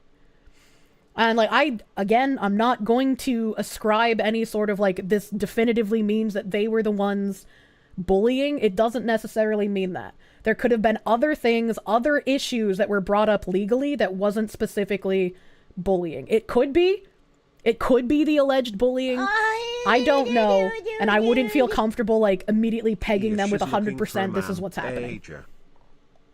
Also harmful claims Selene made in the document about some livers' personal information that we believe are simply untrue. Harmful? Hold on. Let me replay that section. In the document about some live... However, there are also harmful claims Selene made in the document about some livers' personal information that we believe are simply untrue. Again, it's a legal document. If she's planning on taking legal action against Niji Sanji, and there are things you disagree with in the document in the way that they are stated, you handle that legally. You don't make an expose call-out video where you talk about things in these legal documents that you shouldn't have been shown in the first place. Because not only is that going to make you look silly, that is going to make her lawyer have the biggest, sunshiniest smile on his face. Because that's pretty slam dunking there, dude. Like, you handle this shit in court. You don't talk about it publicly, which is why when we went over like the reactions to oh god, I think it was Rich Campbell and the like sexual assault allegations against him, people like Asmongold didn't make any overt public statements because that is the best thing for them to do. Regardless of what they think of whether Rich was innocent or he did those things, nothing should be said publicly until the case is through the courts. You don't... I'm making a call-out post on my twitter.com. Oh my god. They talk to their lawyer, supposedly. It's a very bad idea. It's a very bad idea to, like, mention that sort of thing out loud. I felt threatened and scared of speaking out about the situation because of the risk that it could pose to not just my own safety, but the safety of those around me as well. A legal document doesn't pose a threat to your safety. However, it does pose a threat to your livelihood and your income, depending on the chances of beating the lawsuit. I'm very sad that this is how everything had to turn out, and I deeply apologize to all the fans who have been affected through this time. When Selene had posted the tweet about her cover being privated, several EN members reached out to Selene, and we expressed our concerns. We were genuinely concerned, and we wanted to understand the situation, as we were all in the dark about it. Once she notified all... That could be true. That could be true. We will not have any way to verify whether that's true or not unless someone brings out definitive proof of what those messages were. I don't think anyone will do that. Concern for what? Well, the tweet that she made... I don't want to mod it yet either. I'm gonna put... I feel like it's worth commenting that these very livers have acknowledged the image board gremlins and proven they know what is being discussed about them there. Then they do this, and feed those rats the most perfectly formed bait possible. It's bizarre. Livers. The livers, dude. Once she notified all, you mean the lawyers. When she made the post about the video being privated, she also said re-upload it wherever you want. She encouraged other people re-uploading it. Like, it's very possible people were just like, hey, this seems out of character. What are you doing? It's possible. It's possible they also just got angry about it instead because she was going against a management edict to private the video. We will not know. Pretty much only can speculate about what happened here. All of us regarding her hospitalization, we immediately reached out to her, each other, and her manager to confirm her safety. that part I so much don't believe based on the other Twitter posts being made about how she felt during that time.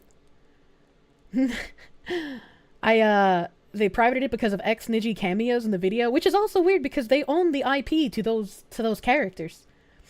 She knew they were not going to unprivate it, not for her. I mean, not for anyone, I don't think, because the issue was the graduated people.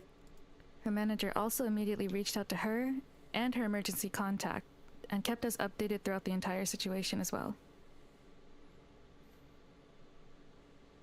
It's been a very tough time for a lot of us. And I'm not... Someone I was close to made an attempt on their life. I am most affected. Honestly, not sure what else to say, but thank you again for everything, for waiting, and thank you. Thanks, Alira. No, you're no right. worries. Yeah, it has been a really, really tough time, and it's had an effect. I've noticed it's had an effect on everyone. It's And this had one's an effect really on me low. too. So I'm joining this stream to talk about my experiences with Selene, to lend some of what I know to help you all understand the context of this a little bit better. Is it getting lower? I know that a lot of you watching are going to have your own views and opinions on the situation, and so all I would like to ask is that you can take the information that I'm going to present at face value, if you can. So,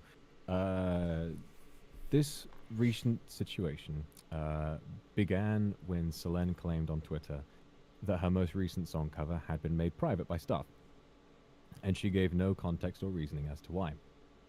In actuality, she had been asked to send the content of her music video to her manager in advance of the release.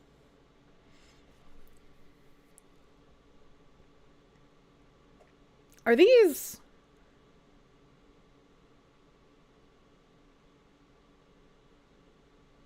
Are these, like, DMs that he's showing on the screen?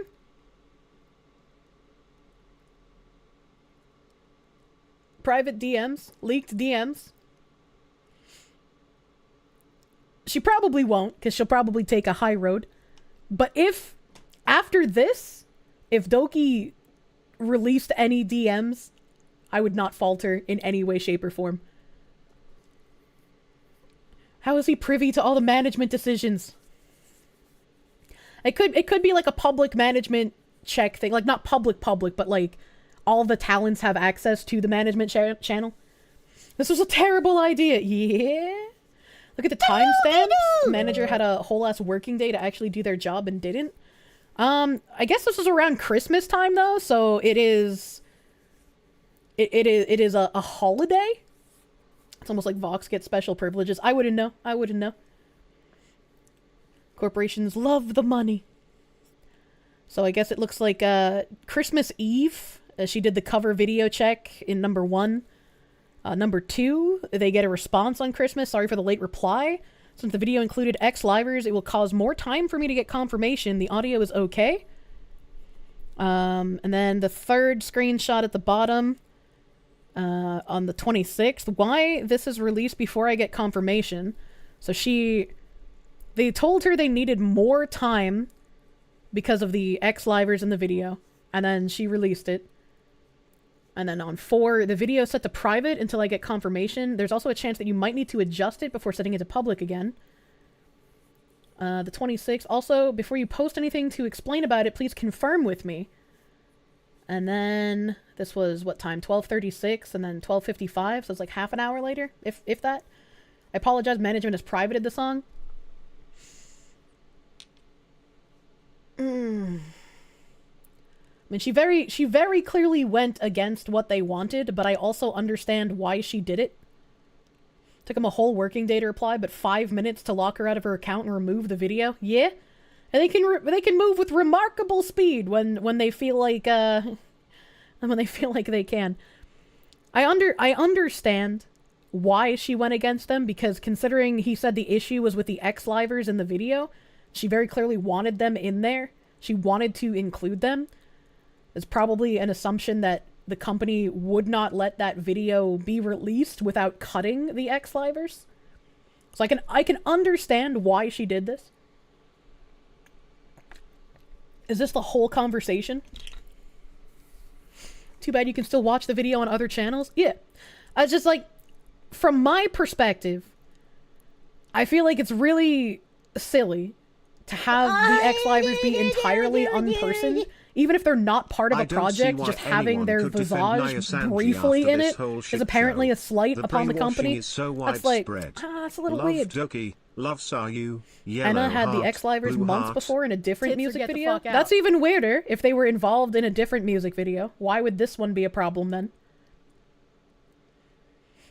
All this over a stupid music video, $150+ million down in the stonks. Negligible, by the way.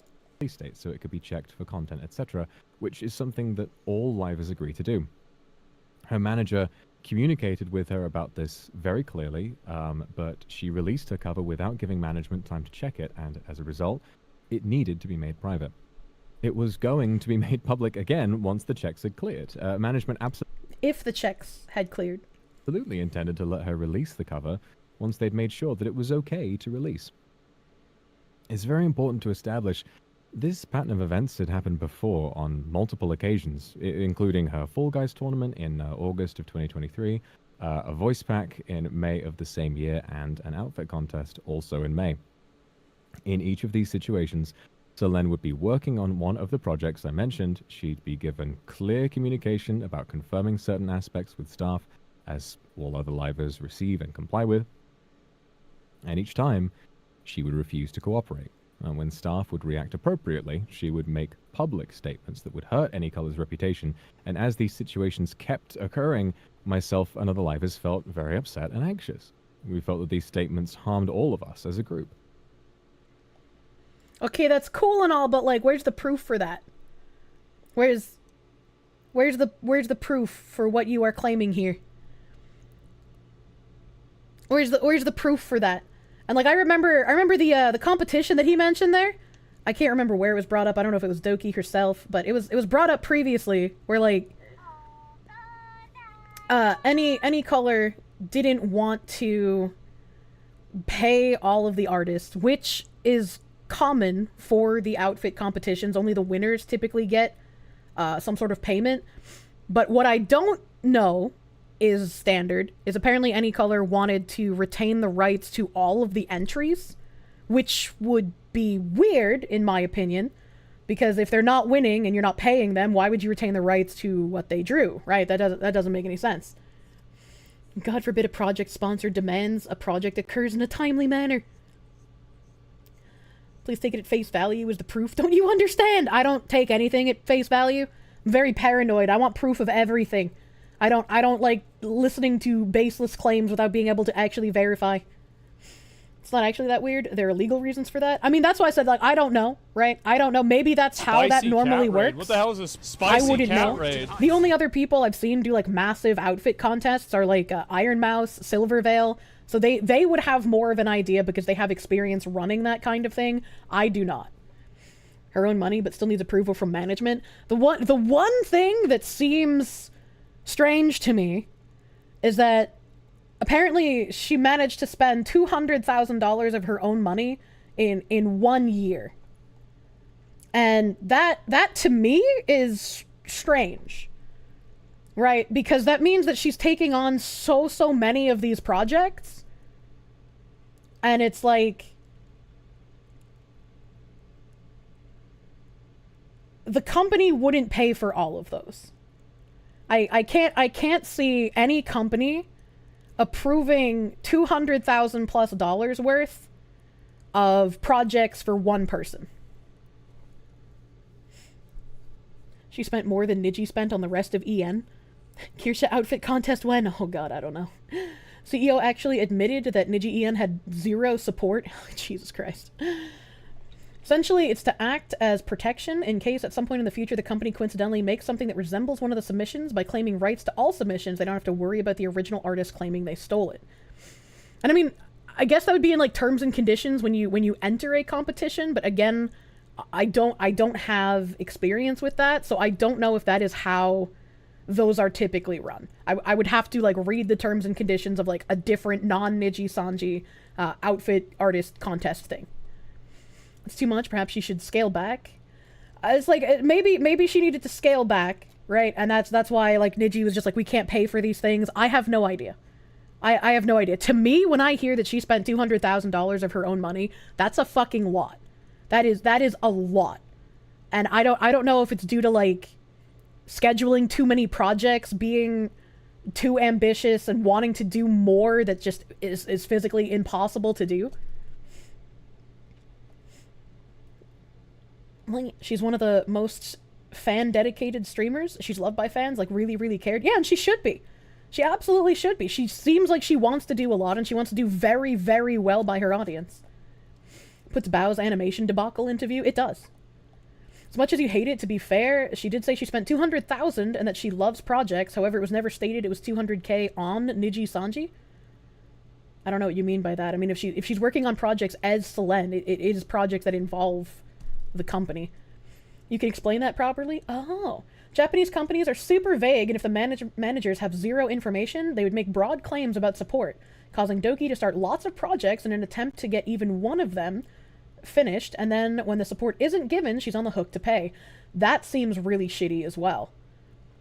Like, if she's getting, like, vague responses because that's how Japanese companies work, and so she's starting up projects and then just is on the hook to pay that herself later, that would also be really shitty. And based on Niji claiming that they have, like, basically zero back-end support for EN, I could see that as being a reasonable explanation. And it's not necessarily her fault that so many projects were, like, tapped up, you know? Consideration is also from what she said, she didn't even know her projects could be sponsored. What the fuck? That is a huge failing of the company. What the hell? What the hell? Don't you find it weird how they showed the private DMs between Doki and management, but not the public statements Doki made? Also true. Also true. It's a problem of Japanese being a language you need to be able to read between the lines when a vague response is a yes or a no. I mean, maybe. Then what the fuck is the corpo for? Again, that's why I'm saying, like, all the livers who have left Niji have found larger success than when they were in the company. A statement like what we're listening to right now just doesn't make any sense. Excuse me. So, it's this context that I hope explains why myself and some other livers decided to approach Selene and ask about her handling of the latest situation, which was her cover being made private. So some livers, myself included, asked Selene why she tweeted about the cover in... Wait, you just said something that contradicted the other stuff. Wait, hold on. Her new manager was apparently like, you know, we can't get sponsors for this, and she was apparently shocked? Why wouldn't she be able to get sponsors now, unless you typoed? You're watching the thing that put targets on their backs? I don't know what you're talking about. You swear these statements sound translated from JP? I don't know about that. I don't know about that. Can get sponsors? Yeah, the guy typed can't, so that's why I was like, wait a minute, what do you mean here? Wait a minute, what do you mean by this? You meant to say can. If you mistyped, then you apologize. You did mistype, that's fine. That's why I was asking. That's why I was asking. Also, the ones who left get a bigger slice of their own pie, not less than half. Yeah, I mean, it comes with its own set of challenges. Like, I'm not gonna lie. Like, being indie is great because of the things that I can do without having to give, like, my paycheck to a company board. But, like, there's definitely challenges and stressors. Like, I've been trying to figure out how to do merch for months now. Like, you guys have been waiting on, like, the Daki and the mousepad especially for months now. And I keep going back and forth between, like, I want to have some sort of, like, middle management company. Mythic has failed me. I don't know what the fuck is going on with their management, but it's not good. It's not good. I reached out to a different company that contacted me first. Apparently they're now, like, literally fucking imploding. I don't know what's going on with that. I've reached out to a few other companies and they're just like, well, we're not onboarding any new talents now, and we don't offer like 3D mouse pads, or we don't offer Daki, so we wouldn't be able to do that. And it's like, I don't want to split up, like, my merch into multiple different places, so it's like piecemeal in like 4 to 5 different places and stuff. And I can't logistically do everything from my apartment as well. And it's just like, what the heck? Just because there's no success doesn't mean there's no progress or work being done. It's just a ton of dead ends. Yeah. It's just like it's so much constant disappointment, and it's not for lack of trying. At this rate, Kirsche may become the manager. Thanks, I hate it. Thanks, I hate it. The way that she did, expressing that we felt it was unnecessary and harmful. Oh. According to Solenne's... Since somebody in the chat said Mythic was leeching money all along, I want to make it very, very clear that when I said another company that's imploding has nothing to do with Mythic whatsoever. Lawyer, it's this event We're just waiting for the clown they horn to be claim squeezed. to be a build-up Go ahead. of, I think we may. Is he leaving the room? What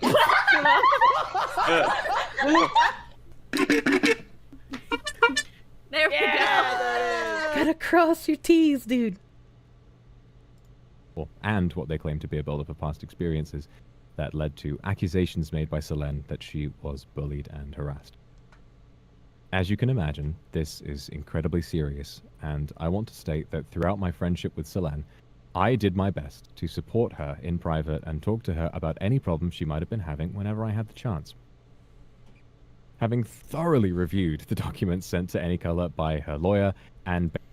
The way that that's phrased is a little weird to me. Maybe it's just because, like, I don't know this guy, so I don't know the way he talks, but, like...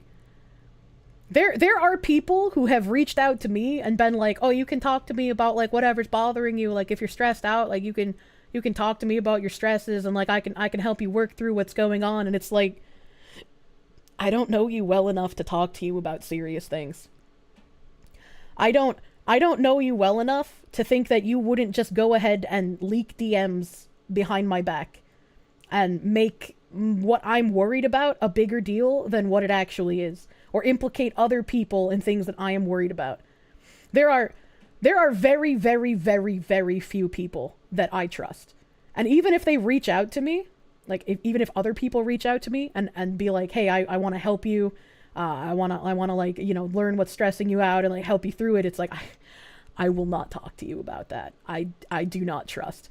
And the amount of paranoia that I have at this point in time has skyrocketed. And, like, I call it paranoia because I have no idea what other word to put for it, but it's not like it's delusional paranoia. It's justified paranoia because of the things that keep happening. The things that the things that keep happening and the things that shouldn't happen, but you have a gut feeling that they will, and then they do. And it's like, well, how am I supposed to sort of garner trust in this when, like, everything is just fucked? Based on what I know personally and have been told by Solenne as her friend, myself and other members vehemently believe these claims to be completely untrue. If they were completely untrue, why are they put into a legal document? I don't know any of these people personally, but I don't feel like Solenne would be the type of person to just make shit up in a legal document. Friend, they could have been friends for all I know. I have no idea if he means friend as in, like, Vox has actual some friend. serious allegations from his previous co-workers and is rumored to get preferential treatment from the management. Everything he is saying should be taken with a grain of salt. I have no idea if he means actual friend or if he means friend as in they were in the same company, friend. You recently said to another VTuber, you know that people in the industry will stab each other in the gut for 5 CCV and twist the knife for 10? They told you... Oh god. They told you that's the realest take you've ever heard? It is. It really fucking is. The amount of, like, just catty, crazy, bitchy backstabbing that goes on over CCV, over dumb shit like audience ownership, it is crazy to me. And, like, people all wanted to... CCV is concurrent viewer count. It's like your average concurrent viewer count for, like, a stream, right? And people always wanted to be like, oh, the VTuber community is so kind and lovely and supportive and wonderful. And it's like, no, it's not. VTubers are literally just another subsect of streamers. And it's the same shit that regular streamers and YouTubers go through. You dread to think what's going on in DMs between Chubas. Bloodthirsty show. Yeah, the numbers, dude. Numbers are infectious to people. Imagine an industry full of women axe catty and bitchy. Who'da thunk? It's not even just, like, you can't just blame women, right? Streamers are overwhelmingly male, even if VTubers are overwhelmingly female. And streamers, blood sports has been a thing for how fucking long, dude? Like, come on. It's the same shit, but with an extra layer of anonymity, so probably even worse. True. True and real. Untrue shit in a legal document is known as fraud. A legal document is not even supposed to see. Doki's lawyer should have a field day with this guy. Should. Yeah, that's what I'm saying. Not surprised at all. You've seen the same constant drama. Yeah. When you find someone who's like fucking legit, and when you find someone you can actually trust and like be friends with, you fucking struck gold. That's why like fucking Pippa could kill someone and I would still support her. Ride or die for the Benoy. I feel very confident in saying that the way I and other livers communicated with Selene about this incident was fair and reasonable, especially considering our built-up anxiety over this repeating pattern of behavior. In my opinion, I do not think that it was a form of harassment. In his opinion, he doesn't think it was harassment. Okay, all right. That's why you would like sort of talk about that in court, right? Since it's an illegal document, not try to like do court of public opinion on Twitter, right? Also, in the document given to Any Color by Selene's lawyer, it stated that Selene had secretly recorded me in a private voice call without my knowledge or consent. Depending on where she lives, she might not need your knowledge or consent, for one. For two, if I am in a conversation with someone that I vehemently do not trust, and who has either spoken poorly about me previously, or has fucked me over in a manner, even if not publicly in front of like other people that we spend time with, right? I would want to record that just to make sure for myself that I have a receipt for my own safety. And it's interesting, from abusive relationships I've been in the past, when you record evidence of someone being that way, they get very, very angry.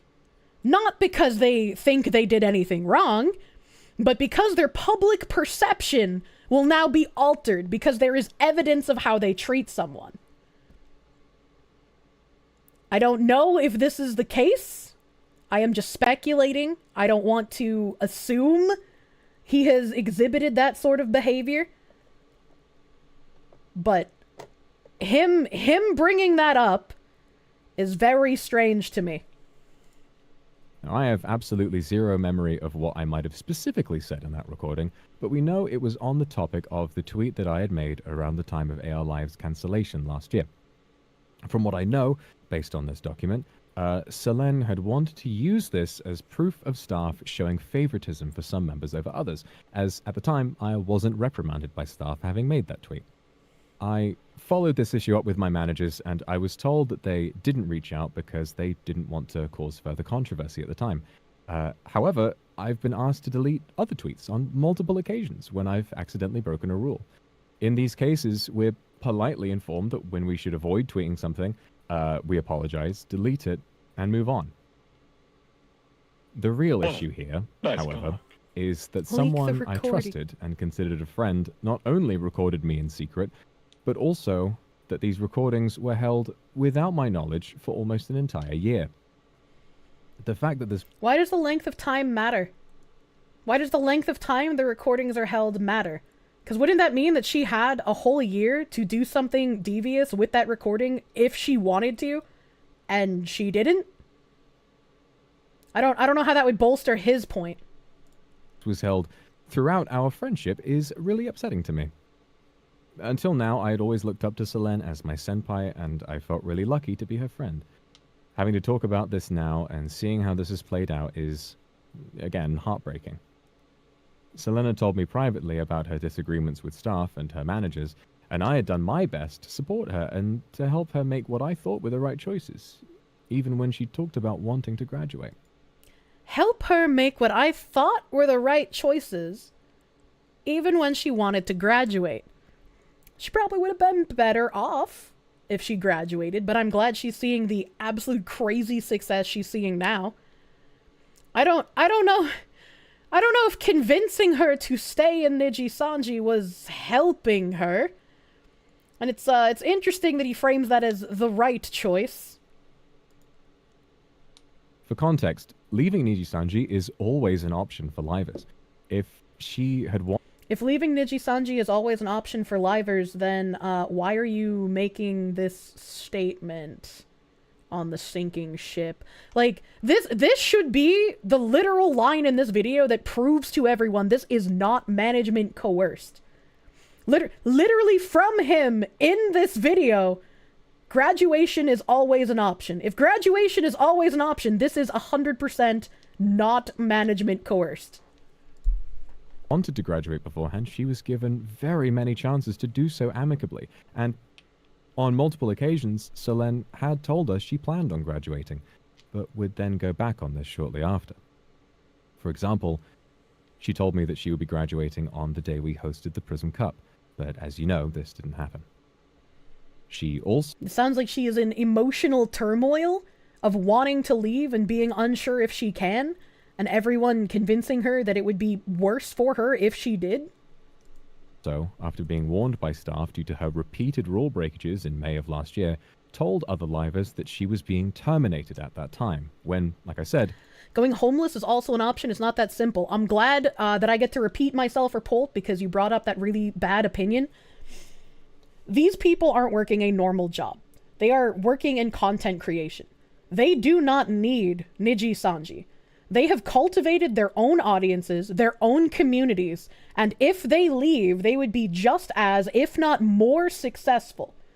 These are not like the people that Tim Pool said, you should just quit your job during COVID. It is not the same.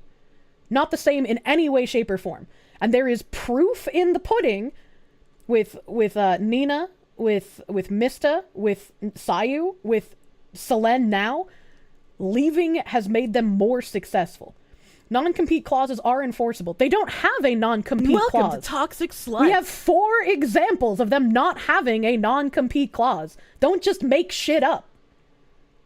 Not only do we have 4 examples of blatantly them not having no non-compete clause, but he literally said, graduating is always an option. Graduating would not be an option if they had a non-compete clause. She had just been warned, nothing else.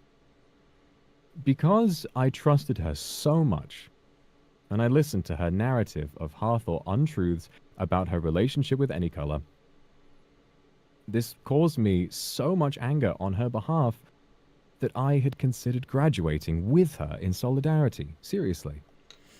Then instead of graduating with her in solidarity, why are you now making a video where you throw her under the bus, you leak DMs, and you claim that all of this was her fault and you're the victim? Why is that what you decided to do if you're claiming that you were going to graduate along with her?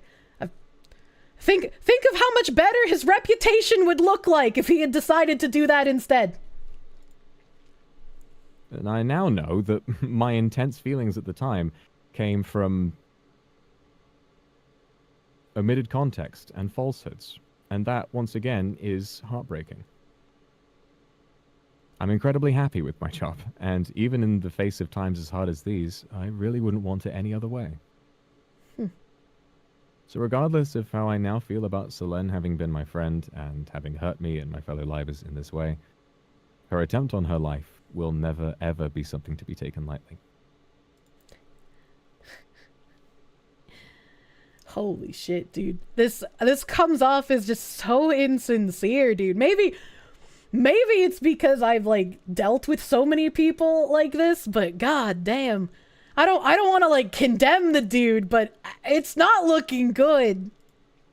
I recall the moment when I and other livers found out about what had happened, and we prayed for her safety then, and we still do.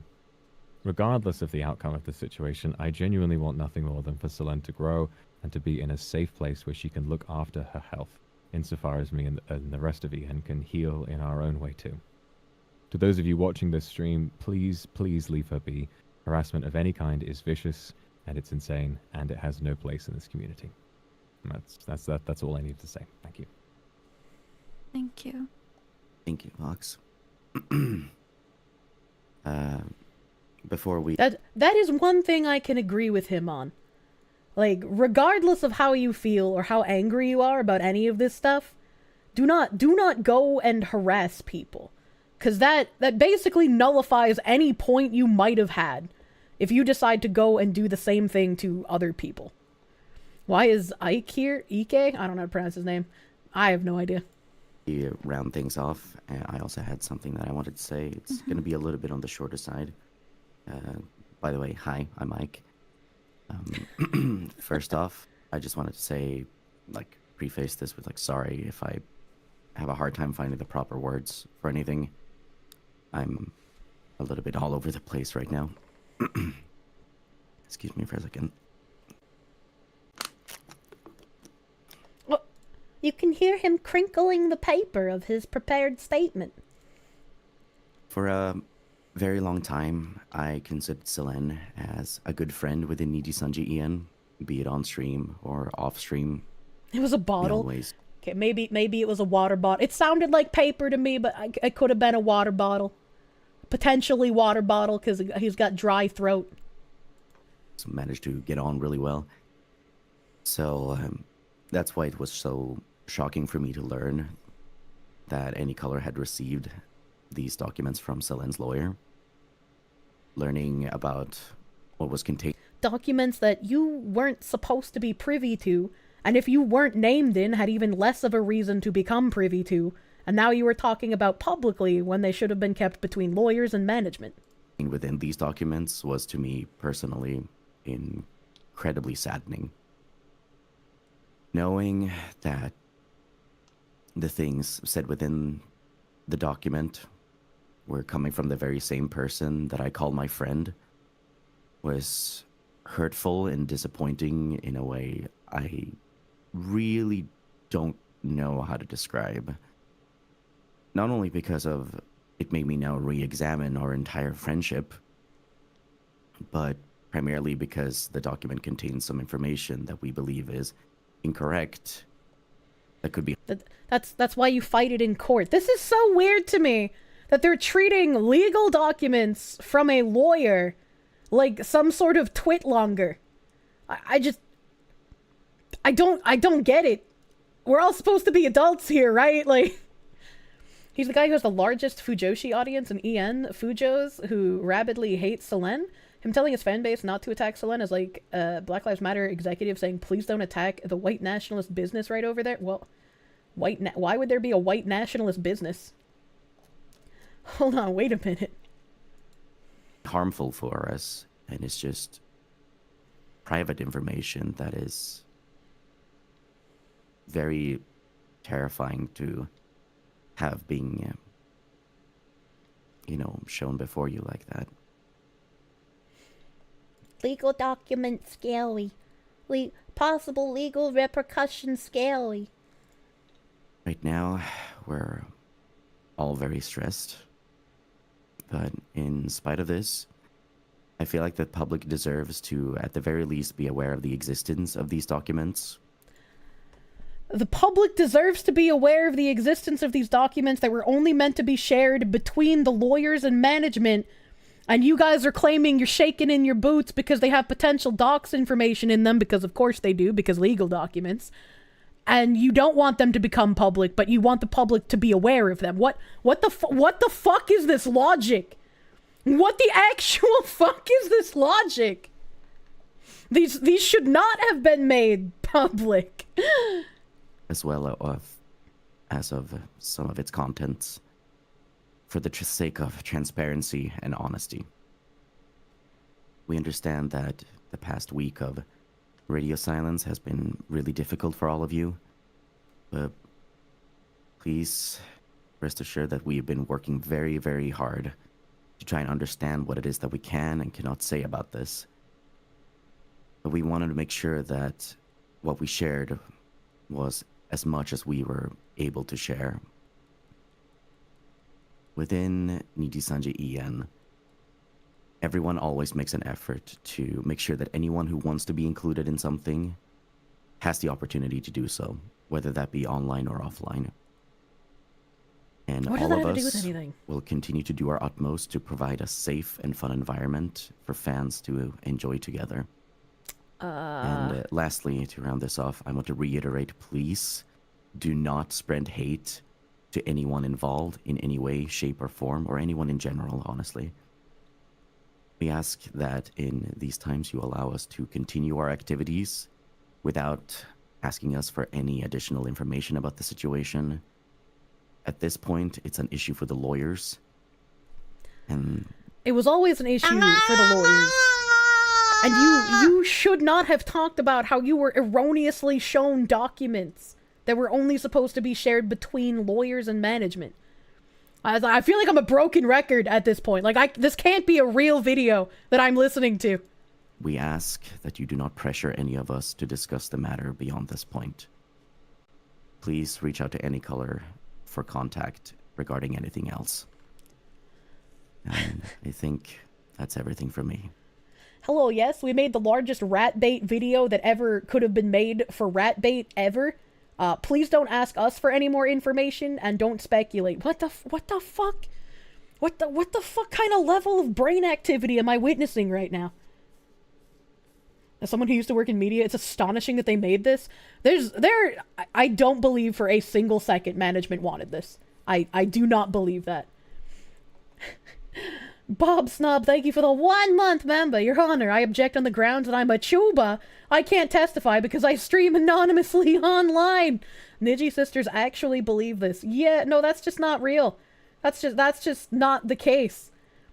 It's like, court documents, depending on where they live, aren't even going to be publicly readable until like very, very far after the fact. And how, potentially, depending on how the lawsuit is worded, how would we even know? Like, it's from Niji Sanji, right? Unless Niji is explicitly named 1,000,000 times over, and then it's something public that we can find after the case. Am I sure their management is pretty incompetent? Their management is pretty incompetent. I don't believe that this was done at the direction of management. Captain Lude, thank you for the member. And even if management did be like, you make a statement or you graduate, why would you not pick graduation at this point? Where you see how well off your other people who graduated were, and how Niji is literally a sinking ship right now. Why would you hold the gates instead of being like, you know what? You want me to make what kind of a statement after she just attempted to take her own life? No, actually, I'm not gonna do that. And cowards? Yeah. I had sympathy for the people during COVID who were told, you get the vaccine or you lose your job. Because those are people who are working in restaurants, in construction, in jobs that they can't easily just go and do on their own and still get paid. I have zero sympathy for a content creator who's like, I'm scared to leave my management company. Zero sympathy. None. You can make it on your own. You are a coward otherwise. Can't believe that happened. The company does have favoritism. I don't doubt it. Every company does. Torture. Even if you're a corpo, you have your own brand and career as a streamer. Yeah, and these people are huge. They have massive communities that they've cultivated that would follow them if they left. You took the loss, got an even better job after. I mean, yeah, I'm not saying that there are people who didn't, stand on principle during COVID. I'm sure there are. But a lot of people could not. And I understand that because of the position that they were in. As a content creator, absolutely no way. Literally no way. And the amount of support every single one of the Niji livers have gotten after leaving, like they would have crazy support if they left, especially right now. Leave the multi-million-dollar company alone. Muda video released, by the way. Shit. All right, okay. Where are we in my tabs? Where are we in my tabs? I like how they got community noted. That's interesting to me.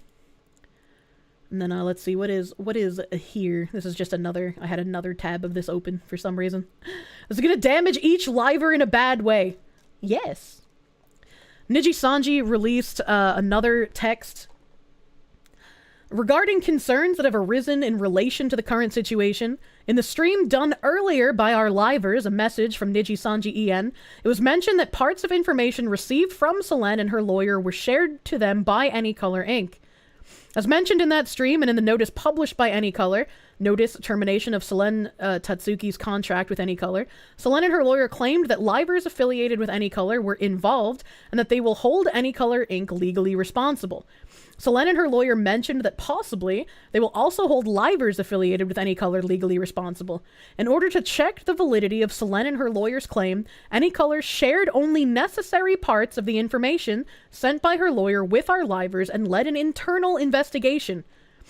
We have investigated ourselves and found that we have done nothing wrong. Also, I feel like it's a little strange for them to say that they shared only, like, relevant, right? Only the necessary parts of information. Because I'd be like, well, I want to read the whole thing. Because how do I know you're not omitting something? Should have kept it internal, right? Vox thoroughly reviewed it. Thoroughly reviewed only the necessary parts, by the way. To begin with, Anycolor has not made any confidentiality violations regarding submitted documents for legal claims such as these.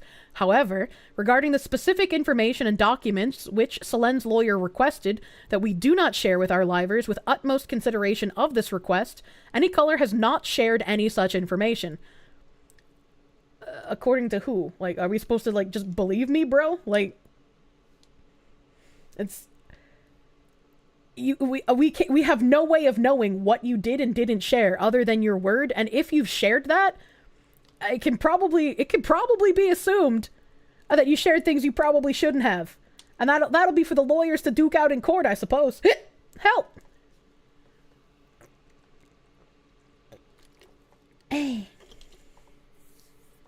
In addition, our livers are not held to any confidentiality obligation regarding the information shared to them from Anycolor Inc. Thus, there are no legal issues regarding the information shared to the public in the stream made by our livers.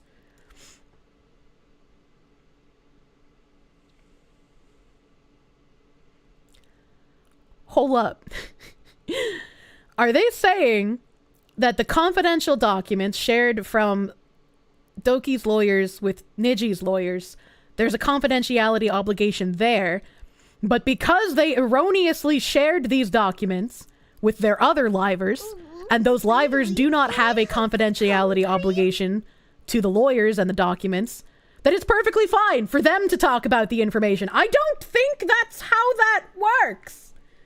I don't think that's how that works. Japanese to English legalese is so bad. It's just like, I do not think that's how that works, man. And if this wasn't specifically about the documents and they're saying our livers are not held to any confidentiality obligation regarding information shared to them from Anycolor, if this is blanket saying and not about specifically the legal docs, but just blanket saying there's no confidentiality agreement between the livers and Anycolor, I don't believe that based on how, like, scared Sayu was to mess up what she was saying to the point where her lawyer had to, like, approve literally everything in the doc and she wrote it in third person. And in addition to this, if there wasn't a confidentiality obligation, who's gonna leak the contract? Because I would love to look at how fucked that is. Reread their termination letter of Selene. The bit about confidentiality is contradicted. Silly me, I left a folder full of secret documents open on a table in the living room. How terrible of me. Jesus. After a rigorous legal check, Anycolor Inc. hereby declares that it has not made any confidentiality violations while checking the validity of claims made by Selene and her lawyer with its affiliated livers.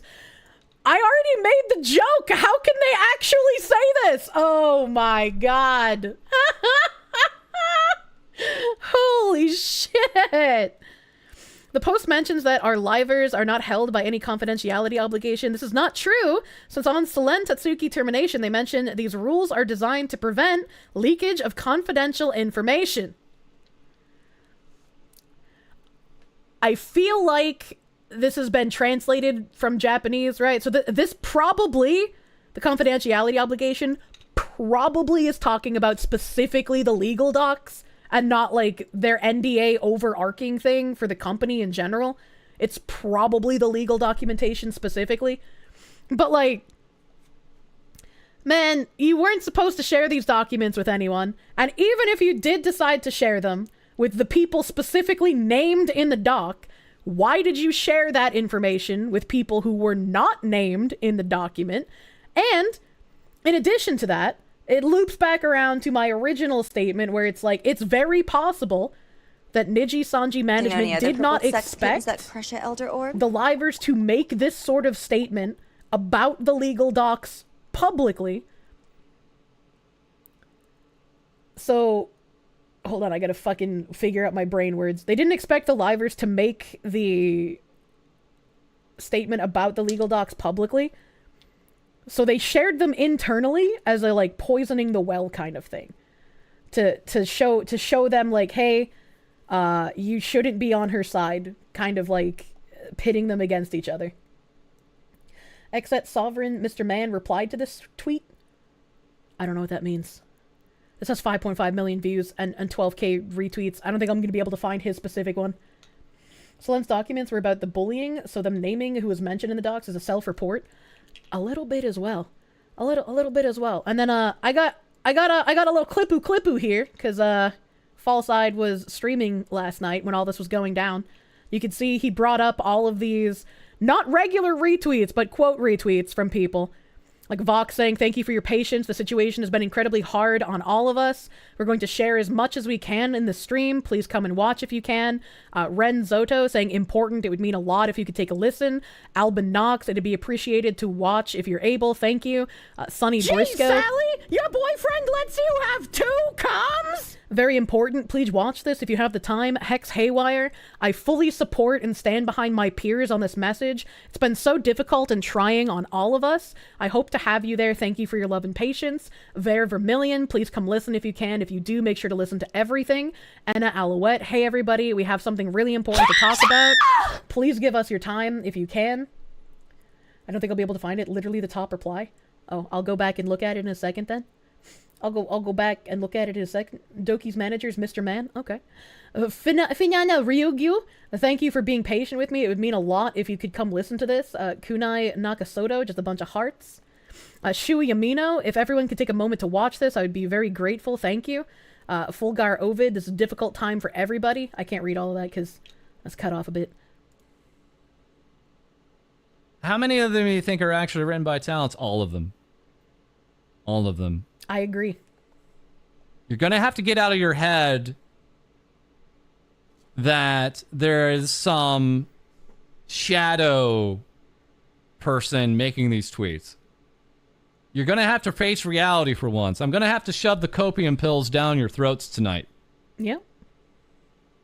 I'm going to have to, chat. I'm sorry. I got to be here to tell you. These, I do not believe, are written by management. It's not, These are the it's talents. not a shadow government.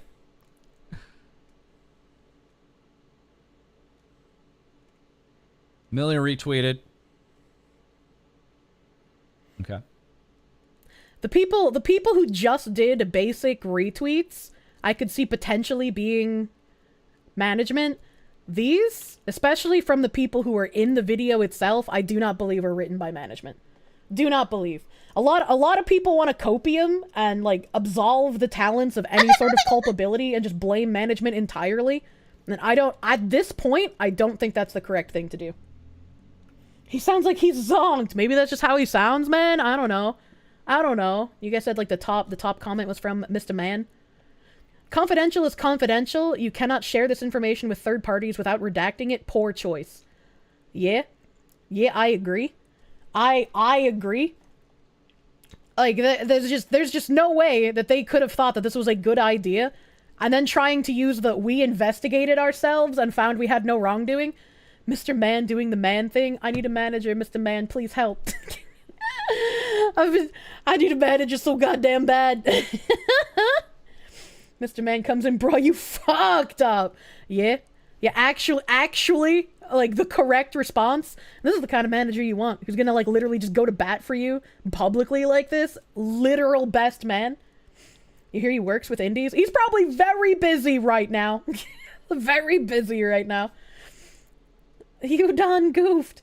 My internal investigations. Yeah, US government can get away with it sometimes, but you're not on that level yet. You're not glowy enough. He worked with XQC? God damn. God damn, that's kind of nuts. Just because he managed XQC doesn't mean he can handle you, though. I don't know, man. I feel like if you can handle XQC, I'm like small fish, right? Said that working with Doki is nothing in comparison. Oh, I'm sure she's much easier to work with, to put it in a nice way. I think False said he was a few bids back, a good reputation. I've only heard people talk about the good reputation of her manager. I had no idea that this was her manager's name, because everybody just calls him Mr. Man. I guess it's got Renaissance Man in the bio. Why don't you ask Doki for advice? She looked at several top managers and could help. I feel weird asking people that I don't talk to for advice, or for help, or for anything. I'm just not good at talking to people in general, and then like reaching out to someone who I don't talk to for advice is just, I don't know, it's weird to me. Especially since, like, as a small VTuber, I did reach out to people for help and advice, and they don't respond. Which when I was a very small VTuber, I'll never forget, Ayumi. Ayumi is a depressed sister VTuber. She was the only person to answer my DMs and give me any sort of advice. And so even though I don't really do anything in her content sphere, we probably wouldn't, don't let your woman brain get have in the way correct of using content my to like brain collab do with each things. other. I'll always be appreciative of her for responding to a DM when I was tiny and needed assistance. Very, very great lady. On one hand, I do want to reach out to people. On the other hand, chat, all the VTubers don't hang out in the same Olive Grove. Olive Grove. I want Olive Grove all to myself. And then we have the Niji Sanji CEO's response that they put out. Please play.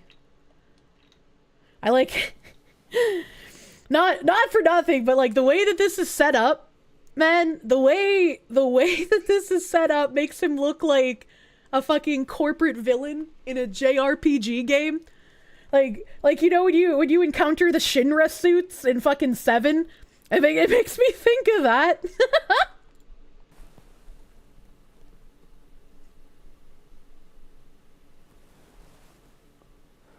Hello, I'm Rick Tazumi, CEO of Anycolor Inc. I'm making this video to speak directly to you. And I will say, since this is an English branch controversy, and he's probably used to speaking mostly in Japanese as he is Japanese, I appreciate the extra effort he put into in doing this in English to speak to the English audience. Raid. What the hell is this spicy I will raid? give him that literal 1+1. Hello, Raider! Skyhime, thank you for the raid. And I think Helen Razor, you raided earlier, and I didn't thank you because I was rambling about this. Thank you. Thank you for the raid earlier. Morning! The fans of Nisanji EN and everyone who supports the VTuber industry. First of all, I deeply apologize for causing concern to many people. Please allow me this time to address your concerns. First, let me apologize for a misunderstanding caused by the notice published on our investor relations page on February 7th. Do I believe him? No. After announcing This is for investors once again. This is not meant for us. This is again meant for investors. Termination of Seren's contract, we received questions from investors regarding the impact this would have on company performance. The notice was published to respond to investors. In the notice, I don't believe his apology, but I'm going to push back on you again, Proctor. Silly it's worth woman. noting his bow says a lot about the situation. He bows with his hands behind his back. That's one step above prostrating yourself on your knees. It's the kind of bow you do if you've gotten caught committing adultery or after some dreadful breach of moral conduct. If Pulp Fan's still in the chat, he can feel free to expand on this as well. This is just Japanese businessman posture. This is just normal Japanese businessman. If you watch a lot of like business stuff, when they stand, their hands are behind their back. This is just normal. You'd bow too if you lost 250 million. The deep bow at the waist is also how you greet people who are in a position above you. And he's greeting the investors in this video, who are people that he is beholden to. It is a sign of respect, and it's part of their culture.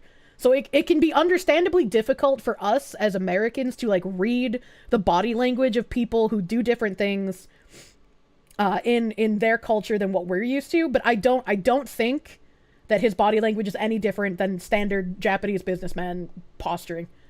Japan day tripper. It's normal, nothing special. The deep bow is somewhat an apology, but it's not a special bow. Yeah. The fact that they didn't include JP subtitles is a huge deal. They're trying to keep all the information about the controversy from the JP side. All the JP comments you've seen have been very confused. Interesting. I wonder why they would be trying to keep it specifically away from the Japanese side finding out about things. Maybe he doesn't deserve that +1 for doing it in English. I figured he was doing it in English to sort of like make the apology seem more sincere to the English audience. But yeah, I guess they could have included the subtitles. Why would he do that? JP management isn't nearly as horrible, and you're sure most investors are JP? Probably. This man needs a Dolgeza? I don't know what that means. Definitely to keep the controversy quarantined. That'd be pretty scummy. If it was a real deal, they would include Japanese subtitles. We unfortunately You should use take your the meds. expression. You can't make me! I apologize to the investors for the inconvenience. But please be assured that the Nemesis prototype is ready for field testing. It shall be deployed to Raccoon City immediately. Oh god, Lolly, thank you for that. Yeah, I just considering the work culture in Japan as well. And again, Pultfan can feel free to correct me if I'm wrong. I don't think in business culture they would see someone making an attempt on their life because of their job as something that needs to be spoken about. He's talking in English to make it hard for the Japanese. Which investors is he apologizing to if most investors don't speak English? The English branch side of things, obviously. As for JP management being better, you'll note that you read apparently Luna, HoloGen 5, had similar complaints about clickishness and a lack of management support from her previous job, which was Niji. Negligible to describe performance impact. Our wording lacked consideration for the situation and caused Nissan yen fans and everyone who supports the VTuber industry to feel that Anycaro Inc. undervalued the impact of Seren's contract termination or Seren herself. And this is pretty much what I just said. Because, like, in JP, that term negligible probably would have been completely fine. But we have a bit more feelings on the matter, I suppose. It should be handled as an internal matter. The idea that you take this stuff public is not really done. They're absolutely not prepared for getting dunked on. Japanese defamation laws make things very difficult to do because truth is not a defense in Japanese defamation. I'm not sure where exactly the defamation would come into here, because it's more to do with, like, they called her firing negligible, which I don't know if that would be considered defamation on her, or if it would even, like you said, since it's not something they made public, if it would even be normal, question mark? Hertz brand equals defamation, yeah. The defamation suit is being settled in the US, you believe, not Japan? I don't think there is a defamation suit against Niji right now. You just bought this stock, first time since 2008, there goes your savings. Wait, why did you buy Niji stock right now? Why did you buy Niji stock? I deeply regret this outcome and will be rethinking how our communication in English is done. Without a doubt, Seren was integral to the growth of Nissanji EN. As a company, it is truly unfortunate that our relationship ended the way it did. The backlash from the community, which is probably causing them to freak out and panic with all these rushed statements? Very possibly. Very possibly. And it's like, I guess it's good that he's saying she was integral to their growth. I don't know if he actually believes that or if he's just trying to give some sort of placating statement. I was like, I see corporations giving statements, and I'm just like, I don't know how much I believe what you're saying. Man, help. We regret that the notice we published on February 7th was worded this way.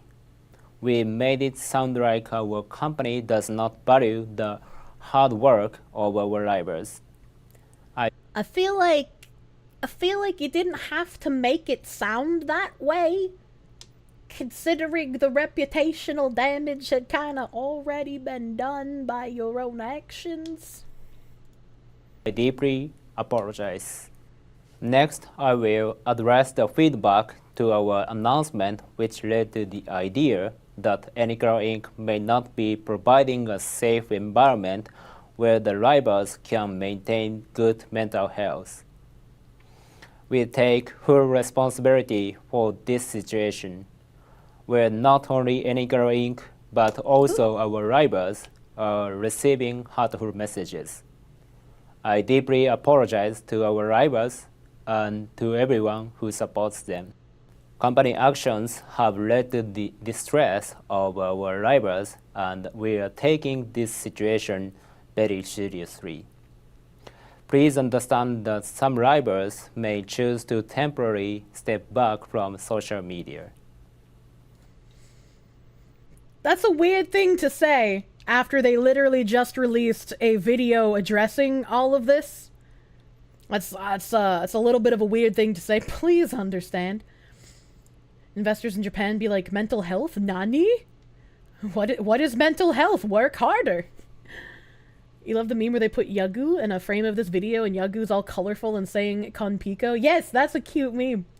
Curious about how the Japanese fans of Niji-sanji would react if they had access to accurate information about this? I'd be curious as well, but I'm not sure if we would get that. Some livers have been told to step back from social media. Some livers have been told, don't speak. I swear to God, if you can't handle a native Japanese man speaking English, I'm gonna start beating you with banhammers. Yeah, I don't think he should be made fun of. He is trying to speak in English. I agree with Japan Day Tripper if he's saying that, like, if they thought this was a serious thing, they would have put the subtitles in Japanese. But, like, he's at least trying. He is at least trying. Please shut the fuck up, management. Yeah, again, I do not think management told them to make that video. I think they did that all on their own. I do not think management had a hand in that. The management team continues to communicate with rivals to provide any and all support in every way they can. We will be implementing several new internal systems to ensure the right... He's a CEO, he has to do more than trying. I'm saying in regards to speaking English, you illiterate chat. In regards to speaking English, he is trying to speak it. This is not his native language, and he shouldn't be made fun of for speaking in English. I make fun of the guy for talking in a non-native language? Yeah, exactly. You're not a native English speaker and you think it's embarrassing that a large CEO can't speak it? I mean, he might not have much of a reason to speak it. I was like, I'm not gonna demonize him, dude. This is exactly the time when you hire someone to coach your ESL CEO to properly say livers, so the public statement can be heard as, it is important to help our rivals. I mean, maybe I'm just used to hearing ESL Japanese, because, like, I can understand what he's saying without listening to the subtitles, or reading the subtitles, rather. To clarify, he bows with his hands behind his back. Holding his hands behind his back while standing isn't the issue. It's when he keeps them behind his back when he bows, rather than bringing them around to his front or sides. Hands aside, it's a Saikere bow, technically aka a deep 45-degree bow, designed to show extreme regret, deference, or remorse for a major mistake. I mean, yes, he is apologizing in the statement, so he would be doing a deep bow. And I don't know. Again, like Japan Day Tripper, Pole Fan would probably know more about this as well. But like I don't think him not moving his hands to the side is really a sign of much of anything. Nijisanji was supposed to be a streamer factory official or something? No? What? What? The level of English in Japan is very low. Like, very, very low. Yeah, I think sometimes we have, like, an erroneous view of how English proficient other people are. All of you are acting particularly brain damaged. The guy's not practiced in English. Can we fucking focus on the slimy corporate content of the words besides the accent? Yeah, exactly. Exactly. Subscribers can resume streaming activities while maintaining their well-being. Also, by establishing things such as better reporting systems, we aim to create an environment where we can better identify and resolve issues more quickly. Next, I would like to address the concern that has been raised by fans who have been supporting the VTuber community regarding whether Anycolor Inc. has been supporting Nisanji EN enough. Regarding YouTube content, we did not have official programs available until fall last year. Which seems like a major failing of management. It's like, how? How did you not have it for so long? The bowing rules are not always 100% followed to the letter of the different kinds of bows. The guy talking about bows isn't wrong, but it's not like you think, oh, I will do this bow, you just bow. Yeah, that's why I'm saying, like, it's very clearly he's doing it as an apologetic thing. That's why it's, like, more deep and he holds it for a second longer.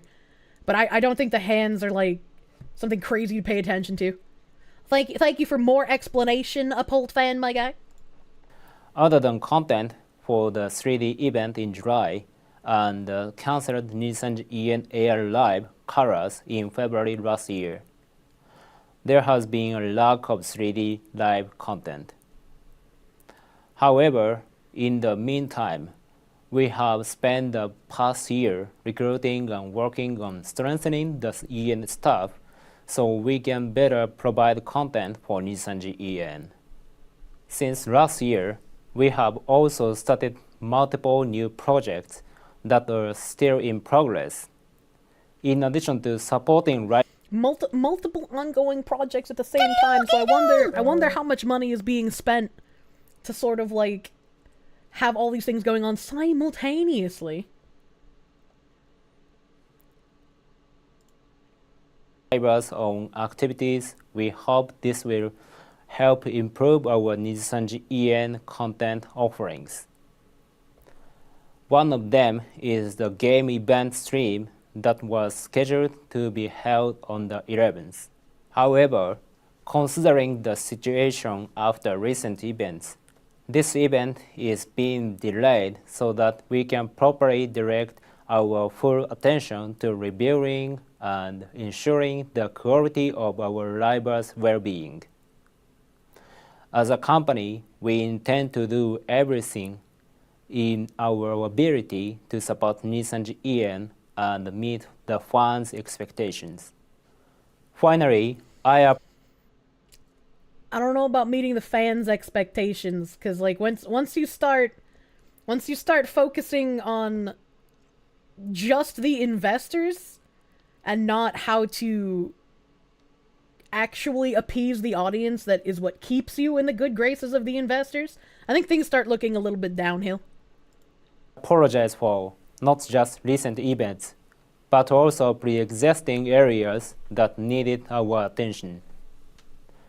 Our rivals are irreplaceable, each and every one of them. Beyond being business partners, they are the most important individuals that we must protect as a company. To everyone who has and continues to support the rivals, I am very sorry that situations were allowed to arise where our dedication to their well-being was not clear.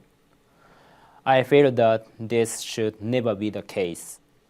Once more, personally and on behalf of our company, I apologize to you all for causing concern. I just don't believe you. especially with the, like, we investigated ourselves and found no wrongdoing, like, I don't believe you, man. This is the, like, saving face kind of culture thing, where it's just like, we can't admit that we actually did something wrong. It's going on for 3 years! Yeah, it's been kind of fucking crazy, dude. With confidence, you can say Kirsche is the most adult-core VTuber you follow? What does that even mean? What does that even mean? Blizzard said the same thing? Yeah, right? This man deserves no benefit of the doubt based not just on this, but his JP history? I don't know anything about his JP history. I just know about how he has acted as far as Niji Sanji goes. As Anycolor Inc., we will do everything we can to ensure that we create and maintain an environment where the rivals can succeed in their creative endeavors. This is where it's like the apology bow, where he holds it instead of immediately coming back up. But also, Pulpfan, the fact that this rose up to the CEO means that some managers are getting chewed out hardcore.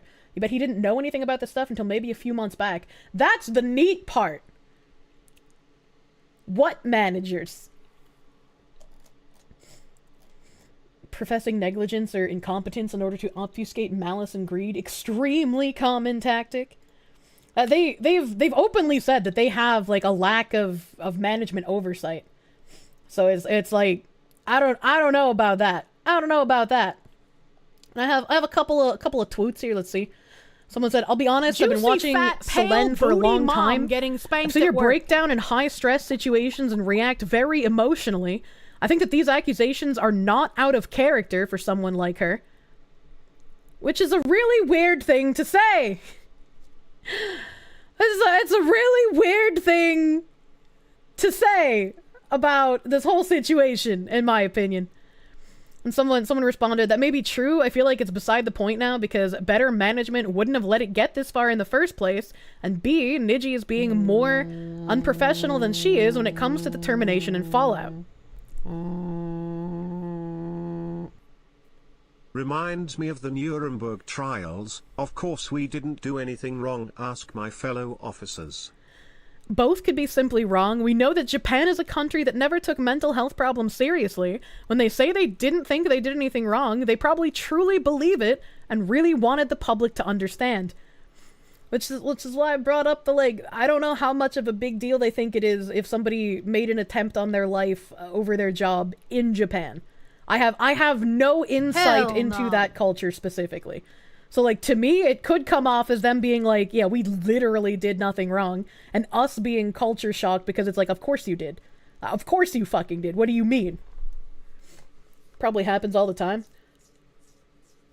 Selene is at worst a bad fit for their bad company. She's so much better off where she is now. I'm very happy to see the success that she has been given and the support from everyone. I was just like, god damn. We got another tweet. Let's see what this one is. Elira, along with Fish right now, is the oldest member, the foundation, and one of the most respected in Niji Sanji En. I don't think I'm too far-fetched when I say Luxium members like Vox and Ike are pillars next to her as well. I believe in their credibility. Now we wait for the video from Riku himself, and then they post the fucking readers added context.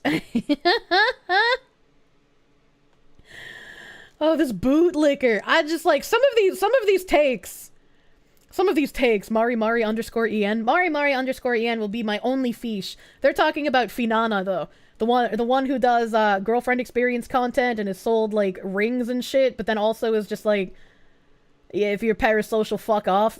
It's kind of weird. Educate yourself, yeah. Just tuned in. The first thing you see is the gym jello. We were going over jello apocalypse at the beginning of stream. Famously respected person Finana. Here's the Hex Haywire tweet. And quick blink twice if you need help. There are a lot of people that think they're being meat shields, and I really don't think so. I am very much in agreement with False here. I think these were put out by the talents themselves with no coercion. I think you guys gotta stop huffing the copium. Remember? In Japan, that's probably just a Friday at the office. What the heck? You missed the Jello guy? Holy shit, that whole dub thing pisses you off. Yeah, yeah. I was unfortunate you weren't here because there were a few things like in Japanese where I was like, well, I'd be great to have Pult here to see if he could provide the correct translation.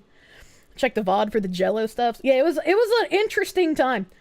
And it's like I don't believe the dub company when they say like, oh, we're gonna fire him for professional misconduct. And they're like, well, we have all these checks and balances that people have to go through, and that's why a lot of his changes didn't make it through. But there's only 2 examples of changes that he claimed happened that didn't. So we still have no idea how much they changed. And the Jason guy is like going around liking all of these comments, calling this like Gamergate 2 and shit. I don't believe him at all. I don't believe him at all. We had a 4chan post where they were like analyzing the voices in the video. It was like, people were trying to analyze and see whether they were like AI or whether it was like other stuff. And someone said, you're brain damaged and don't know how to analyze what you're looking at. They're cut off at 22,050 hertz because the source audio is an AAC stream in an M4A container at standard CD quality at 44.1 KZ. I can't remember what that's a fucking thing for, but I know what it is with audio. Sample rate, which means its Nyquist frequency is half that. I did my own analysis. If you're going only by the bright parts, all you're doing is analyzing the frequency of voices talking. Congratulations, you proved that females and males have different harmonics and thus different timbres to their voice. What a mystery. What you want to be doing is analyzing the ambient noise of the rooms they're in, which is found in the silence between the speech. In pick-related, the left half is Elira's room silence, and just to the left of my cursor is Vox's room silence. Taking into account the fact that they're likely using different microphones and different audio setups, there's no appreciable difference in the silences. 0 to 400 hertz is a good place to search for low-frequency room vibrations. You love when 4chan does this? Same. I love when the weaponized autism comes out and kicks things. I fucking love it. I love 4chan schizos. Bro could be working for the FBI, but instead he shitposts about VTubers. You gotta love him, dude. You gotta love him. And then, I think, let me just make sure because I have my own audio Rain Man. I don't remember. I don't have Ziz's post up here. Ziz said something about it too. He said something about it too. Manya. You bow to the autists and their abilities. I'm sorry, Ziz. I didn't clip your message. God's weakest artist! That's me! This is the people that leak military secrets on World of Tanks. There were also people who were claiming, because, like, Scarl had hearted a Kuro Sanji comment, they were saying that, like, she's going to be graduating, she's leaving, etc. Her moderator came out and posted, hey guys, she's not coming back, just for anyone that comes in here. For anyone stumbling in here, her bio has been like this since her final stream. Please don't speculate. They're talking about the Twitter bio for the past life where it just says, see you soon. So there was a lot of speculation with Scarl because of that heart. The moderator has said, like, hey, don't speculate. This happened like while False was live. They're also saying that because her Twitter was glitched and it kept disappearing. Oh jeez. She'll get reprimanded for it. I mean, it's already been revoked. So, oh, thank you, Ziz. Thank you, Ziz. You cute. I do not understand. We installed the happy worker nets outside of headquarters. What more do they want? So Ziz is my audio Rain Man, and he said they all have good gates, so there's not much floor noise to even analyze. What I have seen looks fairly normal, and there's not any unique differences. The image only shows that yes, different people have different voices. I'm not confident giving a definitive answer. There's not enough evidence to prove or disprove it. So, for the people speculating on the audio wavelengths of the video, we had an anonymous schizo and then my own audio autist. Can't really do anything with it. Did I see Chris Hansen from To Catch a Predator made a video telling Vosh to knock it off? No, that sounds fucking hilarious. What the heck? Her chance to get away from Aster. Oh my god. Did you see the Chris Hansen? No, what? Someone's gonna have to link that, dude. Someone's gonna have to link that. I have more Niji tabs. This is a comment under EK's recent VoD, and I think everyone should take a read. You can come to your own conclusions about what you think the company is and isn't, and what livers are and aren't. I won't stop you. Hi, talent manager here, not for VTubers, but content creators. If there's one thing I've learned in this industry, it's that there's always two sides to a story. As a manager of content creators, I represent creators, and I can confidently say that many creators can and have been forced to post things they don't want to due to the contracts they are signed to. And he's not wrong. He's not wrong. There are people who are forced to post things that they don't want to. However, based on all of the inconsistencies that we have heard in the video from the livers, all of them making statements of support, what the CEO said in both the text statement and in his video, where it seemed like he was caught off guard by specifically what they shared in that video, I do not believe that this was a coerced thing from the company. All of you who are saying he's a grown man and can make his own decisions obviously have never worked with contracts before. Once you sign a contract, you're stuck with it unless there's a clause that says the creator may terminate the contract if the brand or agency fails to comply with said agreements or deliverables. I'm not going to claim to know like what the termination shit is because I don't know what Niji contracts look like. But again, we have Vox directly saying graduation is always an option. We have multiple graduations and terminations beforehand, where they were just let go because the company didn't want them there anymore. If the company issued an edict of you make these posts or you get graduated, and they said, graduate me then the contract would be null, would it not? Because the company would call their bluff and be like, okay, we're gonna fucking graduate you, get out. Aren't contracts public? No. Sure, but if they haven't signed a non-competition clause, there's nothing to stop them from going indie. An NDA is not a non-competition clause. It's just like you can't talk about company internals. Like when I was contracted with GameForge, I had to sign an NDA. The non-compete is not even something that you guys should be talking about. There is no non-compete clause, and I can say that with 100% confidence because of Mista, because of Nina, because of Sayu, because of Doki. Like Doki and Sayu are still indie, but they're in the same industry as VTubing.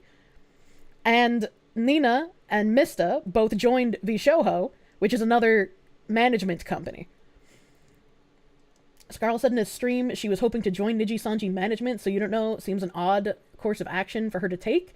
If she did intend to do that, she's walking away from a company she feels invested in. All you know, she doesn't suffer for she's been a good bean to most of them, one of the fun VTubers you've ever known. It's like, I'm not gonna be wishing terrible things on people. I'm just saying, I think some people need to come to terms with reality that while Niji Sanji is a bad company, that doesn't miraculously make everyone who works for the company a perfect little angel. Like pro wrestling, graduation means leaving on what's considered good terms. Termination means fired. I'm just using graduation for both because like I'm not gonna make the distinction here while I'm just talking. Don't think you could say that. Sayu was fired. Nina and Mista could have left on the contract ending.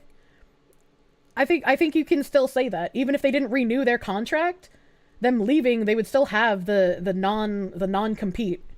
It would still be in action if they have like you can't go to another company for X length of time. Does telling talent, I wish you stay in Niji Sanji forever, constitute harassment? Probably. Probably. Graduation and termination are a bit different. They are different. Like I am aware that they are different, but I'm just like, I'm not talking on a prepared script. So if I say graduation and I'm talking about a termination, like you guys understand what I'm talking about. This is assuming that Vox is telling the truth, and 2, every contract in Niji Sanji is the same. I wouldn't wager that every contract is the same, but they're not going to give some talents non-compete clauses and other talents not have them. Because when the talents are brought on, they typically are starting from scratch or have like a small background to come from. Not everyone comes from a large background like oh god, who can I like Gura, right? Is there a term for non-compete that only applies during the duration of a contract, like no moonlighting? Possibly, but even then, if they get terminated, they're not going to be under contract anymore. How do non-competes even work? The only things you hear for it is if you basically cannot sell code you sold to us to another company. It depends. When I was with GameForge, I had, like, not a real non-compete clause, but because GameForge was paying me to play an MMO, they were like, if you are going to play another MMO, we would just appreciate the professional courtesy of you giving us a heads up. Some other companies could have put a non-compete clause on me and been like, if you are going to get paid to play this MMO under us, you cannot play any other MMOs while you're under this contract. Will kill your identity serves the purpose of the non-compete to the company from what you can tell? That also doesn't matter. If you can be just as successful without the identity that the company gave you, it doesn't matter that much if you lose it. If the Vox audio wasn't him being abusive, he would release it. After all, the three of them released anything they could to misrepresent Doki. He said that she recorded him, so he doesn't have the recording. Can always weigh the expected outcomes of breaking a contract, plus getting tons of support for leaving versus keeping the contract at a certain point. It makes more sense to break it regardless. I agree. Non-compete is usually one of two types, bullshit, or hey, you develop the super specific tech and you can't work in the same field for X years because then they get the tech. Yeah, non-competes are not very common in my experience. I'm more concerned about the how they got the talents to make such a stupid statement, be it coercion or self-report. I don't think they got the talents to make them. I think the talents wanted to make this statement. Time for you'd have a non-compete if you is when you leave before the contract ending? What? Vox complaining about recording when it sounded like the recording wasn't about him, it was about the treatment she got? What? The recording he was talking about is that Doki recorded him at some point. So I'm not sure what you're talking about either. Non-compete clauses are really just for sales managers who have personal relationships with clients to keep them from taking those clients when they leave, and engineers to keep them from taking that tech to another company. He stated that it was about him. Yes. He stated that she recorded him and then she held on to it for over a year. We're getting too sidetracked. I feel like chat's memory is worse than mine. Man, yeah. Where did I leave off in reading this? I've seen so many fans cancel a creator without any solid evidence. All Niji-Sanji VTubers are locked in with a contract that they can break. It's highly that Ike is legally required to post things like this if the company says so due to the contract. And this is what I asked Sean about, because I don't think this is something that goes into a contract. I don't think this is something that goes into the contract. I don't think a company can put in their contract that you must defend brand, you must make public statements to defend brand when necessary. In my opinion, I don't think that would be legally enforceable in a contract. And so even if it was in the contract, it would just be the talents not understanding how contracts work.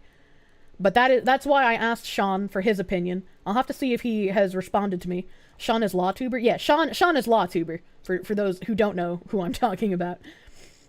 It can be put in a contract, but companies like to pretend and threaten you. Yeah, like they can put things that can't be enforceable in a contract just in order to scare people who don't know what they're reading.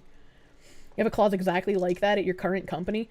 I mean, it holds no weight. You don't have to abide by that clause. They cannot enforce that legally.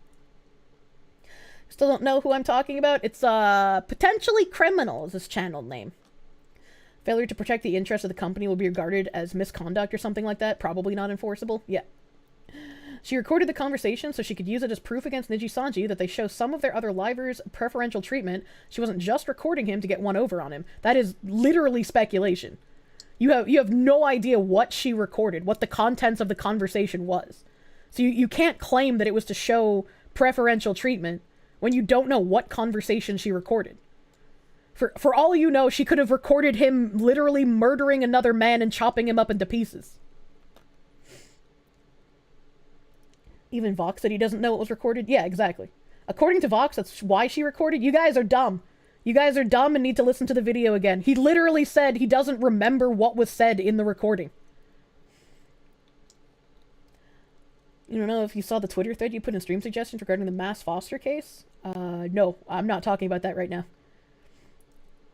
Vox doesn't even know a conversation was recorded. Yeah, exactly. So it's just like trying to claim you know what the conversation is just like, you're being silly. You're being silly. No. I can't leave a giant paragraph because then I keep forgetting where I was. I keep forgetting. If you try to say just break the contract and choose a different career, he might not be able to unless Any Color has it written in the contract that he's able to continue as a VTuber outside of Any Color under a different name. That's most likely not the case here, kids. Ike literally has no choice or say in this as long as he's signed a contract. He'd be in more legal trouble than what's happening right now. This is where this guy is being silly. Because, again, we have 4 people who have left the company. Sayu and Doki being terminated and are indie VTubers right now. I feel like if they were not allowed to join a company because of a non-compete clause, one of them would have been able to say that in their expressions when they left, right? Sayu had a massive fucking document talking about all kinds of things that happened internally. Why would they leave out something like a non-compete clause in that document? I do not believe that Niji has one of those. And again, I'm going to say Nina and Mista, even if they graduated instead of being terminated, they are working under another company. Again, proof that there is not a non-compete clause because it would usually carry over for some period of time after their contract ends. There are multiple JP Niji members that joined other corpos. The non-compete does not exist. It does not exist. It is not real. You don't think they have a non-compete, they just have an NDA. And an NDA is not the same as a non-compete. NDA is non-disclosure, that's you can't talk about certain things. Non-compete is you can't join other companies in the same sector. If she recorded him, he's probably one of the bullies, self-report. I don't feel comfortable calling him that, because I don't know what she recorded. Doki consulted a lawyer prior to her being terminated. If she wasn't legally allowed to start a new channel, he would have told her. Also that as well. For all of you who are writing L, disappointed, don't come back, you are no better than those who are the supposed bullies. You're literally worse. What? You call yourself fans, and yet here you are on a live that has nothing to do with the current situation, writing all these horrible things. It's laughable, and you should be ashamed of yourselves. I think I don't want anyone to be harassed, obviously, but it's understandable that when these 3 livers decided to put out such a fucking tone-deaf and retarded statement on the matter, that people are going to be in their live chat really fucking angry about it. Really fucking angry about it. What you're doing isn't supporting Selene, you're just being an asshole. Supporting Selene, supporting anti-suicide does not justify all the things you're writing to him. If something happens to Ike, just know that you were a part of the reason. I hope you can live with that. Everyone is innocent until proven guilty. There's always 2 sides of the story. Think before you write. You might regret it one day. I don't think saying that the talents have fucked up is harassment. I don't think saying that putting out this statement circling the wagons when they literally can break their contract and go indie, but instead they are dragging someone under the bus is being harassy at any point. It's Ike like Mike. Well, I'm saying Ike because like Japanese, right? I said Ike at first, but I was like, that just sounds like the Canadian fucking little brother of Jew Kyle from South Park. That sounds weird to me. Criticism and mockery are not harassment. Absolutely. Absolutely. They decided to take it to the court of public judgment, and I say nay. Yeah, pretty much. Think before you write. The guy who didn't think before he wrote. Yeah, it's just, you're sick of these. I can't believe people are being mean after our statement post as if they didn't know it would happen and aren't just using some nerd saying dumb shit as justification post hoc. Yeah, I, again, agree with you. Pult fan don't miss, only says true things. we got the commie. The commie obviously putting in their take here as well. For people who don't remember Aurora Maki, they're the person who responded to the NFT VTuber Awards, not the Fillion VTuber Awards, but the one where I interviewed the CEO, and they said that if they were to win an award at these VTuber Awards, they would talk about LGBTQ rights and free Palestine on the podium. Y'all think Do you know any Niji other is coupled dumb, sex kittens but that every Kirsche step elder they're org? taking right now is to help them build their case. None of this shit is random, and none of it is for their reputation. Niji leaked Selen's case documents so the livers would get upset by what they saw. This is plausible, right? I said this was plausible earlier. Not a confirmation, but very plausible. Selen is building a case, and she's going to be pulling out all the stops to help her win. Legal battles are messy. Niji knew this and used it, hoping to isolate her. What better way than to remove all trust from people who may have gone on to defend her? The CEO apologizing is necessary to sway a court and investors. It wasn't for us. The live stream was a distraction to ensure they have fans bickering aside instead of standing against the company. Corporations do not play. Winning the lawsuit is their main priority. The rest is smoke and mirrors. I think all the talent involved have been mentally abused and victims of Niji's corpo bullshit. At the end of the day, we do not know, and probably never will, but no one should be attacking these talents for any of it. The corpo is to blame, and that's the end of it.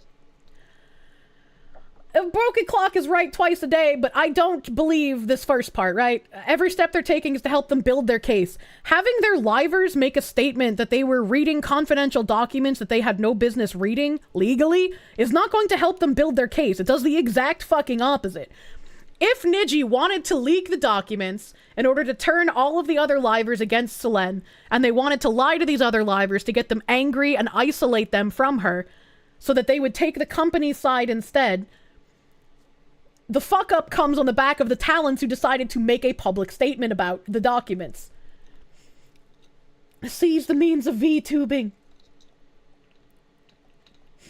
There's no way for Kuro to just beat Doki in a lawsuit. They're playing by Japanese rules when they should be using American tactics. I think it would be Canadian, because I'm pretty sure she's Canadian. I could be wrong, but I'm pretty sure it would be Canadian law, not American. Do I have the V Gumiho tweets about the matter? She's close with Doki for a long time and tweeted about the video as well. I don't think I do. I think this was the last tweet that I had on the matter, and I was gonna ask Proctor if he had more information on it, because I know he did a stream on it yesterday.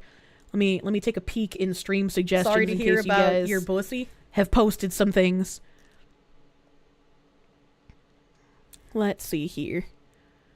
This is illegal. Doki's reaction to finding out about what was said last night in Elira's stream makes it sound like Doki is going to return fire.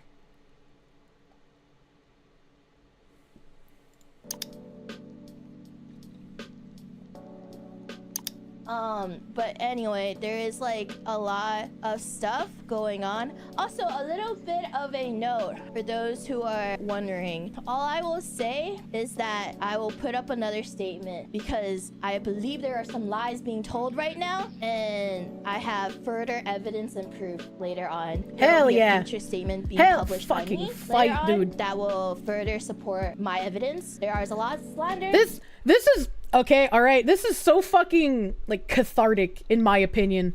To see someone not only being like, okay, this company is slandering me, these other people are coming out and saying things, and instead of just being the good little girl in the VTubing community like I'm supposed to be and shut the fuck up, I'm gonna return fire. I'm going to prove what they're saying is bullshit. And I fucking love that. I absolutely fucking love that. If people are slandering you, if people are threatening you, absolutely release those fucking receipts, dude. And it's hard sometimes, and there's a lot of reasons why people don't or can't. So it's like, fuck, it's so cathartic. I love you, little bird lady. And a lot of lies going on right now. I'll be publishing a future statement in the future regarding it, which I have evidence and receipts as well as backed up by my lawyer. And regarding God, we love receipts. We love receipts. There was a signed legal consent between me and the management that it was just going to be between me, my lawyer, and management. But the fact that they release that to others is considered illegal because that was not supposed to be seen by anyone else, and it was signed by me, my lawyer, and other lawyers. I can say this because my medical history and my medical documents and everything that me, my lawyer, and other people that were involved with, it was all signed and agreed upon. I do have more evidence and more receipts. And I like how her old model just looks permanently smug while she's saying all this. Oh god.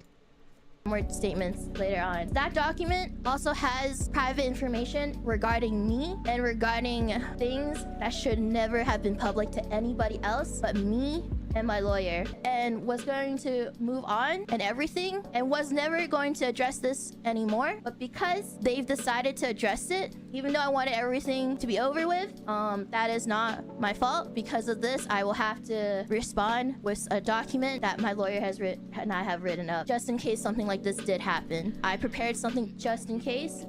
Any VTuber that gets terminated from a company, if you are wrongfully terminated, if you've been thrown under a bus, I implore you, get a fucking lawyer. Be like Sayu. Be like Doki. Fucking drag them for what they have caused to you. Do not be complacent to just take all the mental anguish on yourself. Lawyer the fuck up and sink that yacht, dude. But I was going to keep it quiet and keep it private, and because that has happened, that means that I am now required to release my story and release my statement. I'm very, very saddened that my privacy was violated with this, so I try to leave on as good terms as I can. I'll also say that I've heard slander about me behind the scenes and outright lies being told about me, but what they do not know is that I have receipts that this proves a lot of things that were said about me behind the scenes. Oh it's God, you love to fucking hear it. That will have to make it public later on. I really do thank all of you guys for being here, for believing in me. I just got a friend that messaged me that they're there for me with all this happening. So it's really reassuring to know my friends are still there for me after all of this. It's really sad because I was really looking forward to Neopets. Was really looking forward to this tweet about this. They took Neopets from us again. It really says a lot, though. People would try to bring down others when people are ready to move on. It really says a lot. That's a very good fucking statement. Holy shit. I love to see it. You know, her lawyer's eyes are shining right now, honestly. Fucking honestly, dude. Neopets is the unheard victim. It's surprisingly easy to hire a lawyer. Yeah. It's really not that difficult. Monthly goal out the window. Oh my God. You don't care if you have to implicate us illegally. Stop the Neopets stream. Punish Doki. A woman denied her Neopets. She'll be the #1 Neopets lady. #1 Neopets VTuber. I'm very glad that she has people that are still talking to her and reaching out. That's like, I always feel weird, right? Because it's like, I'm a literal fucking who. I don't know these people, but it's like, if I'm in a mess, I think I would feel like happy that I get messages of support. But I also don't want to like reach out to someone that I don't know and be like, hey, oh, if you need anything, fucking like, I'll try, right? But like, what am I gonna do? I don't know. What the fuck is going on in the VTuber world? Motherfucking Josh supports Niji because of total VTuber death. He is blinded by his hatred for the anime people. He has no idea what's happening, dude. It feels like half the internet is talking about the whole drama scene. I mean, it's a big fucking deal. It's a big fucking deal. Unironically. Let me peek back over at Discord just in case there's more stuff here. Just in case there's more stuff. Oh. I don't know what this is. Proctor posted something. What is this? What is this? It hurts so much to see my friend be hurt so much nonstop by shitty people. Who is, oh, this is the V Gumiho. That's V Gumiho. 1207? 507? Why is that twice? Why is that there twice? Isn't it embarrassing? Nowhere in my friend's tweets did it say who bullied her, but they just low-key outed themselves and others in their stream. Like, wake up. Yeah. Yeah, when they read off the names that were mentioned in the legal document, I was like, baby, what is you doing? You literally just outed who was, like, doing shady shit. I'm not gonna call it... allegedly, those would be the bullies, right? But, like... Falside released a video with Doki response 4 minutes ago. There's a new one? There's a new one. Oh god, false. VTuber smacks down agency lies. YouTube. She just wanted to play Neopets. That being Doki Bird, who in the past week has racked up over 500,000 YouTube subscribers. This originally being an end of the year goal for Doki Bird, and this all occurring after a shocking stream last night by Nijisanji English's Alira Pandora, hosting alongside Vox Akama and Ike Eveland. This 15-minute stream, possibly pre-recorded, was regarding the termination of Nijisanji English talent Selene Tatsuki, who has now returned once again to her indie VTuber account Doki Bird. This stream accusing Selene of numerous transgressions against Nijisanji. But as you can see at the chat to the right, by the end, the audience was not having it, rejecting the message from the 3 Nijisanji English livers and remarking, L, so scripted, and Zion was right, you guys should not have done this. Alira Pandora's original notice of that stream receiving a community note stating that Doki Bird says that the only ones that were supposed to have access to legal documents was her lawyers, and any color legal. Doki Bird, at the time of this Nijisanji English stream, kicking off her very first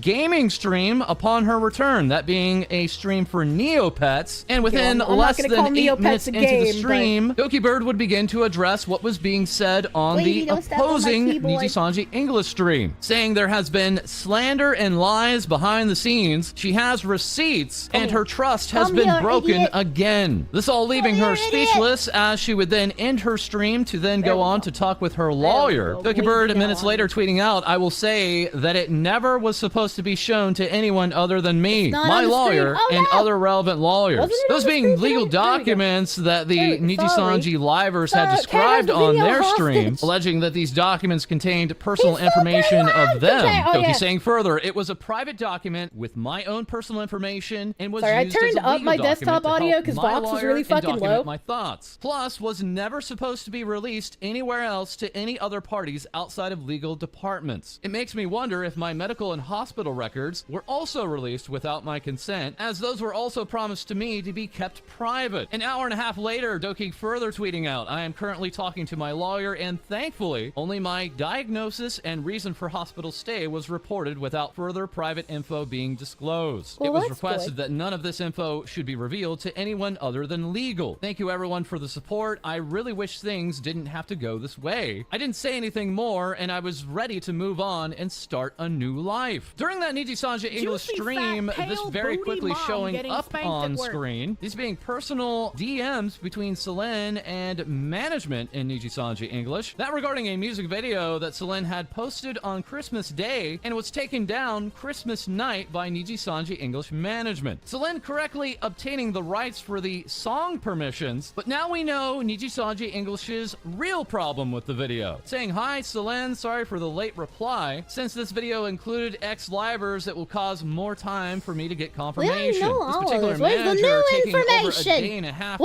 reply to Selene. This music video very quickly showing former Nijisanji English talents of Mr. Rias and Nina Kosaka, both of whom had amicable graduations from the agency. Vox Akama also revealing other points unknown to the public, saying that Selene had been reprimanded by management 3 times. Twice for instances that many had suspected, including a Fall Guys tournament, which was denied by management, alongside an art contest, wherein Selene wanted to pay the winners out of her own pocket, this having also been originally denied. No further details on that point just quite yet. As further, Vox would push back against charges of favoritism, saying that he had been asked by management to take down numerous tweets, but fully admitting memes, but also another astounding exodus of subscribers. Nijisanji English talents from the first to 6 waves alone losing 170,000 YouTube subscribers, more than they had lost in the entire week before. That is the official Nijisanji English YouTube channel also has things. But at the time of this recording, one of the Nijisanji English livers that did not retweet that This is message. like Kyo was Scarlet killing it. What do you Guniguni. That mean? as it was found upon one of her videos that she had liked a comment that simply said Kuro Sanji. That like then later being removed, as then Scarlet's schedule was removed from her scheduled stream, and chat was then disabled. Also not retweeting that message was fellow Illuna member Yo Kaneko, who was set to graduate from the agency this Friday. And we also had observations like this one. Ilara remarking, they just admitted third parties read the communications between lawyers, leaked said documents, and streamed it. What is going on? As then exactly 3 hours after that Niji En stream, Nijisanji English would make this very long tweet saying regarding concerns that have arisen in relation to the current situation. In the stream done earlier by our livers, entitled A Message from Nijisanji En, it was mentioned that parts of information received from Selene and her lawyer was shared to them by Any Color Incorporated. As mentioned in that stream, You kind of hate that I pronounce Scarl like the lizard pet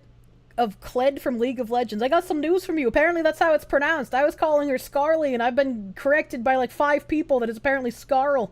So, fuck you, I guess.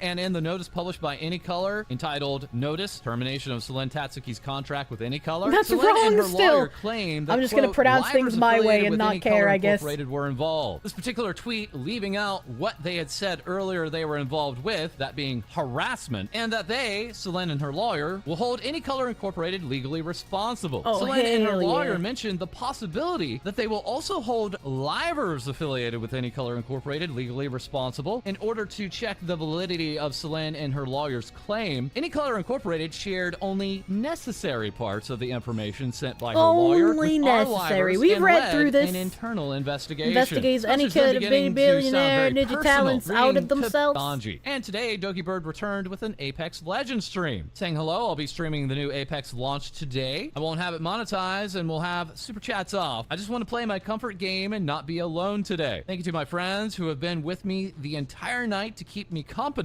Selene saying early into the stream that she had debated about streaming today at all, working on only 3 hours of sleep, stating Oh, further that relatable. gaming helps her with her emotions, and Apex is her comfort game, especially when playing with people. People like Gumi, who joined Doki on stream, saying earlier, it hurts so much to see my friend be hurt so much nonstop by shitty people. And also, isn't it embarrassing? Nowhere in my friend's tweets did it say who bullied her, but they just low-key outed themselves and others in their stream. Like, wake up. Gumi also earlier today saying sitting in comfortable silence in a call together is a love language. People who can't sit in a call together in silence, just kind of fucking vibing. I don't know, man. That's weird to me. You don't always have to be talking. You can just enjoy someone's company.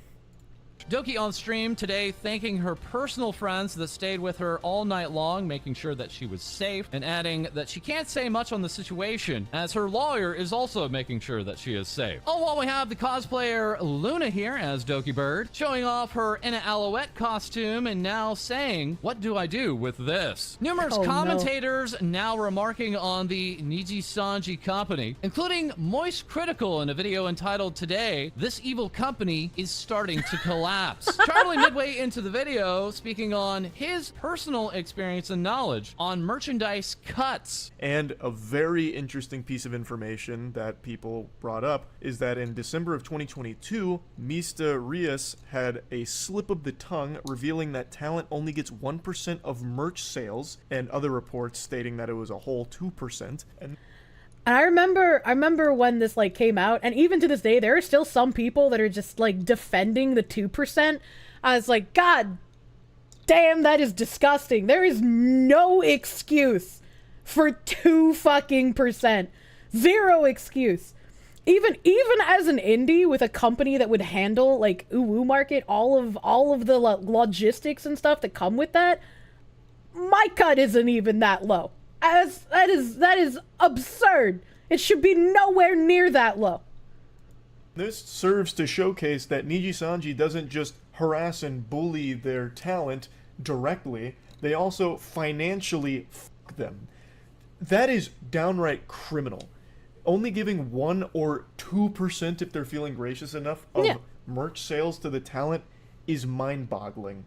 And I saw a couple people defending this. And let me just go ahead and take you in real quick, because it looks like you blew in from Stupidville.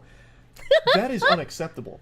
Yes, the VTubers here don't actually own their avatar or anything. That does belong to Niji Sanji, and they signed the contract and agreed to that. But without them, that merch doesn't move. They are still the sole force for why this is that exactly merch what sells in I've the said first before. place, thus should be Thanks, compensated Charlie, fairly. man. If they don't make that tweet about the merch being available, if they don't talk about it on stream, 0 people buy it. And to only give them a 1 or at most 2% cut of that is just laughably pathetic and just it's just depraved, really. This while still available on the Niji Sanji English official store, you can buy the Obsidia 2nd Anniversary Ember plush charm, as it looks like we still have Selen Tatsuki merch on sale from Niji Sanji. Further reactions coming. Wait, why would he shill the Niji Sanji merch? Like, I get maybe some people would still want something of Selen's now that, like, she's no longer playing that character, but, like, why would you want to give Niji Sanji money? And like this one from Kawakarot, saying, this reminds me a lot of when Katakawa fired Tatsuki, that being another Tatsuki, the Kimono Friends still profiting director. off. 'Cause he Oh yeah, I guess released that's extra true. Scenes of the anime. I guess that's true to show that they're trying to like still profit off of her IP even though she's no longer there. That makes sense. That makes sense. Why Selen when you can Doki Bird? Oh my god. For free. The whole studio then quit in solidarity. A huge show. So then, Katakawa decided to have the voice actors make a statement for damage control. We also have, at one point, I seriously thought being with Niji Sanji English was the best way to succeed with numbers and getting myself out there. None of that matters if like this happens. I'm so thankful I have the model and community I do. I did it all on my own. This is an actual show. Domo here with the Dora the Explorer voice saying one of these videos was approved by corporate management and the other wasn't. Can you guess which one is which? Penumbral remarking, I get the desire to say your side of the story, but using other Niji livers as the method of telling it is only going to sweatshop worsen income, the whole absolutely. bullying speculations thing. Someone is every talent is doing better after Niji. That's been my whole point. Like the statement that the talents made has just been absolutely ridiculous in my opinion. My job, then I'd walk. This has potentially seriously damaged their careers with or without Niji. Shoto hard agree on his alternate account simply remarking bruh, while Holly is here saying honestly waiting to find out that Alira, Vox, and Ike said no. We're then suspended / terminated, and then Niji Sanji management used AI voices of them to record a video and upload it to Alira's channel. Ken here remarking any color, but they chose a black screen. And further, there are so many other ways they could have mitigated ruining their PR. Let's say any color management was in the right. In what situation does it make sense to use your talent's channel to publicly display your case? Yes, Alira volunteered to host the stream, but they essentially let her put herself and other talents on the front lines at literally the worst possible these time. are all How not the F does this make any not sense? related at the end. So I feel like we got the most out of this. Is I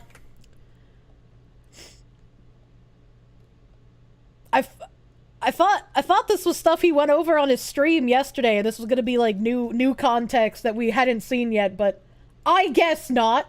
A lot of what we already knew. Yeah, I got clickbaited, man. I got clickbaited. Unlucky. I'm going to Alex. I don't know what that means. Niji cries out in pain, dude. Check the one about the manager hiring requirements and stream suggestions. Is that the K9 Kuro clips? Because that's the only one that looks like it would make sense. This one? Is how involved like everything is, you know, when joining. Because we have like 3 different fucking servers for different. Hold. This is cute. Him smacking the little bug in the jar. Different things. Video Doko. Hey, thanks. Hey, thanks. I always forget to fucking reopen my. It's past 8 o'clock. My brain is dead, chat. And then like, I don't know. I'm gonna let in a little secret. Like, don't tell the people I commission, but Panini like talks to a lot of people for me, right? I'm sure she does the same for you. Like, so you don't have to like really keep on track with everything. So she's like, oh no, he keeps track of everything. Yeah, a lot of times. Like, man, having someone be able to keep track of shit for me would be so fucking wonderful. It is hard to do the level of micromanaging that I need to sometimes, because it's like I can't remember anything, dude. So when when I have to like constantly remind someone like, hey, did you do the thing that you said you would do last week? And they're like, oh no, I'll get it done. And then I'm like, did you do the thing that you said you would get done last week and then the week before? And then they're like, oh no, I just like, oh man. Like managing your volume. I don't know why all of these clips have such horrible audio. I'm sorry. I see them go, oh, can you ask Kuro about this? And then I'm like lurking and waiting for Panini to message me to ask me. But like I've already read the message and I'm like, Funny. No, I have that channel, like currently I have it open and I'm just like, hey. Yeah. Well, I say this summer, but it was like maybe a month ago. I called you and we were gushing about our manager. Okay. We had like a 30-minute conversation about how amazing our manager was. And yeah, we both were like, oh my god, she does this, and she's so amazing. Yeah. And then in the meeting, I'm like, by the way, I had a call with Kuro and we talked about you. Oh my god. I'm like, we were That's just cute praising their manager. That's cute. I'm jealous, dude. Hearing my constant struggle about not having a manager worries you about me potentially saying screw it and stopping for lack of a manager. I've been doing streaming and VTubing since 2018. I have no plans on going anywhere, but like, man, I'm sorry that I'm really slow on some things, and I wish I could be faster. And I wish I knew things that I don't know so that I could do things more efficiently. And hopefully I can get a manager at some point. And it would be very helpful. It would be very helpful. Niji Indonesia might have better managers. Oh my god. And then, I'm guessing this was from the Apex stream earlier? I'm guessing this was from the earlier Apex stream. Stream's not monetized. Apex has always been my comfort game, and I was excited for the new launch for the longest time. Also, didn't want to be alone today, so I hope you keep me company. Please keep in mind, be respectful, show some love. Feel free to look away from the screen while glitch happens. Should it make you nauseous? I don't know what that means. Gumi, Nico. Bye, everyone. Thank you for coming and hanging out. I needed it. I wanted it to be neutral and private, but now the whole world is involved, so thank you for giving your support. Hell yeah. Hell yeah. I'm glad she has so much crazy fucking support now. I am very glad to see people coming out in droves to support her. Was it Silent Sweepa, one of the mods that did the revolt on Selen's channel? I mean, it would make sense if her mods backed her up that hardcore that she would like keep them. Like, wouldn't you want those people to stay with you, right? And she's playing on a potato PC. Oh no, poor potato. I'm sure that'll get fixed real soon. At this point, we'll need to threaten Nimothy with castration again for him to take the manager job. I need someone. Like, I know finding a manager who has previous like content creator or VTuber experience is probably slim to none. But I would like someone with like at minimum like marketing experience, because that is my biggest weakness. I have gotten to the point that I am at with like next to no marketing. I don't know how to do any of that. It's like my main points for a manager would be like I'd really need them to like reach out to other companies for me. I would need them to handle merch for me. I would need them to do marketing. Those are like the big three that I have no idea what the fuck I'm doing. Finally made it home as the VoD kill. It shouldn't be. It shouldn't be.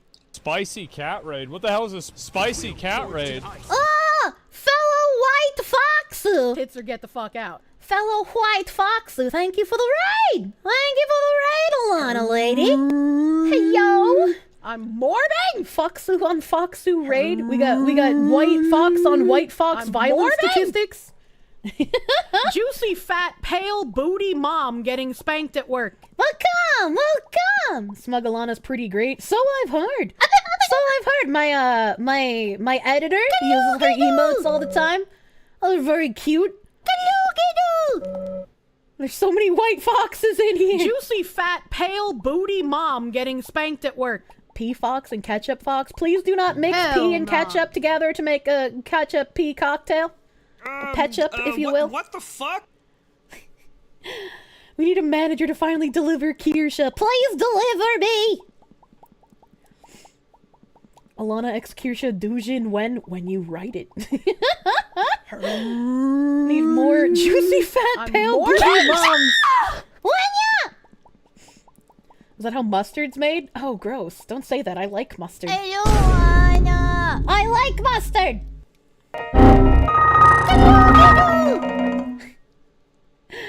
Welcome, Raiders. Alana, I hope your stream was nice. I have no idea what you were doing today, but I hope you had a fun time talking about the Niji drama a bit. You can handle it from here. At work. Oh man, my first half of stream was going through the Jello apocalypse, fucking shitty localizer drama. We've been talking about Niji ever since I came back from protein break. Fucking degenerates. You thought you broke your computer back 20 years ago again. What do you mean? Marketing is a whole big meme by itself. You're supposed to go into marketing, but corpo sales was easier. Sell me to the corpos, JP, man. Dude, it's insane. Dude, everything happens on my days off. And, you know, I just gotta fucking do giant rap. I can never play video games. Too much stuff keeps happening. You gotta piss and eat tacos. Please don't eat the tacos while you're on the toilet, though. I know that would be like piss maxing, but they probably wouldn't taste as good. But good luck. Thank you for raid. Jesus Christ, this really is a Twitch stream. Well, I'm a main Twitch streamer ? Even though for some reason I guess I have more people on YouTube today. Did I ever finish the coffin game? No. I will be finishing the coffin game at some point with Carbifer. We will be doing that. Tsunbaka, thank you for the member. Thank you for the member. Just stream 24/7. I might have to do some sort of like giga weekend streams, right? So instead of like Saturday and Sunday being two different streams, like I just start 3 p.m. Saturday, stream into Sunday to try and finish like the JRPG or some shit. The Coffin of Kirby and Foxu, Jesus Christ. Donathon 2, The Revenge. I still have stuff to get done from the Donathon. What is this next entertainment factory that I've been linked? Had this in the tank for later, but I think now is a good time.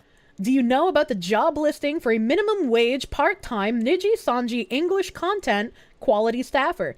If you didn't know about it, buckle up. This one's a ride. AnyColor posted this job listing for a part-time quality control type of person who will be responsible for ensuring digital product quality. Videos, voice packs, stuff like that. Sounds reasonable, right? Let's look at what kind of hire they're asking for. There's actual fucking degenerates. That's probably what they're asking for. Desired qualifications are native level Japanese, fine, just domestic hires. Korean and Chinese skills are a plus, yeah, why not? Daily conversation level English. Maybe there's someone with better English up the chain. This could plug a gap. Let's continue. Comp is Tokyo minimum wage, which is 1,113 JPY an hour on a 3-month contract at the office. Prefer 5+ hour days, 3 days a week. However, the only applicants that would be considered are high school, university, and trade school students that will graduate after March 2025. Nice call. That seems kind of weird. Such a scam.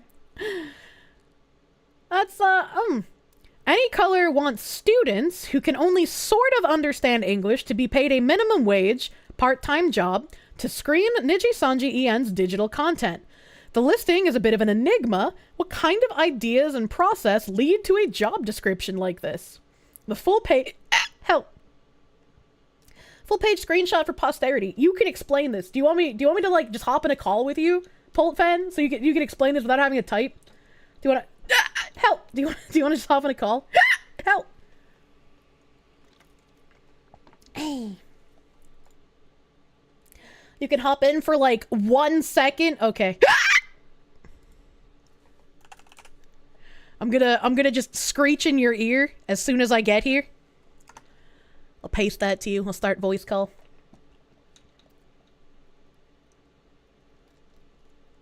Yo, what up? Hey, yo, what up? I gotta mute the stream because I'm doubling up. Okay. No problem. I still got your Fugi here. Oh, it's me. You having a stroke? That Fugi's great. I love it. Yeah, I can explain this very, very briefly. It's not as bad as people are making out to be, I think, because typically hiring in Japan is done on like a yearly basis. So there's a new hire season that's like from April pretty much, and it typically applies to like students who are going to graduate at that period. It's the shinsotsu season, and so if this is as in arubaito, which is like part-time work, what they're doing is like pulling in talent. So they're pulling in new talent who might fit into this kind of section. So it's not like they're going to have these people be in charge of stuff. They're fitting them in as like a huge group into like this massive corporate, thing. So it's not that weird. It is weird that it's just like a part-time job to start with. Normally it'd be full-time, but it's not as weird as they're making it out to be. Yeah, and I mean, to me, and I could be wrong. Like I gave you the page, but yeah, let me see. It says daily conversation level English. Isn't that like a high proficiency? Like if you're expected to have daily conversations, I would expect that to be like more than just like regular conversational, right? It's so in Japan, the way that they do these, it's so the Japanese is Nihongo native level, and then Nichijou Kaiwa level ijo, which is Nichijou Kaiwa is what they mean is daily conversation is like, hello, good morning, how are you? What did you have for breakfast today? Okay. Like that kind of thing. It's not a high level. It's like the second lowest level of English. Yeah, I mean, if they had just said conversational, that's how I would have understood it. But like the putting the daily in front of it kind of threw me off a bit. Yeah, it's because it's a direct translation of Nichijou Kaiwa, which is daily conversation, but we would call that casual conversation. Yeah, that makes more sense. Let me see if there's anything else in here that stands out. 3 months. I pay for transportation.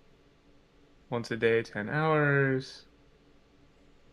大学院専門学校 I can understand Microsoft Office and a VTuber.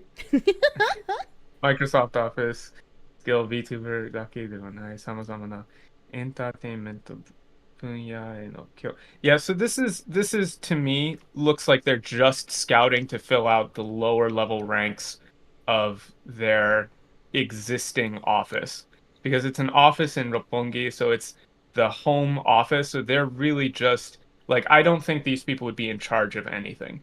They're literally just looking to fill out a whole bunch of like busy work office workers to do like random, like horrifically inefficient Japanese business stuff. So like 30 people just working on emails or filling in Excel sheets that could have been automated, that kind of thing. I mean, the guy also says that it's going to be like quality control for videos and voice packs. So wouldn't having like a low level English understanding be kind of difficult to deal with those specifically for the English VTubing side? Oh yeah, I mean it's a terrible idea. Don't get me wrong. Like I'm not saying that this is good. I'm just saying that the there's going to be people above these people. They're not going to be the ones making the final checks. This is going to be like internship the level. Worker ant. Yeah. So there'll be like 3 different levels of managers above these guys. So I'm not saying like the end product will be good, because it definitely won't be. Like I don't trust them to do the checks on this ever. But it's just the lowest level corporate stuff. Well, that's good. I'm glad you could explain that a bit better, since I would have had no idea what I was looking at. Yeah, it's pretty common for like Japanese early like job listings to be like this. Like the whole new hire system in Japan is kind of wacky. Like you don't get promoted typically based on skill, you get promoted based on levels of seniority. So these people are just expected to kind of be there for months and years before they get promoted.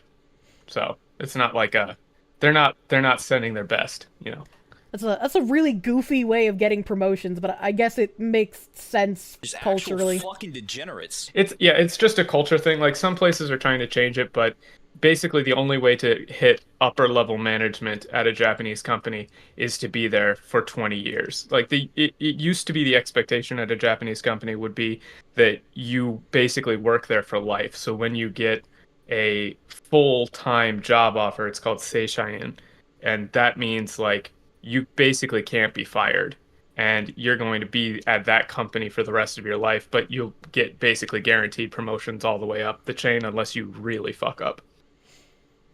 I mean, I guess it's good that you have some kind of job security, but I don't know, I wouldn't feel comfortable being like 20 years for a promotion, man. Like, what? Well, like, yeah. For a reasonable promotion, rather, because I'm sure, like, the corporate chain there looks like a centipede. Oh, yeah. I mean, there's backstabbing, there's all sorts of crazy corporate stuff. It's a whole thing. How many like fun corporate drama stories do you have? I moved from Tokyo to Nagoya one time, and I worked at that job for 3 months, and then I quit after hiring a lawyer. So that's a fun one. I feel like I really want to have a stream with you where you just talk about the nonsense that goes on in Japanese corpo culture. Oh, yeah, we could do that. We could definitely do that. I've got stories for that. Holy shit. Hell yeah. I have a handful of like shitty stories that I know I've told on stream before, but I probably haven't told them in a while, so it'd be new for some people too. So like I would have input in American corpo culture. You could do Corpo America versus Corpo Japan. Hell yeah, that'd be fun. All right, I don't want to derail your stream too much because I wasn't derailing. You were helping. Crippled sex kittens at Kirsche Elder Org. Yay, I helped. Yay! Also, thanks for the encouragement to get going on like the translator stuff, because I've been doing that whole set of retranslating streams and stuff. So. Oh hell yeah! Thank you again. Maybe you'll look at a game that I really enjoy and you can tell me what's fucked up about it. Yeah, what was that game that you wanted? Wasn't it Xeno? Yeah, Xenosaga. Xenosaga, that's right. Yeah. Maybe I'll do that one next. Hell yeah. Please tell me my favorite characters aren't shells of their actual selves. Oh, don't worry, they definitely are. Well, all right. That's the sad reality. I will let you go, and I'll ask Proctor if he has anything else to add to the Niji-Sanji saga. Also, somebody clip that time when you said Pulp Fan doesn't miss, because I need to use that. I'm sure someone clipped it, and if they didn't, Ziz probably has it in the tags. All right, I gotta go. Peace out. Thanks again. Bye. See ya. Bye. Thank you. All right. Femboy Birdman. Is there anything I'm missing? Is there anything you would like to touch me with? Thank you for throwing up Pult Fan socials, by the way, mods. You guys are nuts. That was Pult Fan. He's a translator guy. Very cute, very helpful dude. Love Pult Fan. Yeah. He's a real one. Femboy Birdman, attorney at law. Pult Fan's a Chad. Absolutely, dude. There's a whole, at the moment, not a huge amount, unless I feel like listening to you ramble. I mean, do you have like other stuff for me to throw on screen that you wanted to ramble about, or like what? His hate for corn soup is unwarranted. I can't wait to hear him vomit. When Pult Fan hits 1,000 subs on the YouTubes, he's gonna drink the corn soup drink. Don't thank the Jannies, they'll think they're human. I like my Jannies. They're pretty good for penisless freaks. Gotta go. Don't worry about it. Talk about the Puerto Rican guillotine incident. That's not for today. He's just Pult Fan on YouTube, right? My mods have posted the they're pinned. The socials are posted in Twitch chat. They're posted in the Twitch chat. For context, to new friends, Pult Fan is also the man that got canonically hitched to his anime waifu by the manga's author. He's an internet legend, and you ought to kneel in his presence. Hell yeah. Join Peeba. She's drinking Soylent Green. That's her stream. That's not my stream. That's her stream. I'll probably raid into her though. Let me bring up the Chris Hansen man as like a sign off. Because you guys seem very excited about Chris Hansen. Baby man. Pop-Tart man.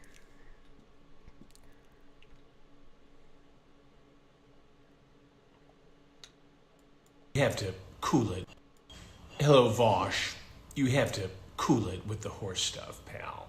Look, I get it. We all have to push boundaries sometimes, but there are lines, and horses, well, that crosses one of my lines. Vosh, I'm not saying this to attack you. I'm just worried about you, please.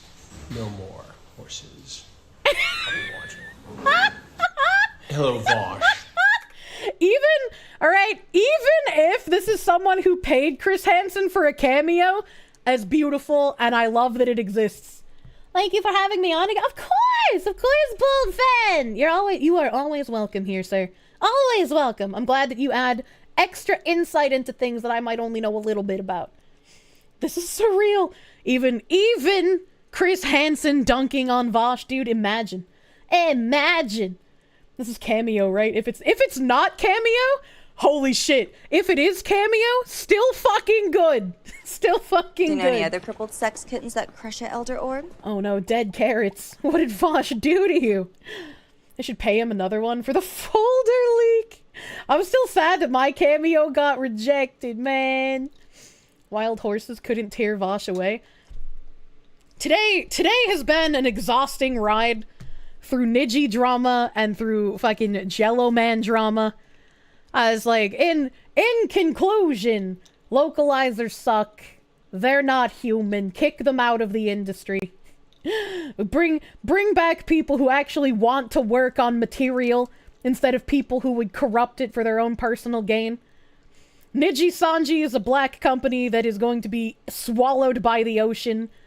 And those who didn't make weird statements protecting big corporation are smart for doing so. Please do not send hate to anyone. I'm going to reiterate. Do not harass people. Do not send weird things to any of these people. You would probably make Adoki very sad by doing that. You would make me feel very bad if you went out and harassed people. I do not want that to happen. Do not do that.